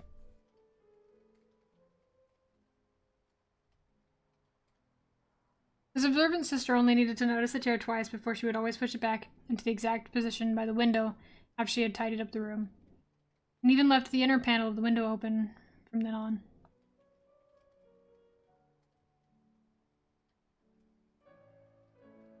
Gregor had only been able to speak to his sister and thank her for all that she had to do for him. It would have been easier for him to bear it. But as it was, it caused him pain. Okay, Gregor. Sister naturally tried as far as possible to pretend that there was nothing burdensome about it. It's okay, Gregor! The longer it went on, of course, the better she was able to do so. But as time went by, Gregor was able to see through it all so much better. It even became very unpleasant for him now, whenever she entered the room.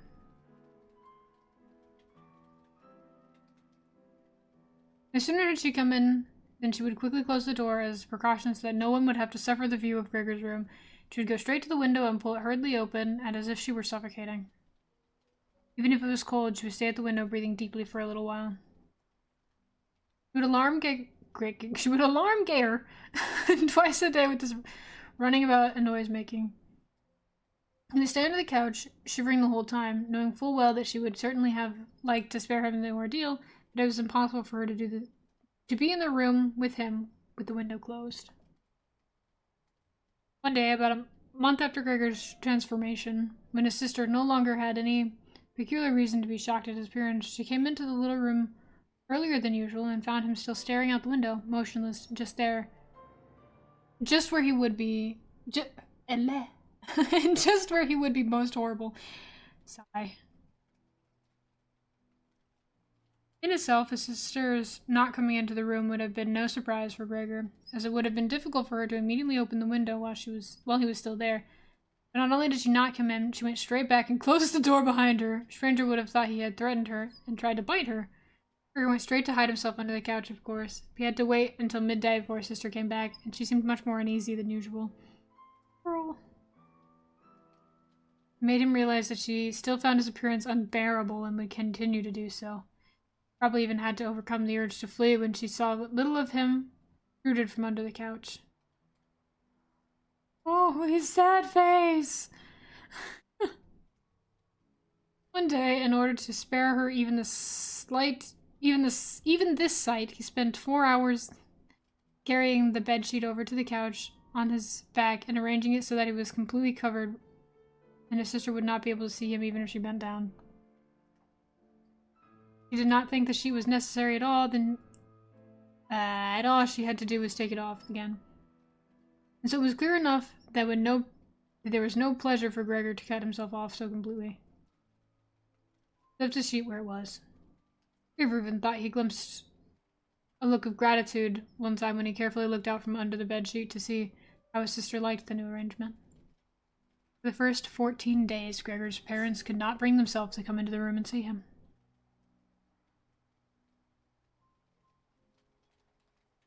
Would often hear them say how they appreciated all the new work his sister was doing, even though before they had seen her as a girl who was somewhat useless and frequently been annoyed with her. There we go. Now the two of them, father and mother, would often both wait outside the door of Gregor's room while his sister tied it up in there, and as soon as she went out again, she would have to tell them exactly how everything looked, what Gregor had eaten, and how he had behaved this time, and whether perhaps any sign of improvement could be seen. Mother also wanted to go in and visit Gregor relatively soon, but his father and sister at first persuaded her against it. Gregor listened very closely to all this, and approved fully. Later, though, he had to be held back with force. She had to be held back with force, which made her call out, "Let me go see Gregor. He is my unfortunate son. Can't you understand I have to see him?" Gregor would think to himself that maybe it would be better if his mother came him. Not every day, of course, but one day a week. Perhaps she could understand everything much better than his sister, who, for all her courage, was still just a child after all. Really might not have had an adult's appreciation for the burdensome job she had taken on. Her unfortunate son. Her unfortunate son. Gregor. My beloved Gregor. Gregor's wish to see his mother was soon realized. Out of consideration for his parents, Gregor wanted to avoid being seen at the window during the day. First few square meters of the floor he did not give him much room to crawl about. It was hard to just lie directly. Wow, I'm just making shit up. It was hard to just lie quietly through the night. His food soon stopped giving him any pleasure at all, and so to entertain himself, he got into the habit of crawling up and down on the walls and ceiling. My unfortunate son who is no longer eating. He was especially fond of hanging from the ceiling. It was quite different from lying on the floor. He could breathe more freely. His body had a light swing to it, and up there, relaxed and almost happy. It might happen that he would surprise him, even himself, by letting go of the ceiling and landing on the floor with a crash. Now, of course, he had far better control of his body than before, and even with the fall as great as that, caused himself no damage.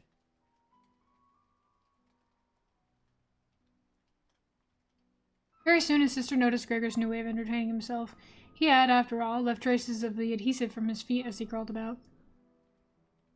And it got into her head to make it as easy as possible for him by removing the furniture that got in his way, especially with the chest of drawers in the desk. Hi, Gregor. Now, this was not something that she would be able to do herself. She did not dare to ask for help from her father. The 16-year-old maid had carried on bravely since the cook had left, but was certainly not helped in this. She'd even asked to be allowed to keep the kitchen locked at all times and never to have to open the door unless it was especially important. The sister had no choice but to choose some time when Gregor's father was not there and fetch his mother to help her. He approached the room. Gregor could hear his mother express her joy, but once the door was open, she went silent. Hi, Mom. Hi, Sis. First, of course, his sister came in and looked around to see if everything in the room was all right. Oh. Hello? Hello? And only then did she let her mother enter. Gregor had hurried to pull the sheet down over the couch and pull more folds onto it so that everything really looked as if it had just been thrown by chance. Doesn't want him to know he's hiding. Gregor also refrained this time from spying out from under the sheet. He gave up the chance to see his mother until later and was simply glad she came by. Ugh. You can come in. You can't be seen, said his sister, obviously leading her by the hand. The old chest of drawers was too heavy for the pair of feeble women to be heaved about, but Gregor listened as they pushed it from its place. His sister taking on the heaviest part of the work for herself and ignoring her mother's warnings that she would strain herself. This lasted a very long time. After laboring at it for 15 minutes or more, his mother said it would be better to leave the chest here. It was, for one thing, it was too heavy for them to get the job finished before Gregor's father got home. Leaving it in the middle of the room would be in the way even more. And for another thing, it wasn't even sure that taking the furniture away was really be any help to him. This conversation is so interesting to me. She saw just the opposite. The sight of the bare walls saddened her right to her heart, and why wouldn't Gregor feel the same way about it? He'd been used to the furniture in the room for so long, and it would make him feel abandoned to be in the very empty room like this. Why don't you fucking ask him instead of speaking on his behalf? Quietly, almost whispering as if wanting Gregor, whose whereabouts she did not know, to hear. Not even the tone of her voice, she was convinced that he did not understand her words. By taking the furniture away, won't it seem as if we're showing that we've already given up hope on improvement, and we're abandoning him to cope for himself? I think it'd be best to leave the room exactly as it was before that, so that we don't have to think about how he's different now. Gregor comes back to us again. He'll find everything unchanged, and he'll be able to forget that this time between all of this. Ooh! Or, you make things easier for him now, Mother. Hearing those words from his mother made Gregor realize that the lack of any direct human communication, along with the monotonous life led by his family during these 2 months, must have made him confused.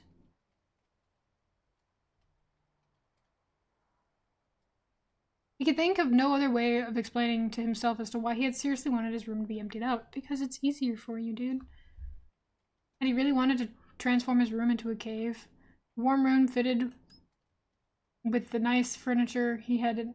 a warm room fitted out the nice furniture he had inherited.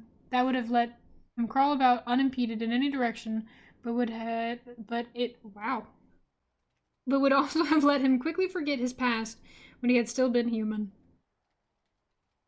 Come very close to forgetting, and it had only been the voice of his mother, unheard of for so long, that had shaken him out of it. This reminds me of, like, when people realize later in life that they have, like, ADHD or something, and they're like, they're always like, but I was fine before. Like, I could do all that before. Like, it was never an issue before, so they kind of, like, gaslight themselves into not thinking about it because they used to be able to do XYZ. You know?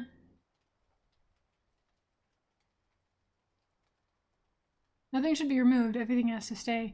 Cannot do without the good influence the furniture had on his condition. And if the furniture had made it difficult for him to crawl about mindlessly, that was not a loss, but a great advantage. Sister unfortunately did not agree. She had become used to the idea, not without reason, that she was Gregor's spokesman to his parents about the things that concerned him. We could ask Gregor. This meant that his mother's advice was now sufficient reason for her to insist on removing not only the chest of drawers and the desk, as she had thought at first, but all of the furniture apart from all the important couch. And I don't know about that either.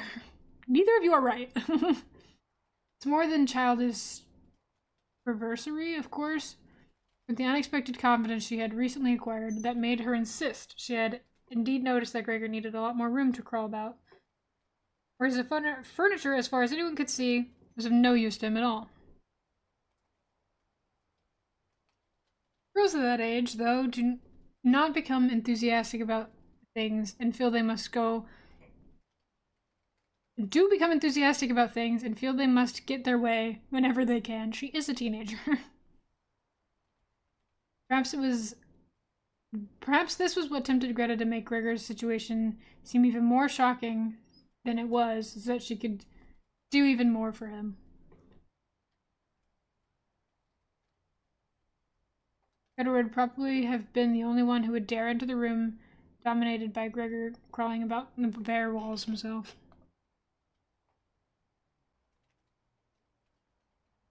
None of you are good. I hate all of you. refused to let her mother dissuade her. Gregor's mother already looked uneasy in the room. She soon stopped speaking and helped Gregor's sister get the chest and drawers out of with what strength she had. The chest of drawers was something that Gregor could do without if he had to, but the writing desk had to stay. Hardly had the two women pushed the chest of drawers, groaning, out of the room, but then Gregor poked his head out from under the couch to see what he could do about it. He meant to be as careful and considerate as he could, but unfortunately it was his mother who came back first, while Greta in the next room had her arms around the chest, pushing and pulling at it from side to... Well, his mother had not used to the side of Gregor. He might have made her ill, so Gregor hurried backwards to the far end of the couch. In his startlement, though, he was not able to prevent the sheet from coming out from moving a little. It was enough to attract his mother's attention. She stood very still, remained there for a moment, and then went back to Greta. Gregor kept trying to assure himself that nothing unusual was happening. It was just a few pieces of furniture being moved, after all. But he soon had to admit that the women going in to and fro... He soon had to admit that the women going to and fro, their little calls to each other, scraping of the furniture on the floor, and things that made him feel as if he were being assaulted from all sides. Bro, he's overwhelmed. On the dresser. Oh, so it is. Oh, and the side table. There goes the mirror. His head and legs pulled in against him, and his body pressed on the floor. He was forced to admit to himself that he could not stand all of this much longer. Are they taking the bed, too? Not that he uses it, but they were emptying the room out, taking away everything that was dear to him. They had already taken away the chest containing his fret saw? Oh, the thing that he used to carve with. And other tools. Now they threatened to remove the writing desk, which is with its place clearly worn into the floor. The desk where he had done his homework as a business trainee at high school. Even though he had been at infant school. What? He could really... Infant school. Is that the way British people talk? He could not wait any longer to see whether the two women's intentions were good. I think they're gonna take it all. The school's where infants go. He'd nearly forgotten that they were there anyway. They were now too tired to say anything while they worked, and he could only hear their feet as they stepped heavier on the floor. Hi. While the women leaned against the desk in the other room, catching their breath, he changed direction 4 times, not knowing what he should save first before his attention was suddenly caught by the picture on the wall, which he had already denuded of everything else that had been on it. With a lady dressed in copious furs, he hurried up onto the picture and pressed himself against its glass, and held himself firmly. It felt good on his hot belly. The picture, at least now totally covered by Gregor, would certainly be taken away by no one. He turned his head to face the door into the living room so that he could watch the woman when they came back. They had not allowed themselves a long rest and came back quite soon. Greta had put her arm around her mother and was nearly carrying her. "What shall we take now, then?" said Greta as she looked around. Her eyes met with those of Gregor on the wall. Perhaps only because her mother was there, she remained calm, bent her face to her so that she could not look around, and said, albeit hurriedly and with a tremor in her voice, "Come on, let's go back into the living room for a while." Gregor could see what Greta had in mind. She wanted to take her mother somewhere safe, and then chase him down from the wall. Somewhere safe, bro? He didn't do anything. He's just standing there. And she could certainly try it. He sat unyielding in his picture. I'd rather jump on Greta's face. Deserved. Greta's word oh, there goes the bed. And the writing desk. Greta's word had made her mother quite worried. She stepped out to the side, saw the enormous brown patch against the floor, against the flowers on the wallpaper, and before she even realized what it was Gregor, she screamed, "Oh, God!"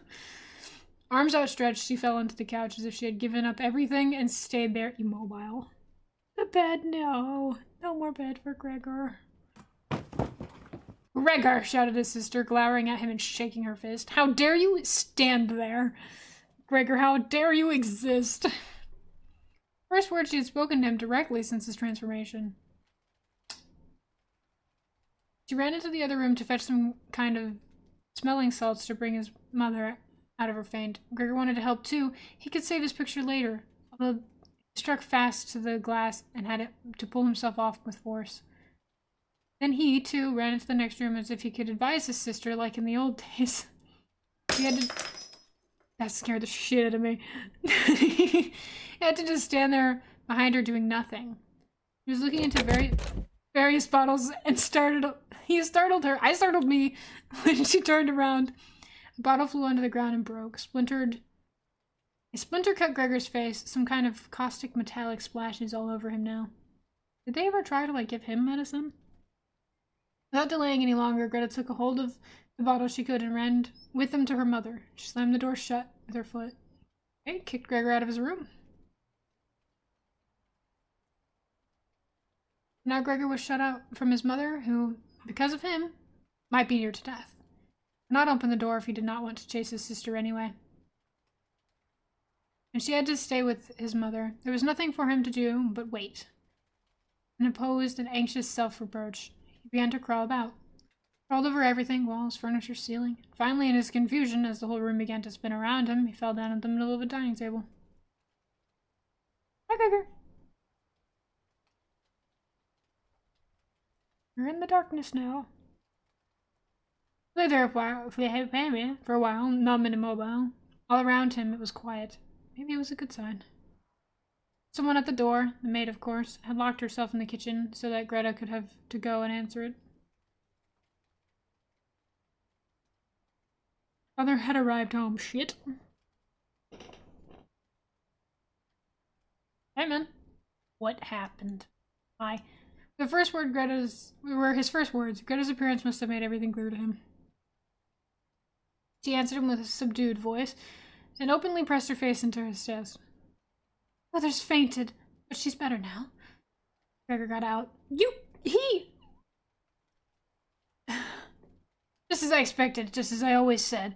But you women wouldn't listen, would you? It was clear to Gregor that Greta had not said enough, and that his father took it to mean that something bad had happened, and that he was responsible for some act of violence. And Gregor would now have to try to calm his father, as he did not have the time to explain things to him, even if it had been possible. Sigh. He fled to the door of his room and pressed himself against it, so that his father, when he came into the hall, could see straight away that Gregor had the best intentions and would go back into his room without delay. It would not be necessary to drive him back, but that they only had to open the door and he would disappear.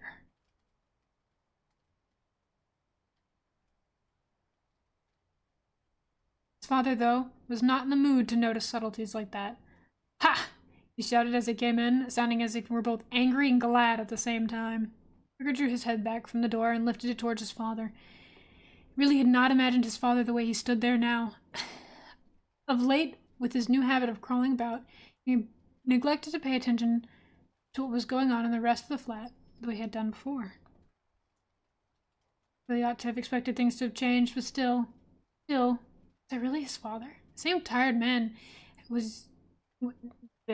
tired man as used to be laying there, entombed in his bed when Gregor came back from his business trips, who would receive him sitting in the armchair with his nightgown when he came back in the evening, who was hardly even able to stand up, but, at a sign of his pleasure, would just raise his arm, and who, on the couple of times a year, when this is a lot of text all at once, when they went for a walk together on a Sunday or public holiday, wrapped up tight in his overcoat between Gregor and his mother, would always labor his way forward, a little more slowly than them, who were already walking slowly for his sake. He placed his stick down carefully, and, if he wanted to say something, would invariably stop and gather his companions around him.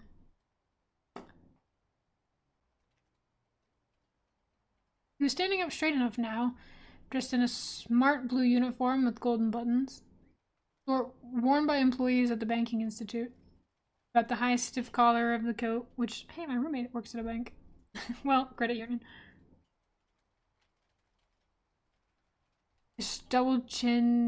strong double chin emerging under the bushy eyebrows. His piercing dark eyes looked out fresh and alert. His normally unkempt white hair was combed down and painfully close to his scalp. Took his cap, with its gold monogram form, from probably some bank, and threw it in an arch right across the room at the sofa. With his hands in his trouser pockets, pushing back the bottom of his long uniform coat, and with a look of determination walked towards Gregor. This is gonna end well. Charlie did not even know himself what he had in mind, but nonetheless lifted his feet unusually high. Gregor was amazed by the enormous size of the soles of his boot, but wasted no time with that. He knew full well, right from the first day of his life, that his father thought necessary to always be extremely strict with him. So he ran up to his father, stopped when his father stopped. Hurried forward again when he moved, even slightly. In this way, they went around the room several times without even anything decisively happening. Without even giving the impression of a chase, as everything went slowly, just walking in circles. Gregor remained all the time on the floor, largely because he feared his father might see it as especially provoking if he flew to the walls. He fled to the walls or ceiling. Whatever he did, Gregor had to admit that he certainly would not be able to keep up this running about for long. For each step his father took, he had to carry out countless movements. He became noticeably short of breath. Even in his earlier life, his lungs hadn't been very reliable. As he lurched about in his effort to muster all of his strength he could for running, he could hardly keep his eyes open. Thoughts became too slow for him to think of any other way of saving himself other than running. He almost forgot that the walls were there for him to use, although here they were concealed behind carefully carved furniture full of notches and protrusions. Then right beside him, lightly tossed, something flew down and rolled in front of him.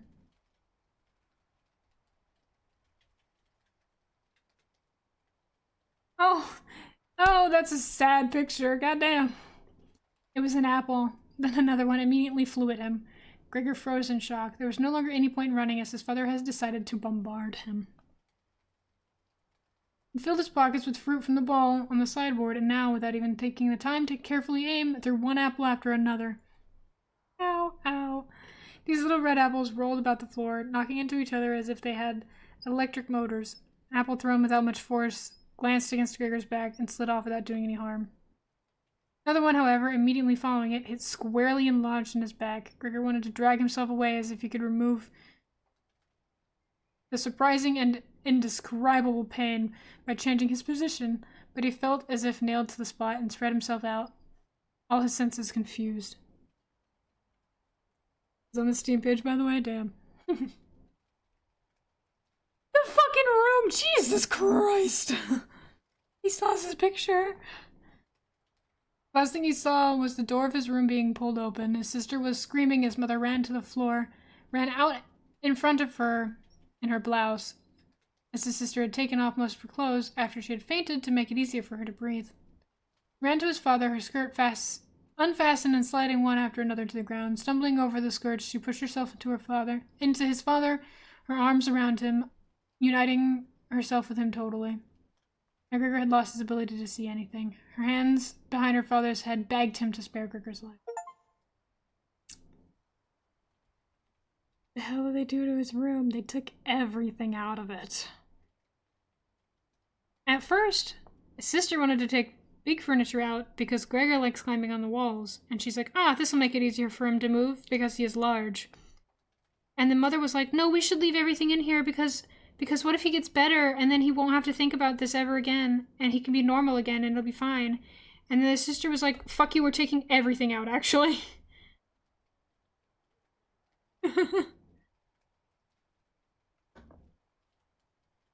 The sister, we've discovered, kind of wants to make things worse so that she is the only one that cares for him for some reason. This is just gonna dumb the fuck out. They all kind of suck. They all kind of suck real bad. Oh yeah, apple. No one dared remove the apple lodged in Gregor's flesh, so it remained there as a visible reminder of his injury. He had suffered there for more than a month, and his condition, seemed serious enough to remind even his father that Gregor, despite his current sad and revolting form, was a family member who could not be treated as an enemy.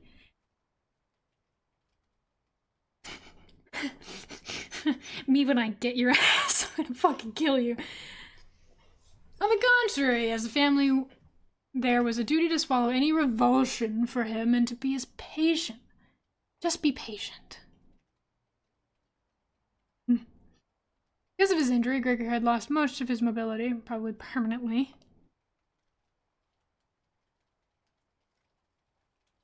Just endure. You've been reduced to the conditions of an ancient invalid. What? And it took him long minutes to crawl across the room.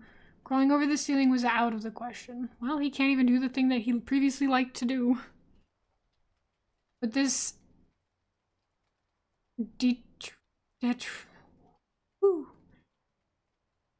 deterioration, there we go, and his condition was fully, in his opinion, made up for by the door of the living room being left open every evening. Got in the habit of closely watching it for 1 or 2 hours before it was opened, and then, lying in the darkness of his room where he had not been seen from the living room, he could watch the family. He just wants to be around people, dude. In the light of the dining table and listen to their conversation, with everyone's permission, in a way, and thus quite different from before. They no longer held the lively conversation of earlier times. Of course, the ones that Gregor always thought about were longing. With longing were when he was tired and getting into the damp bed of some small hotel room. What? All of them were usually very quiet nowadays. Soon after dinner, his father would go to sleep in his chair. His mother and sister would urge each other to be quiet. His mother bent deeply under the lamp would sew a few underwear for a fashion shop. His sister had taken to sales job, learned shorthand and French in the evenings so that she might be able to get a better position later on, doing what Gregor did. Sometimes his father would wake up and say to Gregor's mother, "Doing much sewing again today." As if he could not know that he had been dozing. And then he would go back to sleep again while mother and sister would exchange a tired grin. I just keep skipping words. With a kind of stubbornness, and, I'm just skipping words. Gregor's father refused to take his uniform off, even at home. While his nightgown hung unused at the peg of on its peg, Gregor's father would slumber where he was, fully dressed, as if always ready to serve, and expected to hear the voice of his superior, even here. The uniform had not been new to start with, but with the results of this, it slowly became even shabbier, despite the effort of Gregor's mother and sister to look after it. Ugh. Scared the shit out of me. Get my water.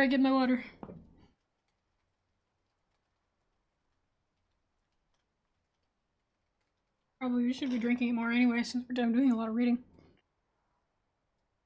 Gregor would often spend the whole evening looking at the stains in this coat, with his gold buttons always kept polished and shiny, while the old man in it would sleep highly uncomfortable but peaceful. Sheba game I played forever ago? Tell me more. As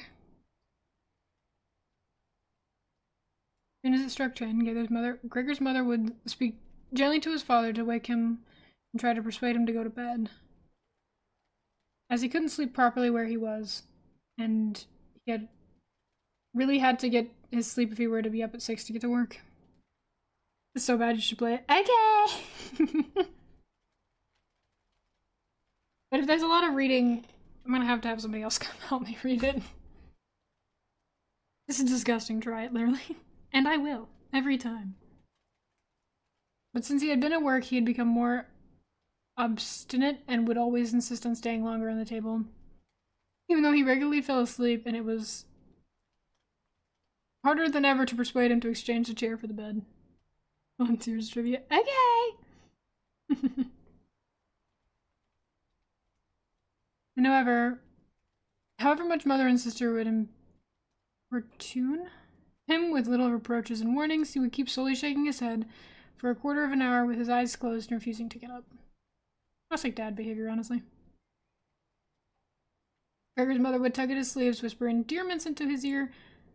Gregor's sister would leave her work to help his mother, but nothing would have any effect on him because he sucks. He just sink deeper into the chair. Only when the two women took him under their arms would he abruptly open his eyes, look at them one after the other, and say, "What a life! This sucks, I'm old," and supported by the two women would lift himself up carefully as if he were carrying the greatest load himself, let the women take him to the door, and send them off to carry on himself, while Gregor's mother would throw down her needle and his sister would pen so that they could run after his father and continue helping him. Okay. Who in this tired and overworked family would have had time to give more attention to Gregor than was absolutely necessary? The household budget became even smaller, so now the maid was dismissed. An enormous, thick-boned chairwoman with white hair, oh, this fucking chick, that flapped around her head came every morning and evening to do the heaviest work. Everything else was looked after by Gregor's mother on top of the large amounts of sewing work she did. Gregor even learned, listening to the evening conversations, about what price they had paid for. They had hoped for. There we go. Several items of jewelry belonged to the family had been sold, even though both mother and sister had been fond of wearing them functions and celebrations. At the function. The loudest complaint was that, although the flat was made too big, it was much too big for their present... Sorry, I got a Steam notification. For their present circumstances, they could not move out of it. There was no imaginable way of transporting Gregor to the new address. He could see quite well. No, he couldn't. Though there was more reasons and consideration for him that made it difficult for them to move. Oh, he could see quite well, though, that there were more considerations. Understood. It would have been quite easy to transport him in any suitable crate with a few air holes in it. Chairwoman is another term for cleaner, I figured. I have the power of deductive reasoning. Context clues, they rattle in my brain. The main thing holding the family back from their decision to move was much more to do with their total despair. And the thought that they had been struck with misfortune unlike anything experienced by anyone else they knew or were related to. This is so hard for us that Gregor is going through all of this. This sucks so bad for us. Specifically, no one could understand our pain. I'm going to kill you. They carried out absolutely everything that the world expects from poor people. What? Gregor's father brought bank employees their breakfast. His mother sacrificed herself by washing clothes for strangers. Oh, how gracious of her. Sister ran back and forth behind her desk on the behest of customers, but they did not have the strength to do much more. Oh no, we didn't value the breadwinner and now we're poor. Oh no. The injury in Gregor's back began to hurt as much as when it was new. The thing that gets me is that if they'd just taken care of him, he probably could have, like, maybe not to the full extent recovered, but they don't know that he wouldn't have gotten better if they just gave a shit to begin with. Moreover, the point is that it doesn't matter if he got better or not, but, like, they pretty much let this shit happen. They come back from taking his father to bed. Gregor's mother and sister would now leave their work where it was and sit closer together. Cheek to cheek, his mother would point to Gregor's room and say, "Close that door, Greta." And then, when he was in the dark again, because they don't give him any light, and they just leave him in here to rot, they would sit in the next room and their tears would begin to mingle. And they would simply sit there. Oh, my voice is going dry. Staying dry-eyed at the table. I'm gonna drink more water.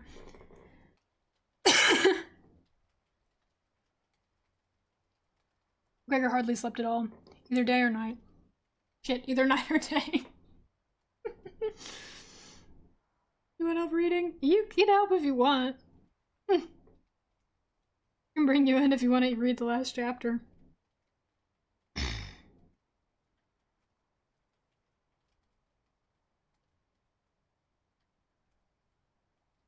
Up to you and your throat. Probably a good idea if I take a break. But I am also very stubborn.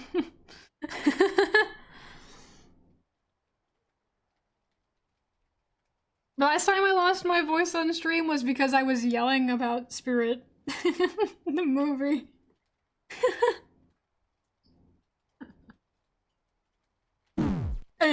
I'm sitting up. It's a great movie.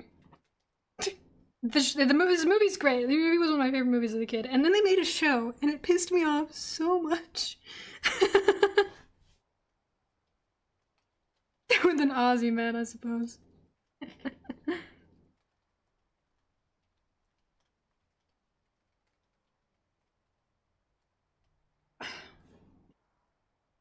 You stretch. Oh my god, I have so many Discord notifications. The people fucking love me.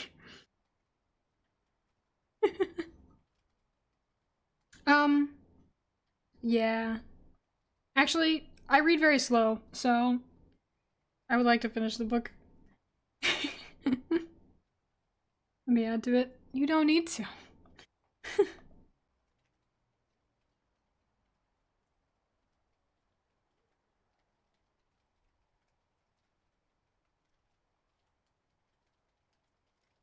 Ow.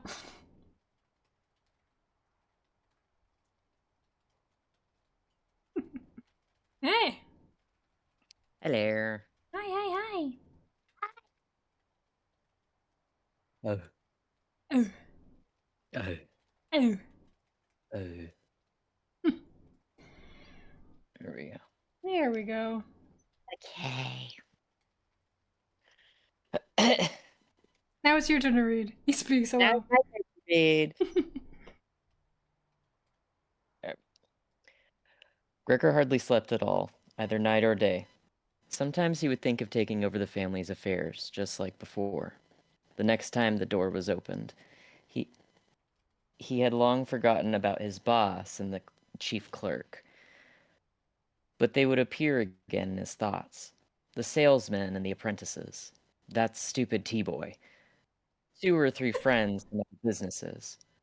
One of the chambermaids from the provincial hotel. A tender memory that appeared and disappeared again. A cashier from a hat shop from whom his attention had been serious but too slow. All of them appeared to him, mixed together with strangers and others he had forgotten. But instead of helping him and his family, they were all of them inaccessible, and he was glad when they disappeared. Other times, he was not at all in the mood to look after his family. He was filled with simple rage about the lack of attention he was shown.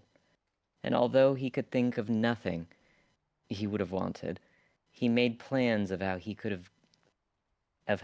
get into the pantry where he could take all of the things he was entitled to, even if he was not hungry. I think he deserves it. I think he deserved it too. Popcorn reading. Gregor's sister no longer thought about how she could please him, but would hurriedly push some food or other into his room with her foot before she rushed out to work in the morning and at midday. And in the evening she would sweep it away again with a broom, indifferent as to whether it had been eaten or not. More often than not, had been left totally untouched. Still, she cleared up the room in the evening, but now she could not have been any quicker about it. Smears of dirt were left on the walls. Here and there were little balls of dust and filth. At first, Gregor went into one of the worst of these places when his sister arrived as a reproach to her. But he could have stayed there for weeks without his sister doing anything about it. She could see the dirt as well as he could, but she had simply decided to leave him to it. At the same time, she became touchy in a way that was quite new for her, and which everyone in the family understood.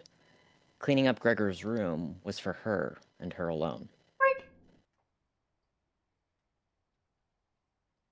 Gregor's mother did once thoroughly clean his room, and needed to use several bucketfuls of water to do it. Although that much dampness also made Gregor ill, and he lay flat on the couch, bitter and immobile.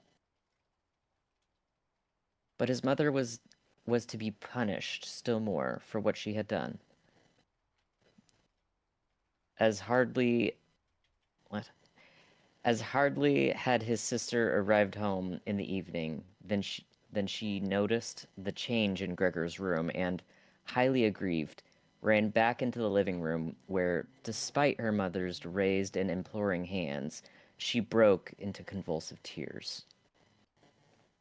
She fucking had a crying fit because her mom cleaned the room? Yeah, literally. What the hell?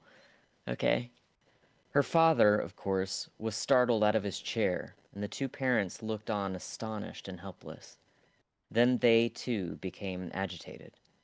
Gregor's father, standing to the right of his mother, accused her for not leaving and cleaning of Gregor's room to his sister. From her left, Gregor's sister screamed at her that she was never to clean Gregor's room again, while his mother tried to draw his father,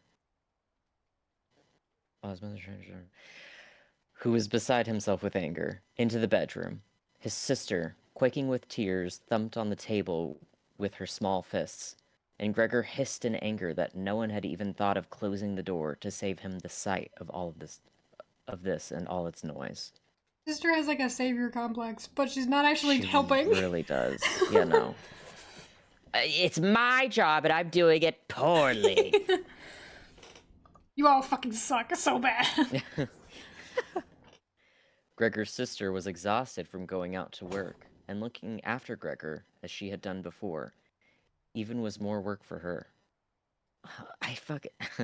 I'm gonna say it, the way this is written is so ass. I hate all of these sentences. Yeah, Vincent, you make me feel so much better. No, it's poorly written. I don't like the writing style. It is an old as fuck book, to be fair. Yeah, it shows. But even so, his mother ought certainly not to have taken her place. Gregor, on the other hand, ought not to be neglected. Hi. Oh, hello. This fucking chick. Now, though, the chairwoman was there.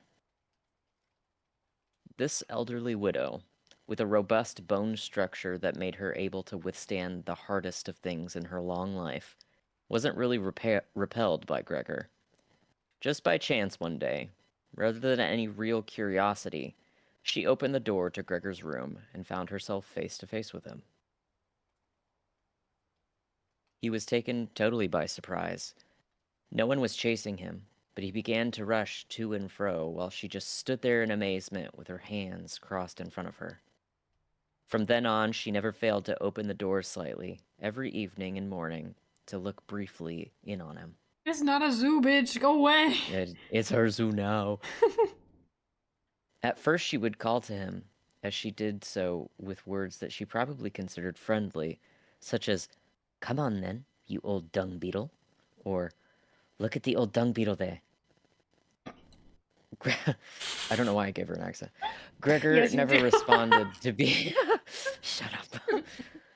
Gregor never responded to being spoken to in that way, but just remained where he was without moving, as if the door had never even opened. The Aussie sound. Stop. If only they had if only they had told this chairwoman to clean up his room every day instead of letting her disturb him for no reason whenever she felt like it. One day, early in the morning, while a heavy rain struck the window panes, perhaps indicating that spring was coming, she began to speak to him in that way once again. Gregor was so resentful of it that he started to move towards her. He was slow and infirm, but it was like a kind of attack. Instead of being afraid, the chairwoman just lifted up one of the chairs from near the door and stood there with her mouth open, clearly intending not to close her mouth until the chair in her hand had been slammed down onto Gregor's back. She hit him with a fucking chair! What the fuck? She sucks so bad. Fuck you, Val, I'm not doing the accent. Aren't you coming any closer then? She asked when Gregor turned around again, and she calmly put the chair back in the corner. Girl. Okay. Fuck you. Gregor had almost entirely stopped eating. Only if he happened to find himself next to the food that had been prepared for him, he might take some of it into his mouth to play with it, leave it there for a few hours, and then, more often than not, spit it out again. Oh. What the fuck? She's a skeleton now. Ooh. Oh, interesting. At first he thought it was distress at the state of his room that stopped him eating, but he had soon got used to the changes being made. They had got into the habit of putting things into his room that they had no room for anywhere else, and there were now many things, as one of the rooms in the flat had been rented out to 3 gentlemen. These earnest gentlemen, all 3 of them with full beards, as Gregor learned peering through the crack in the door one day, were painfully insistent on things being tidy. This meant not only in their own room, but since they had taken a room in this establishment, in the entire flat, and especially in the kitchen. Unnecessary clutter was something they could not tolerate, especially if it was dirty. They had, moreover, brought most of their own furnishings and equipment with them.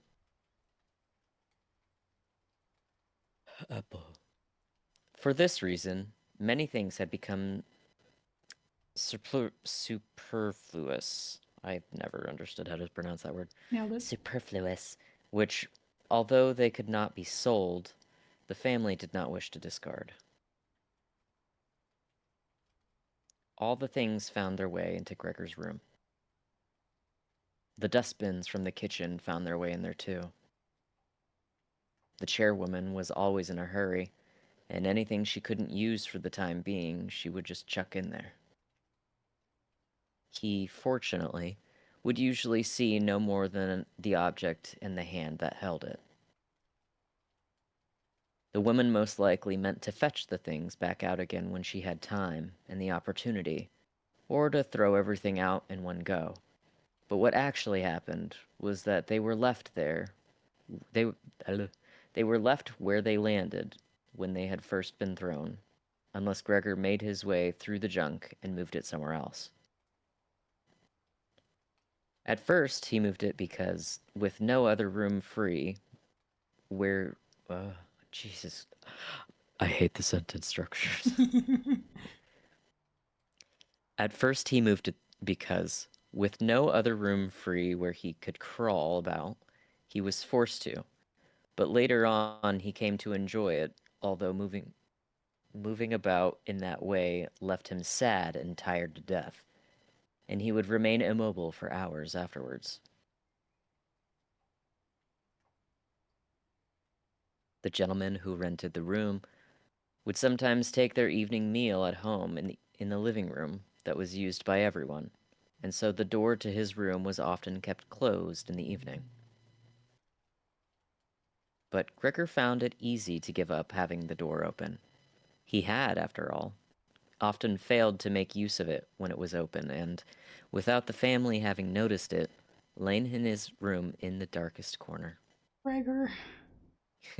Depression. Depression. One time, though, the chairwoman left the door to the living room slightly open, and it remained open when the gentleman who rented the room came in the evening and the light was put on. They sat up at the table where, formerly, Gregor had taken his meals with his father and mother. They unfolded the serviettes, You're and just picked like up me. their and picked up their knives and forks. Gregor's mother immediately appeared in the doorway with a dish of meat, and soon Behind her came his sister with a dish piled high with potatoes. The food was steaming and filled the room with its smell. The gentlemen bent over the dishes set in front of them, as if they wanted to test the food before eating it. And the gentleman in the middle, who seemed to count as an authority for the other two, did indeed cut off a piece of meat while it was still in its dish, clearly wishing to establish whether it was sufficiently cooked or whether it should be sent back to the kitchen. Hate these guys. I hate everyone in this fucking book. Everybody in Everyone this book except sucks. Gregor. Gregor. Everyone My sucks baby but Gregor. Gregor. It was to his satisfaction, and Gregor's mother and sister, who had been looking on anxiously, began to breathe again and smiled. The family themselves ate in the kitchen. Nonetheless, Gregor's father came into the living room before he went into the kitchen, bowed once with his cap in his hand, and did his round of the table. The gentlemen stood as one, and mumbled something into their beards. Then, once they were alone, they ate in near perfect silence. It seemed remarkable to Gregor that above all the various noise of eating, their chewing teeth could still be heard, as if they had wanted to show Gregor that you need teeth in order to eat, and it was not possible to perform anything with jaws that are toothless, however nice they might be. "I'd like to eat something," said Gregor anxiously, "but not anything like they're eating. They do feed themselves, and here I am, dying." Throughout all of this, Gregor could not remember having heard the violin being played, but this evening it began to be heard from the kitchen. The three gentlemen had already finished their meal. The one in the middle had produced a newspaper, given a page to each of the others, and now they leant back in their chairs reading and smoking. Dude, if I had a tenant and they started smoking in my house, it's on site. When the violin began playing, they became attentive, stood up, and went on tiptoe over to the door of the hallway, where they stood pressed against each other. Some must have heard them back in the... What? Some must have heard them in the kitchen, as Gregor's father called out, "Is the playing perhaps unpleasant for the gentleman? We can stop it straight away." "On the contrary," said the middle gentleman. "Would the young lady not like to come in and play for us here in the room, where it is, after all, much more cozy and comfortable?" "Oh, yes, we'd love to," called back Gregor's father, as if he had been the player himself. The gentleman stepped back into the room and waited. Gregor's father soon appeared with the music stand, his mother with the music, and his sister with the violin. She calmly prepared everything for her to begin playing. His parents, who had never rented a room out before and therefore showed an exaggerated courtesy towards the three gentlemen, did not even dare to sit down on their own chairs. His father leant against the door with his right hand pushed in between two buttons on his uniform coat.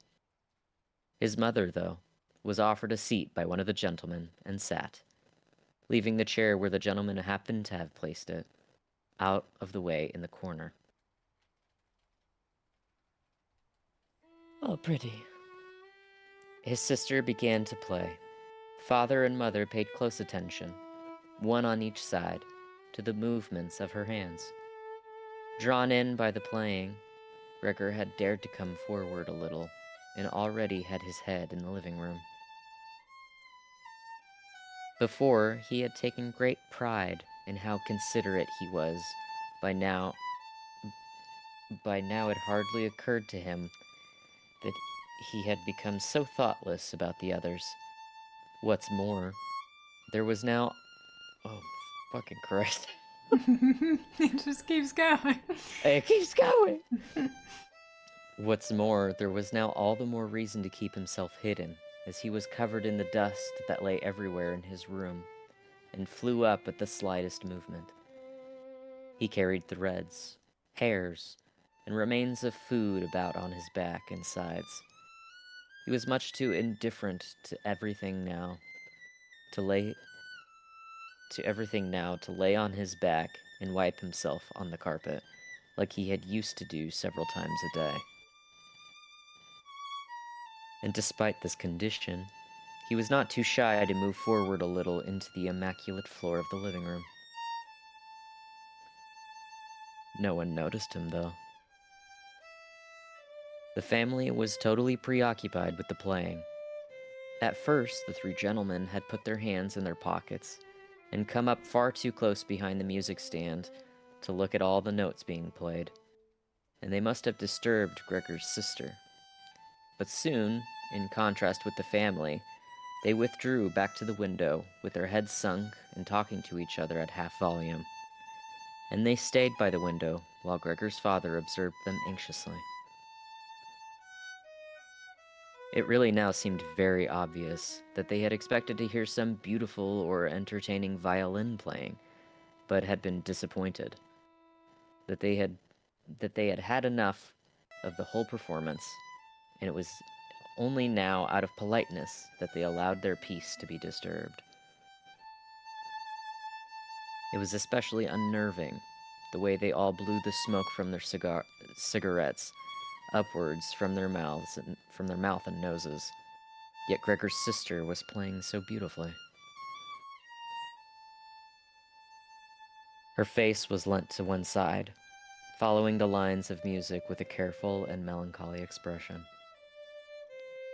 Gregor crawled a little further forward, creeping his head close to the ground so that he could meet her eyes if the chance came. Was he an animal if music could captivate him so? It seemed to him that he was being shown the way to the unknown nourishment that he had been yearning for. He was determined to make his way forward to his sister and tug at her skirt to show her she might come into his room with her violin, as no one appreciated her playing here as much as he would. He never wanted to let her out of his room, not while he lived anyway. His shocking appearance should, for once, be of some use to him. He wanted to be at every door of his room. What? He wanted to be at every door of his room at once, to hiss and spit at the attackers. His sister could not be forced to stay with him, though, but stay of her own free will. She would sit beside him on the couch, with her ear bent down to him, while he told her how he always intended to send her to the conservatory, how he would have told everyone about it last Christmas. Had Christmas really come and gone already? If this misfortune hadn't gotten in the way, and refused to let anyone dissuade... Now, On hearing all this, his sister would break out in tears of emotion, and Gregor would climb up to her shoulder and kiss her neck. But ew. Which, since... No, ew. no, Gregor. Calm down. No, Gregor, ew, that's your sister. Since she had been going out to work, she had kept free without any necklace or collar. Mr. Samsa! Shouted the middle gentleman to Gregor's father, pointing, without wasting any more words, with his forefinger at Gregor as he slowly moved forward. The violin went silent. The middle of the three gentlemen first smiled at his two friends, shaking his head, and then looked back at Gregor. His father seemed to think it more important to calm the three gentlemen before driving Gregor out. Even though they were not at all upset and seemed to think Gregor was more entertaining than the violin had been. He rushed up to them with his arms spread out and attempted to drive them back into their room at the same time as trying to block their view of Gregor with his body. Now they did become a little annoyed, and it was not clear whether it was his father's behavior that annoyed them, or the dawning realization that they had been that they had a neighbor like Gregor in the next room without knowing it. They asked Gregor's father for explanations, raised their arms like he had, tugged excitedly at their beards, and moved backwards towards the room, only very slowly. Meanwhile, Gregor's sister had overcome the despair she had fallen into when her playing was suddenly interrupted. She had let her hands drop and let violin and bow hang limply for a while, but continued to look at the music as if still playing. But then she suddenly pulled herself together, lay the instrument on her mother's lap, who still sat laboriously, struggling for breath where she was, and ran into the next room, which, under pressure from her father, the three gentlemen were more quickly moving forward. Under his sister's experienced hand, the pillows and covers over the beds flew up and were put into order. And she had already finished making the beds and slipped out again before the three gentlemen had reached the room. Gregor's father seemed so obsessed with what he was doing that he'd forgot all about the respect he owed to his tenants. He urged them and pressed them until, when he was already at the door of the room, the middle of the three gentlemen shouted like thunder and stamped his foot and thereby brought Gregor's father to a halt. "I declare here and now," he said, raising his hand and glancing at Gregor's mother and sister to gain their attention too, "that with regard to this repugnant conditions that prevail in this flat, and I with this family." There was no I in that sentence. It's okay, I do that. Here he looked briefly but decisively at the floor. "I give immediate notice on my room. For the days that I have been living here, I will, of course, not be... What? Be... I will, of course, pay nothing at all. On the contrary, I will consider whether to proceed with some kind of action for damages from you, and believe me, it would be very easy to set out the grounds for such an action." He was silent and looked straight ahead as if waiting for something. And indeed, his two friends joined in with the words, "And we also give immediate notice." But we also suck. With that, he took hold of the door handle and slammed the door. Gregor's father staggered back to his seat, feeling his way with his hands, and fell into it.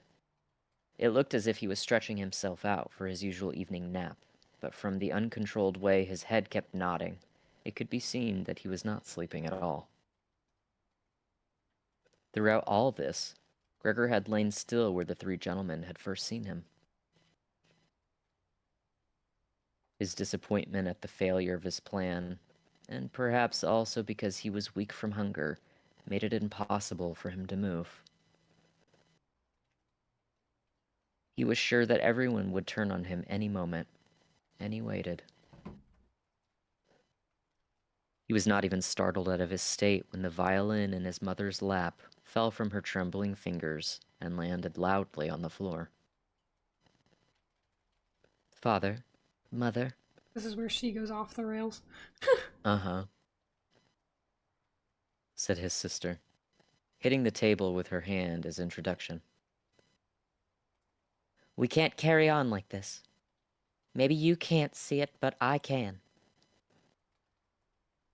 I don't want to call this monster my brother. All I can say is, we have to try and get rid of it. We've done all that's humanly possible to look after it and be patient. I don't think anyone could accuse us of doing anything wrong." They need you dead. "I hope you die in a fire." "She's absolutely right," said Gregor's father to himself. His mother, who still had not had time to catch her breath, began to cough dully, her hand held out in front of her, and a deranged expression in her eyes.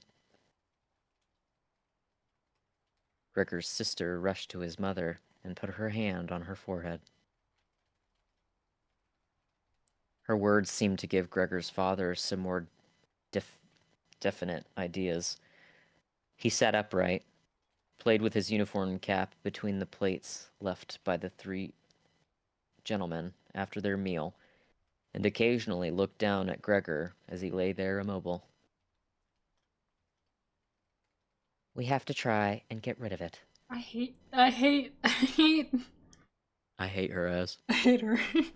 said Gregor's sister, now speaking only to her father, as her mother was too occupied with coughing to listen. It'll be the death of you both. I can see it coming. We can't all work as hard as we have to, and then come home to be tortured like this. We can't endure it. Oh. Tortured?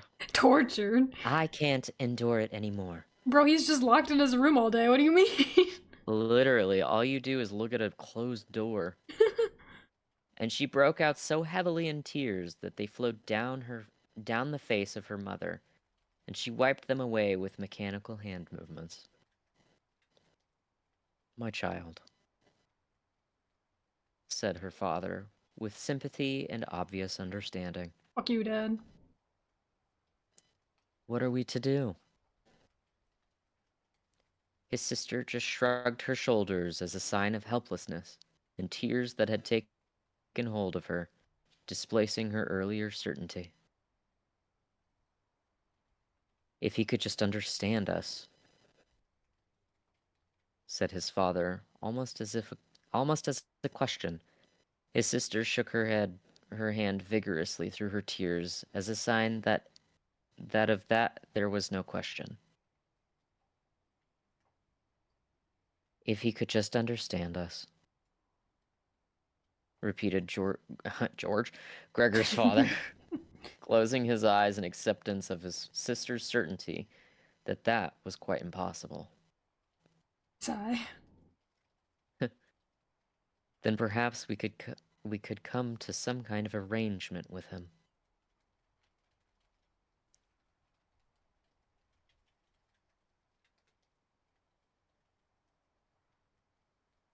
It's got to go.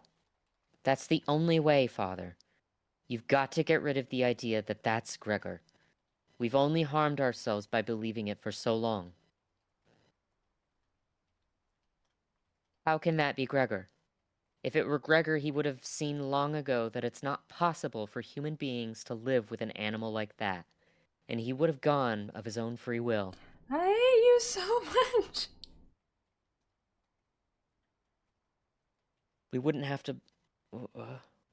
a brother anymore then, but we would carry on with our lives and remember him with respect. Does that thing in the top shelf look like Finn from Adventure Time? I suppose. I can't unsee it. As it is, this animal is persecuting us. It's driven out our tenants. It obviously wants to take over the whole flat and force us to sleep out on the streets. Father, look. Just look. Bro, he can't move. Oh. She screams. She suddenly screamed. He's starting again. Zebra! In her alarm, which was totally beyond Gregor's comprehension, his sister even abandoned his mother as she pushed herself vigorously out of her chair, as if more willing to sacrifice her own mother than to stay anywhere near Gregor. She rushed over to behind her father, who had become excited merely because she was, and stood up, half raising his hands in front of Gregor's sister, as if to protect her. Bro is just standing there. Literally. But Gregor had no intention of frightening anyone, least of all his sister. All he had done was begin to turn around so that he could go back into his room. Although that was in itself quite startling, at his pain-racked condition, meant that turning around required a great deal of effort. That these sentences are so fuck-ass long. Required a great deal of effort, and he was using his head to help himself do it, repeatedly raising it and striking it against the floor. He stopped and looked around. They seemed to have realized his good intention, and had only been alarmed briefly. Now they all looked at him in unhappy silence.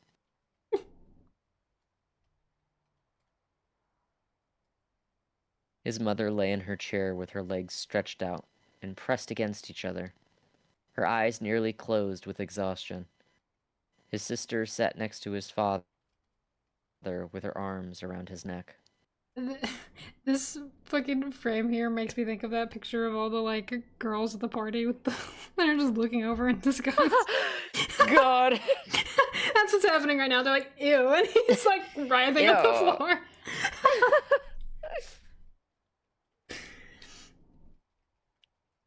Maybe now they'll let me turn around, thought Gregor, and he went back to work.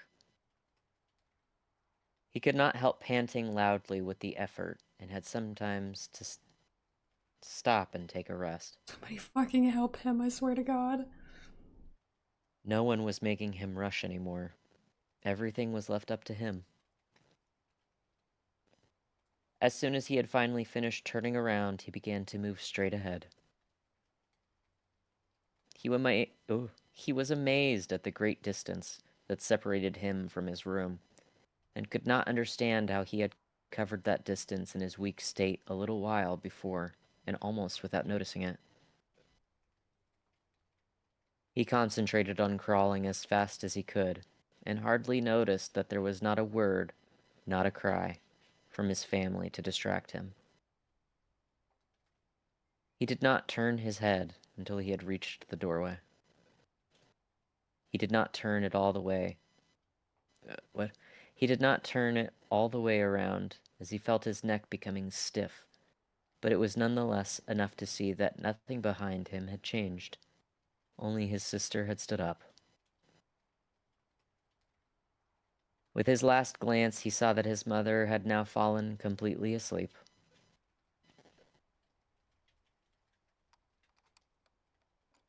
He was hardly inside his room before the door was hurriedly shut, bolted, and locked. Jeez. The sudden noise behind Gregor so startled him that his little legs collapsed under him. It was his sister who had been in so much of a rush. She had been standing there waiting, and sprung forward lightly. Gregor had not heard her coming at all, and as she turned the key in the lock, she said loudly to her parents, "At last!" Exclamation point period. Exclamation point period, ... That.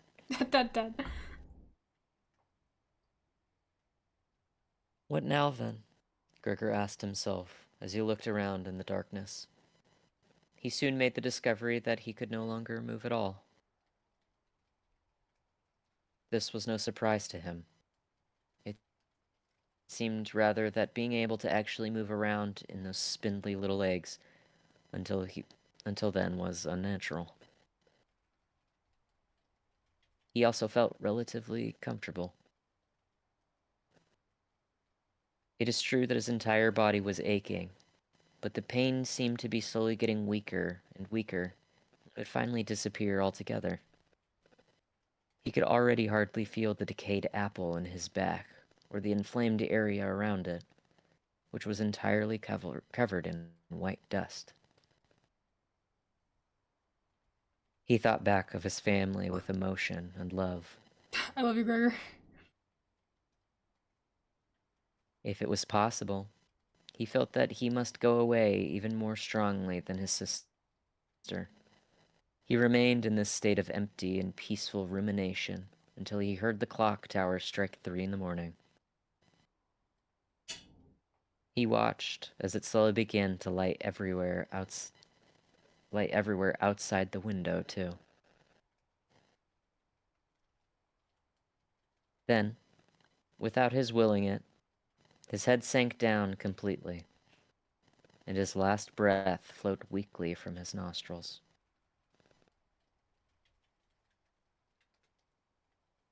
When the cleaner came in early in the morning, they'd often asked her to not keep slamming the doors, but with her strength and her hurry, she still did, so that everyone in the flat knew when she'd arrived, and from then on it was impossible to sleep in peace. She made her usual brief look in on Gregor, and at first found nothing special. Oh, Oh, he's so ill. he's dead. That's a dead body. He's. Well, yeah. She thought he was laying there so still on purpose, playing the martyr. She attributed all possible understanding to him. She happened to be holding the long broom in her hand, so she tried to tickle Gregor with it from the doorway. When she had no success with what? When she had no success with what she tried to make a nuisance of herself and poked at him a little. What the fuck is this sentence? Hold on. And only then, when she found she could shove him across the floor with no resistance at all, did she start to pay attention. She soon realized what had really happened, opened her eyes wide, whistled to herself, but did not waste time to yank open the bedroom doors and shout loudly into the darkness of the bedrooms, "Come and have a look at this!" Oh, fuck. Fuck you. I did that. It's dead, just lying there, stone dead.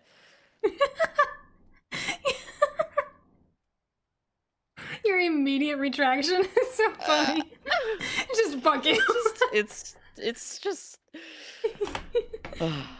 I love you. Keep the accent. No, I think I will fight you in the back alley.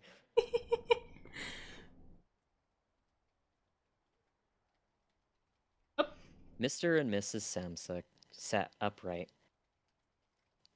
there in their marriage bed, and had to make an effort to get over the shock caused by the cleaner before they could grasp what she was saying. I love that we're going through this death again, and we're all just giggling at you doing like an Australian accent. Shut the fuck up! I hate this house. I hate this house. They look like I don't know. They look like British people. I don't know how to say. I don't know how they to. are. Well, I only know how to do an Aussie accent, so we're all fucked. But then, each from his own side, they hurried out of bed. Mr. Samsa threw the blanket over his shoulders. Mrs. Samsa just came out in her nightdress, and that is how they went into Gregor's room. On the way, they opened the door to the living room, where Greta had been sleeping since the three gentlemen had moved in. She was fully dressed, as if she had never been asleep, and the paleness of her face seemed to confirm this. Dead? Asked Mrs. Samsa, looking at the chairwoman inquiringly, even though she could have checked for herself, and could have known it even without checking. That's what I said,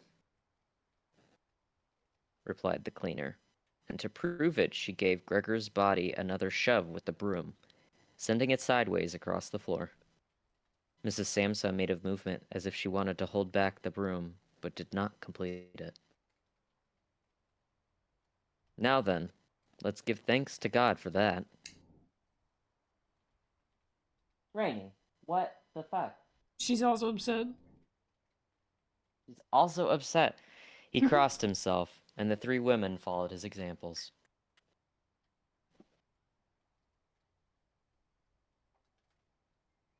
Greta, who had not taken her eyes off the corpse, said,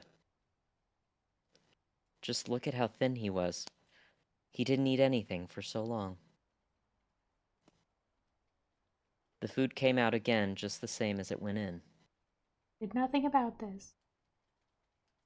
Gregor's body was indeed completely dried up and flat. They had not seen it until then, but now he was not lifted up on his little legs, nor did he do anything to make them look away. Greta, come with us in here for a little while, said Mrs. Samsa, with a pained smile, and Greta followed her parents into the bedroom, but not without looking back at the body. The cleaner shut the door and opened the window wide. Although it was still early in the morning, the fresh air had something of warmth mixed in with it. It was already the end of March, after all.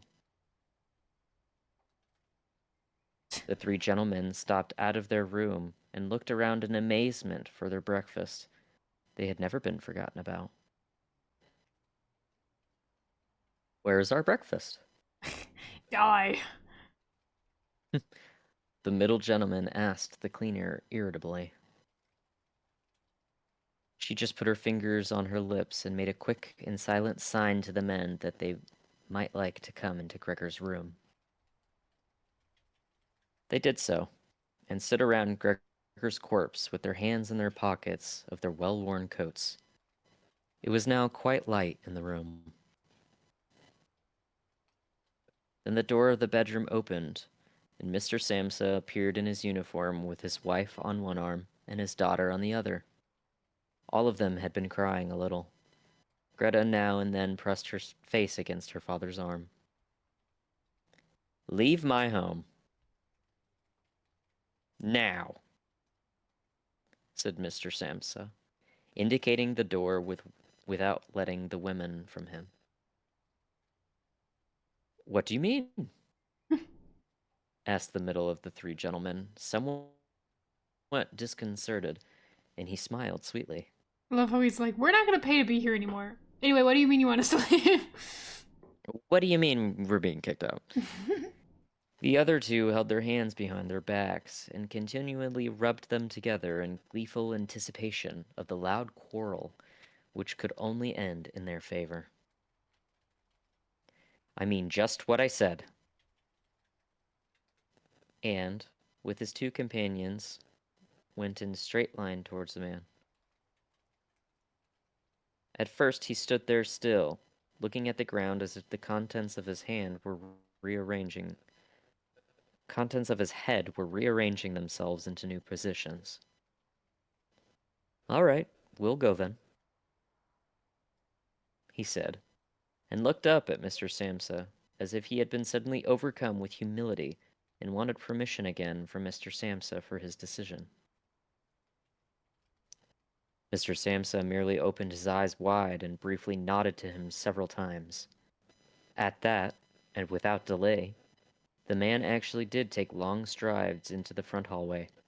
His two friends had stopped rubbing their hands some time before, and he had been listening to what was being said.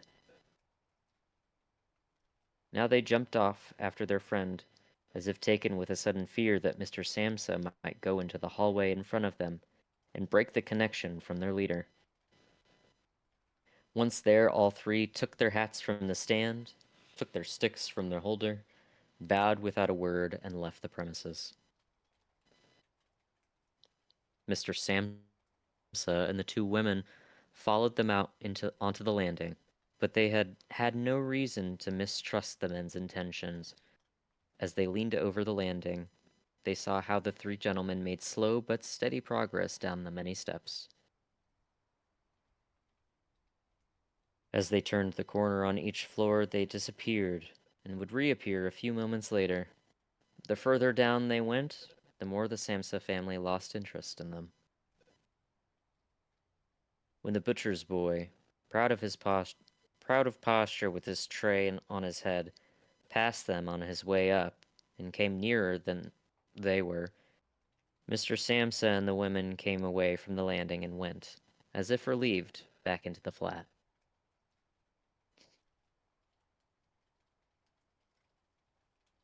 They decided the best way to make use of that day was for relaxation and to go for a walk. Not only had they earned a break from work, but they were in serious need of it. So they sat at the table and wrote 3 letters of excusal. Mr. Samsa to his employers, Mrs. Samsa to her contractor, and Greta to her principal. The cleaner came in while they were writing to tell them she was going. She'd finished her work for that morning. The 3 of them at first just nodded without looking up from what they were writing, and it was only when the cleaner still did not seem to want to leave that they looked up in irritation. Well? The chairwoman stood in the doorway with a smile on her face, as if she had some tremendous good news to report, but would only do it if she was clearly asked to. The almost vertical little ostrich feather on her hat, which had been a source of irritation to Mr. Samsa, Where? where, all the time that she had been working for them, swayed gently in all directions. What is it that you want, then? Asked Mr. Samsa, whom the cleaner had Mrs. Samsa, whom the cleaner had the most respect for. Yes, she answered, and broke into a friendly laugh that made her unable to speak right away. Well That's then, her. that thing in there, you needn't worry about how you're going to get rid of it. Her eyes are 2 different colors. They are. That's all been sorted out. You do. She got rid of the body. What did you do? Mr. Samsa and Greta bent down over their letters, as if intent on continuing with what they were writing. Mr. Samsa saw that the cleaner wanted to start describing everything in detail, but with outstretched hand he made it quite clear that she was not to.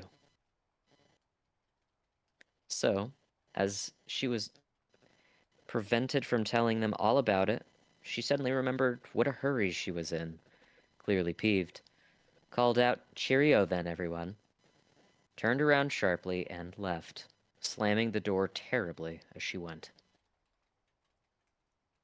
Tonight she gets sacked, Yeah, man.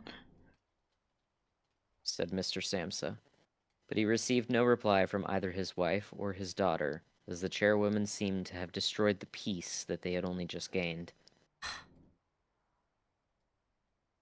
They got up and went over to the window where they remained, with their arms around each other. Mr. Samsa twisted around in his chair to look at them, and sat there watching for a while. Come here, then. Let's forget all about that old stuff, shall we? Come and give me a bit of attention. I hate you. Ew, you nasty little bitch. The 2 women immediately did as he said, hurrying over to him where they kissed him and hugged him, and then they quickly finished their letters.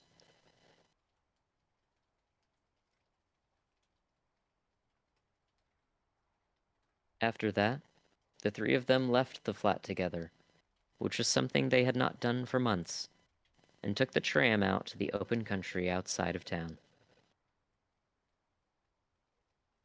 They had the tram, filled with warm sunshine, all to themselves. Leant back comfortably on their seats, they discussed their prospects and found that on closer examination, they were not all that bad. They were not all bad. At all bad? Whatever. Until then, they had never asked each other about their work, but all 3 had jobs which were very good and held particularly good promise for the future.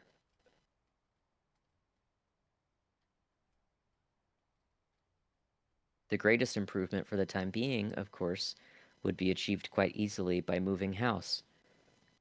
What they needed now was a flat that was smaller and cheaper than the current one, which had been chosen by Gregor, one that was in a better location, and most of all, more practical. All the time, Greta was becoming livelier. With all the worry that had been having of late,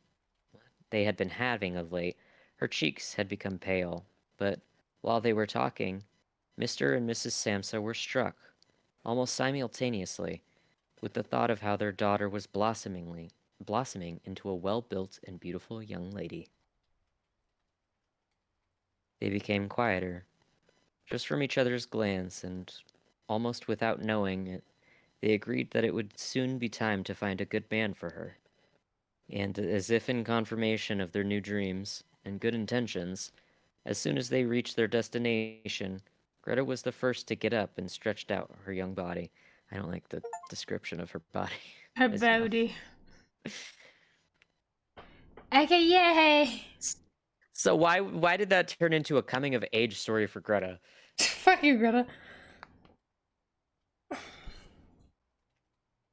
Have you done it? Have we done it, guys? Are we all sad now? Congratulations. Wow, and say, oh, you're gay. So gay. Nice background. Thanks. I need you to look away. They can't see it, but I can. Stop looking at Please give us a happy story next time. I'll see if I can find something that's...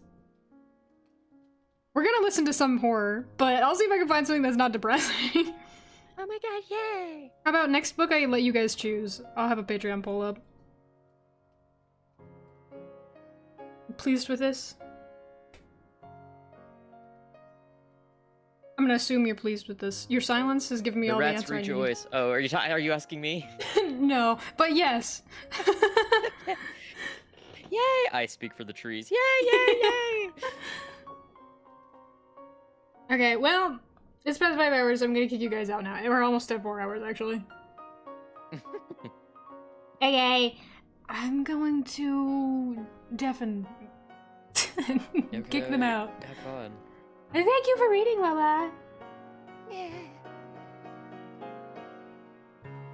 Okay, guys. Get out of here.